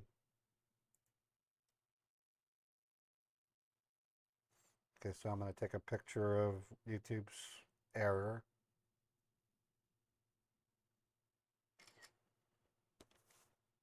YouTube takes a little bit for it to receive. It has to average it out over a minute.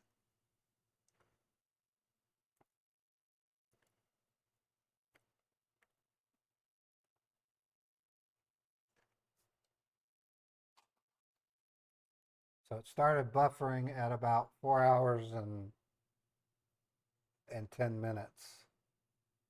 And everything's back to normal. Yeah, the buffering should be gone. Yep, excellent condition. Okay, so I don't know. I mean, are they gonna? I wonder if it's OBS that's causing it. It can't be because sometimes it happens 30 minutes later. Sometimes it takes 4 hours for it to do it. So I don't know what it is. Is it DNS? Is it? Ah.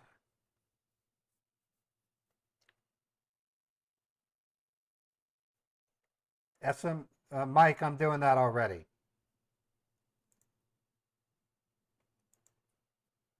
I'm running Wireshark already.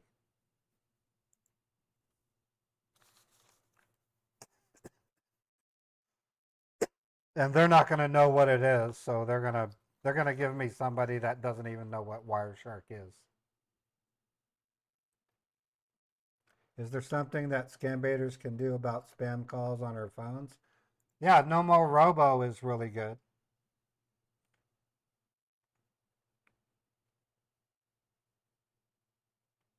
No More Robo is good at acting as an in-between for scammer calls.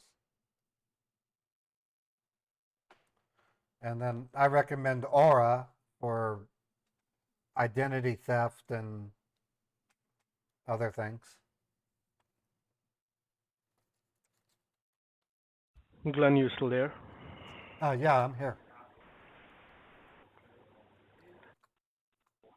Okay, did you had your coffee? Yeah, I had a latte actually. It was really good. Oh, that's great. All right, so sir, it will take like 10 more minutes because the accounts which we are going to provide you, it's already some like we send it this account to the Okay. backend team also, so that's why they are creating a new account for you. So that's why it will take 10 more minutes. Okay, so That's I believe fine. that you are That's fine. okay with it, right? Yeah, I'm fine. It's nice and cool today, so there's no problem. I can wait.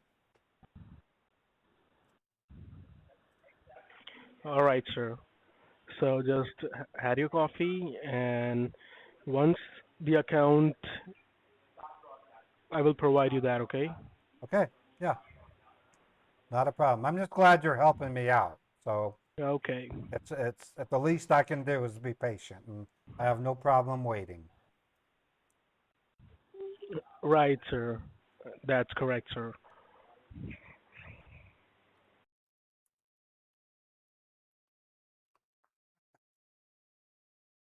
So I don't know.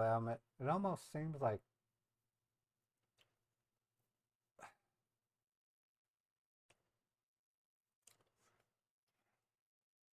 And Mr. Glenn, can you tell me, like, you did wire before as well, right? oh yeah, that's how we bought our mobile home. We wired $90,000 to a dealer here in Salt Lake City.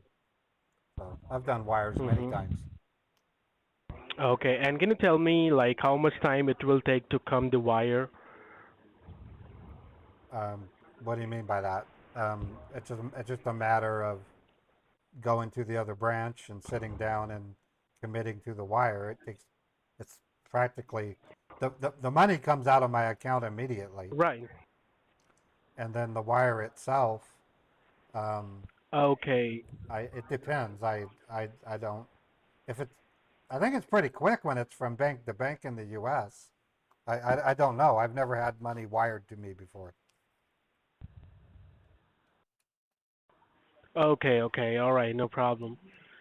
So just give me 10 more minutes. Let me provide you the information, okay?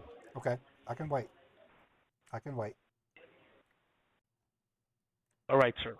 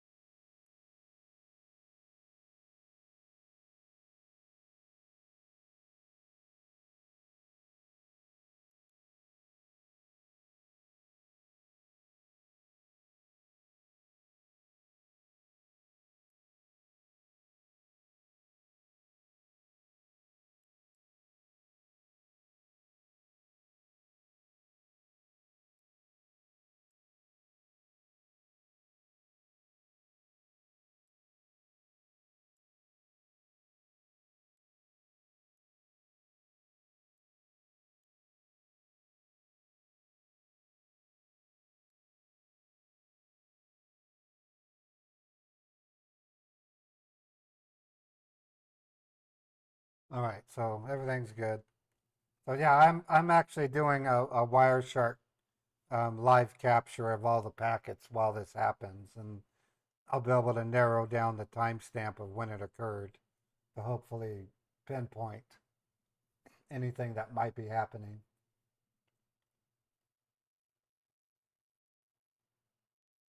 Yeah, it's there's no exact figure. They say anywhere between um 10 and or between 2 and 10 billion a year are stolen. The problem is not all victims report when they lose money because there's a kind of stigma attached to it. They don't want their family to know that they fell for a scam. Um, it's kind of like when people lose money gambling. They don't want to tell their family that they lost money gambling. It's a little bit different though because they're victims, and it's a strange phenomenon, in my opinion, on why they wouldn't tell anybody. The other problem is you can be scammed and go to the police and they'll just shrug their shoulders. There's nothing they can do. The United States does not have jurisdiction on foreign countries like India. So, thanks for the follow. Yeah, right, Adrian. Appreciate it. Um, so there's a lot to think about when it comes to the victims, why they don't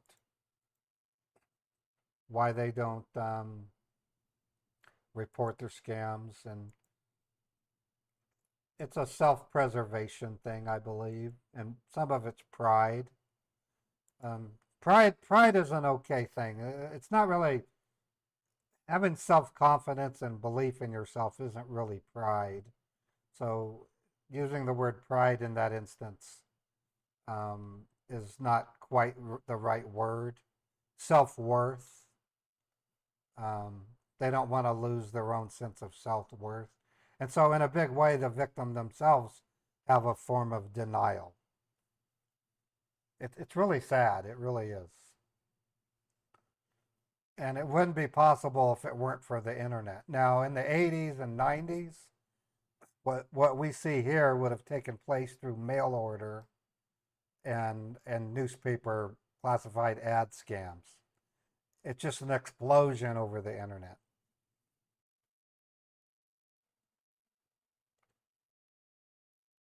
Yeah, I can understand Persian American.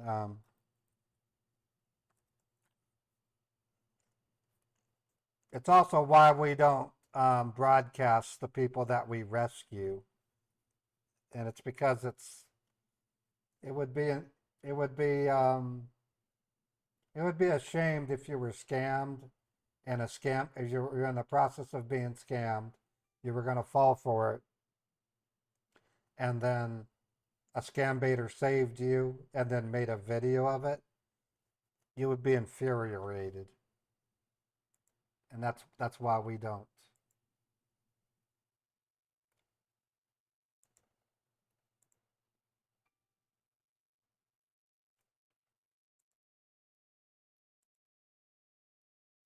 Okay, you're going to hear the sound of a video just briefly while I send the link to my sponsor.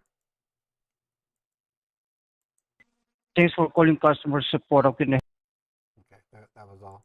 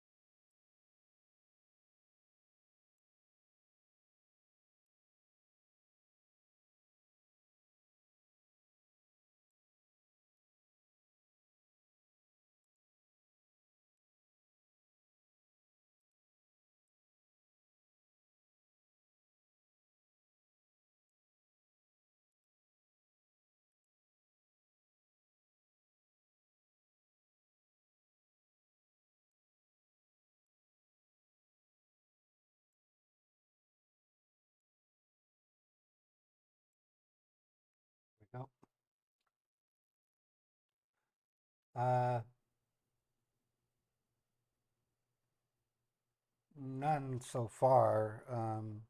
Let me.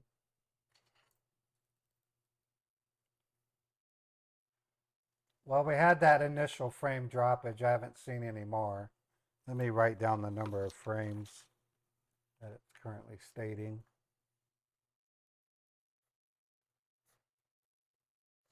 And if it goes up, then I'll note the timestamp of when it goes up.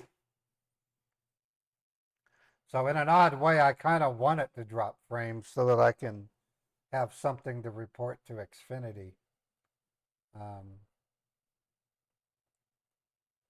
I don't want it to drop frames. I've been doing this I've been live streaming for 4.5 years, and with exception to, actually did go through this a couple of years ago at my old address, where I was getting dropped frames, and it took a month for Xfinity to figure it out.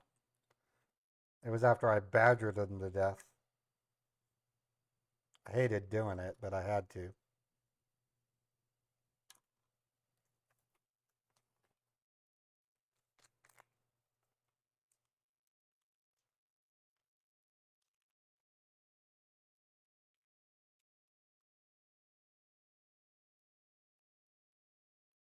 Cleaning my glasses.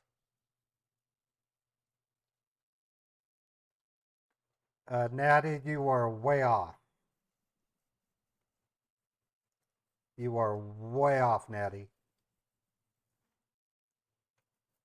I know it's Xfinity because I can see it from the source.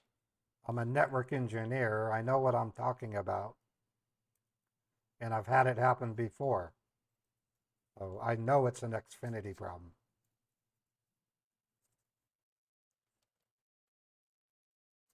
What caused it back then? It was a faulty demarcation point. So in a cable internet situation, multiple cable runs from different units run to what's called a demarcation. And that demarcation has these components called MOSFETs, which are high wattage transistors, and they can often overheat and fail, and you get stuff like that. So when I was having the problem before,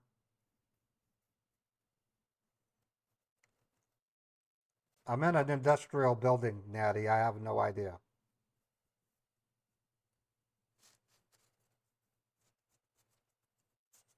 I'm leasing a business studio.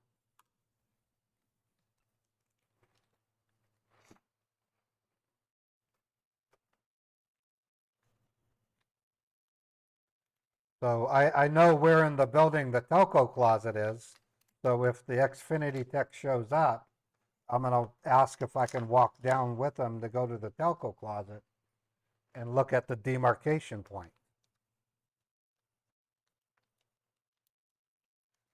And if it's like the other time, they had to replace it. That's all they have to do.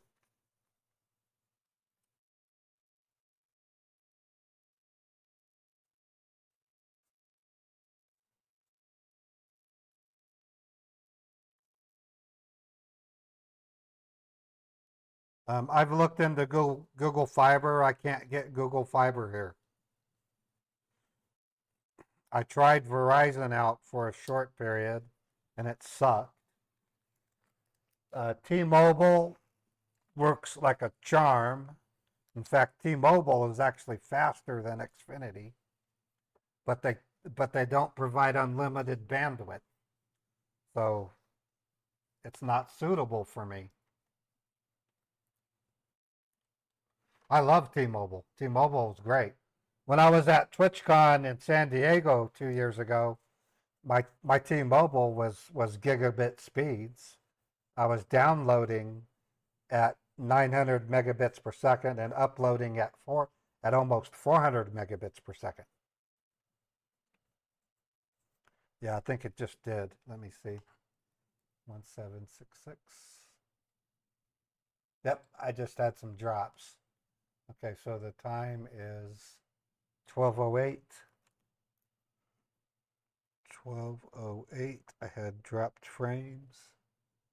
1798. So I can reference my Wireshark to help them pinpoint it, I guess. Yeah, T-Mobile's great. I love T-Mobile.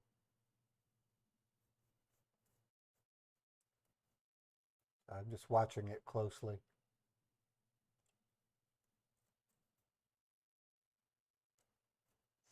No, we don't need Wireshark to figure it out, but it's more information for them to look at, Gary. And there's a lot you don't know about my network, Gary. We spy on scammers, and for all I know, I might be getting a DDoS. If a, you know, and that's where Wireshark would help me. I have 33 years of IT export experience. I'm a Cisco certified network associate. I'm a Novell certified network engineer. I'm a CompTIA Network Plus, and I've been doing IT support for most of my life. So I know what I'm doing.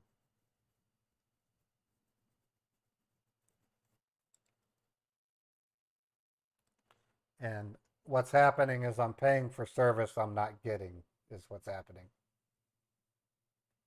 And it might not be Xfinity itself, it might be the building. There might be a problem, like I said, with the demarcation point.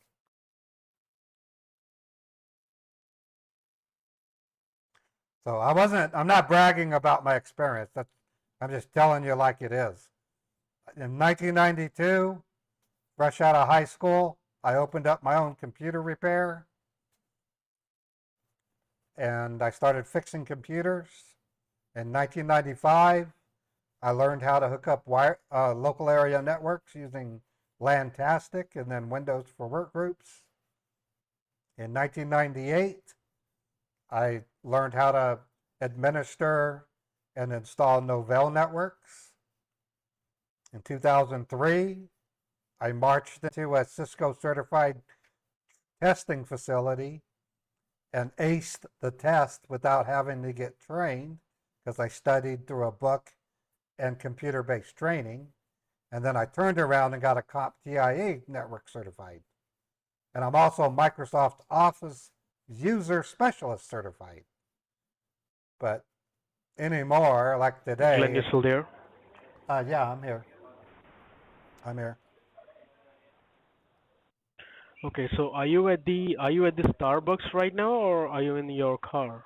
I'm in my car, but I'm parked outside of Starbucks.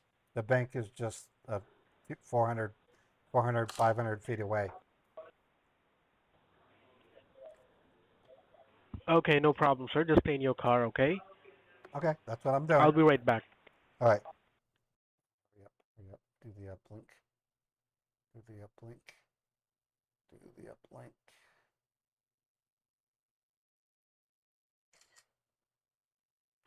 Yep, I have proof right there. That's why it's happening.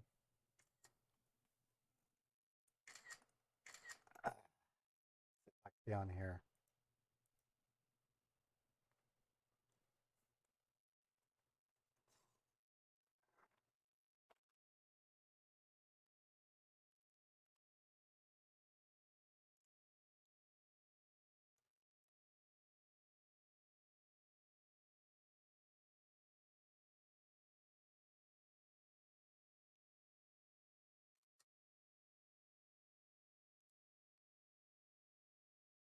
If it doesn't self-improve, I'll stop the stream and restart it. I just...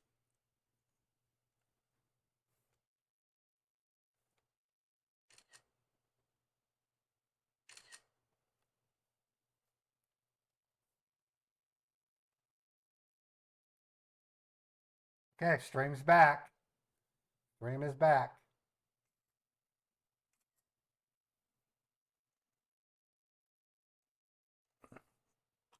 Came back at 12:14.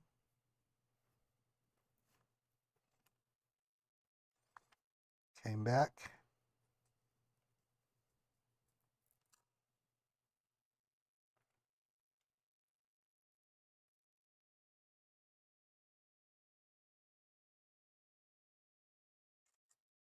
All right. So you should be able to see the stream okay. I was able to take a picture before or when the buffering started and then when it came back. So that's really good evidence. 2702. So good stuff.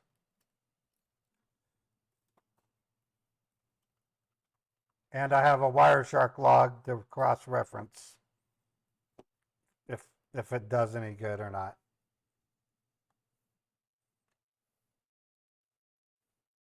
Oh, I love Wireshark. I use it to trace the location of scammers, or I used to. Now they're using VPN, so it's hard to locate them. No, see, that's what I'm saying. See, a demarcation point consists of these transistors called MOSFETs. These are high-powered transistors, and when one or more of them start to fail, you get this kind of behavior. So what happens is they get super hot, and then they cool down and they start working again. So I won't know until they go down and look at it. I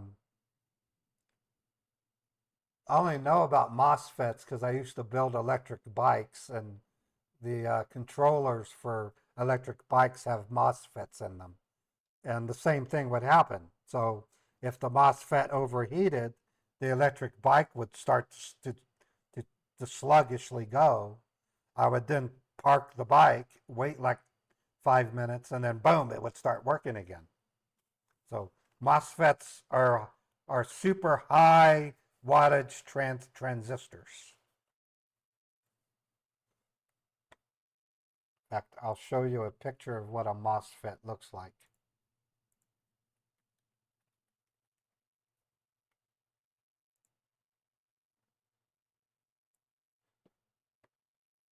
This is a MOSFET. It's a super high-powered transistor.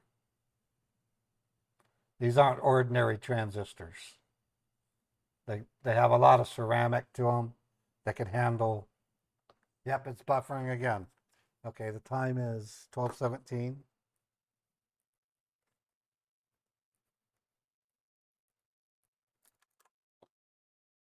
We're going to speed test.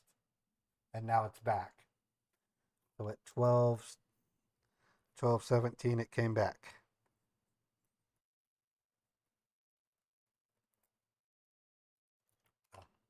So for a minute, it dropped out again, and then it came back.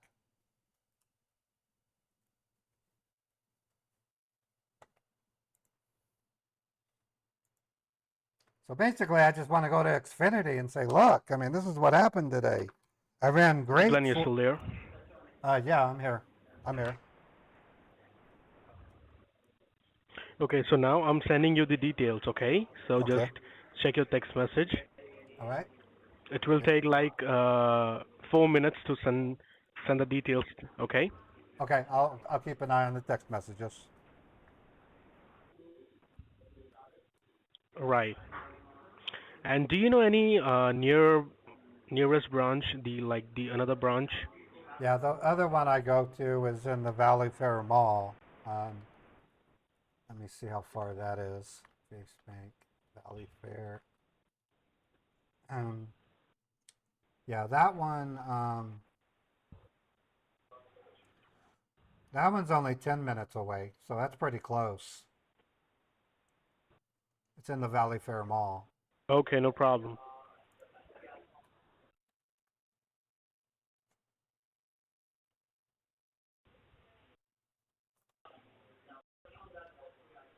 I'm gonna go back into Starbucks and get another another latte. Is that okay? Sure, sure. And Okay. take your cell phone as well. Oh, I will. I will.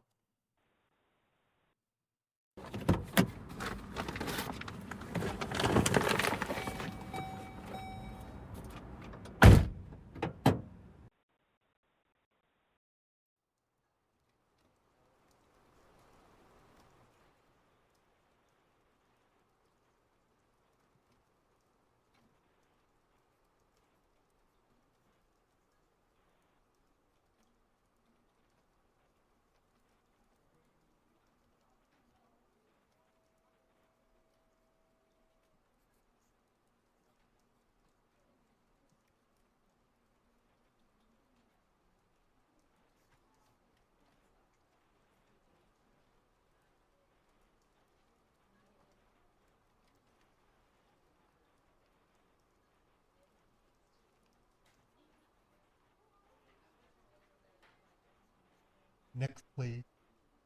Yeah.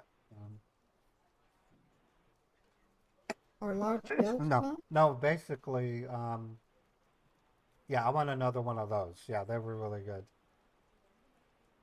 Yep. Yeah. Thank you. That. And would you like Yeah. this That. in an envelope? No.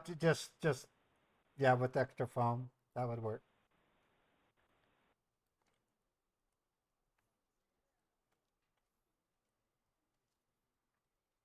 Thank you for thanking Yeah. me. You bet. Have a You nice bet. You day. bet. You bet.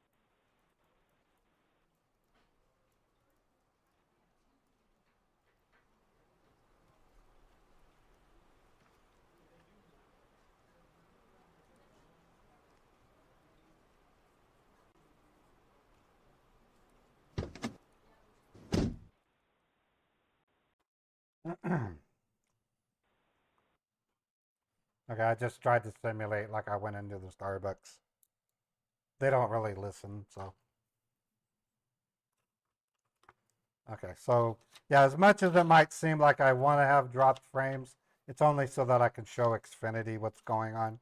It has nothing to do with wanting us to have a bad stream.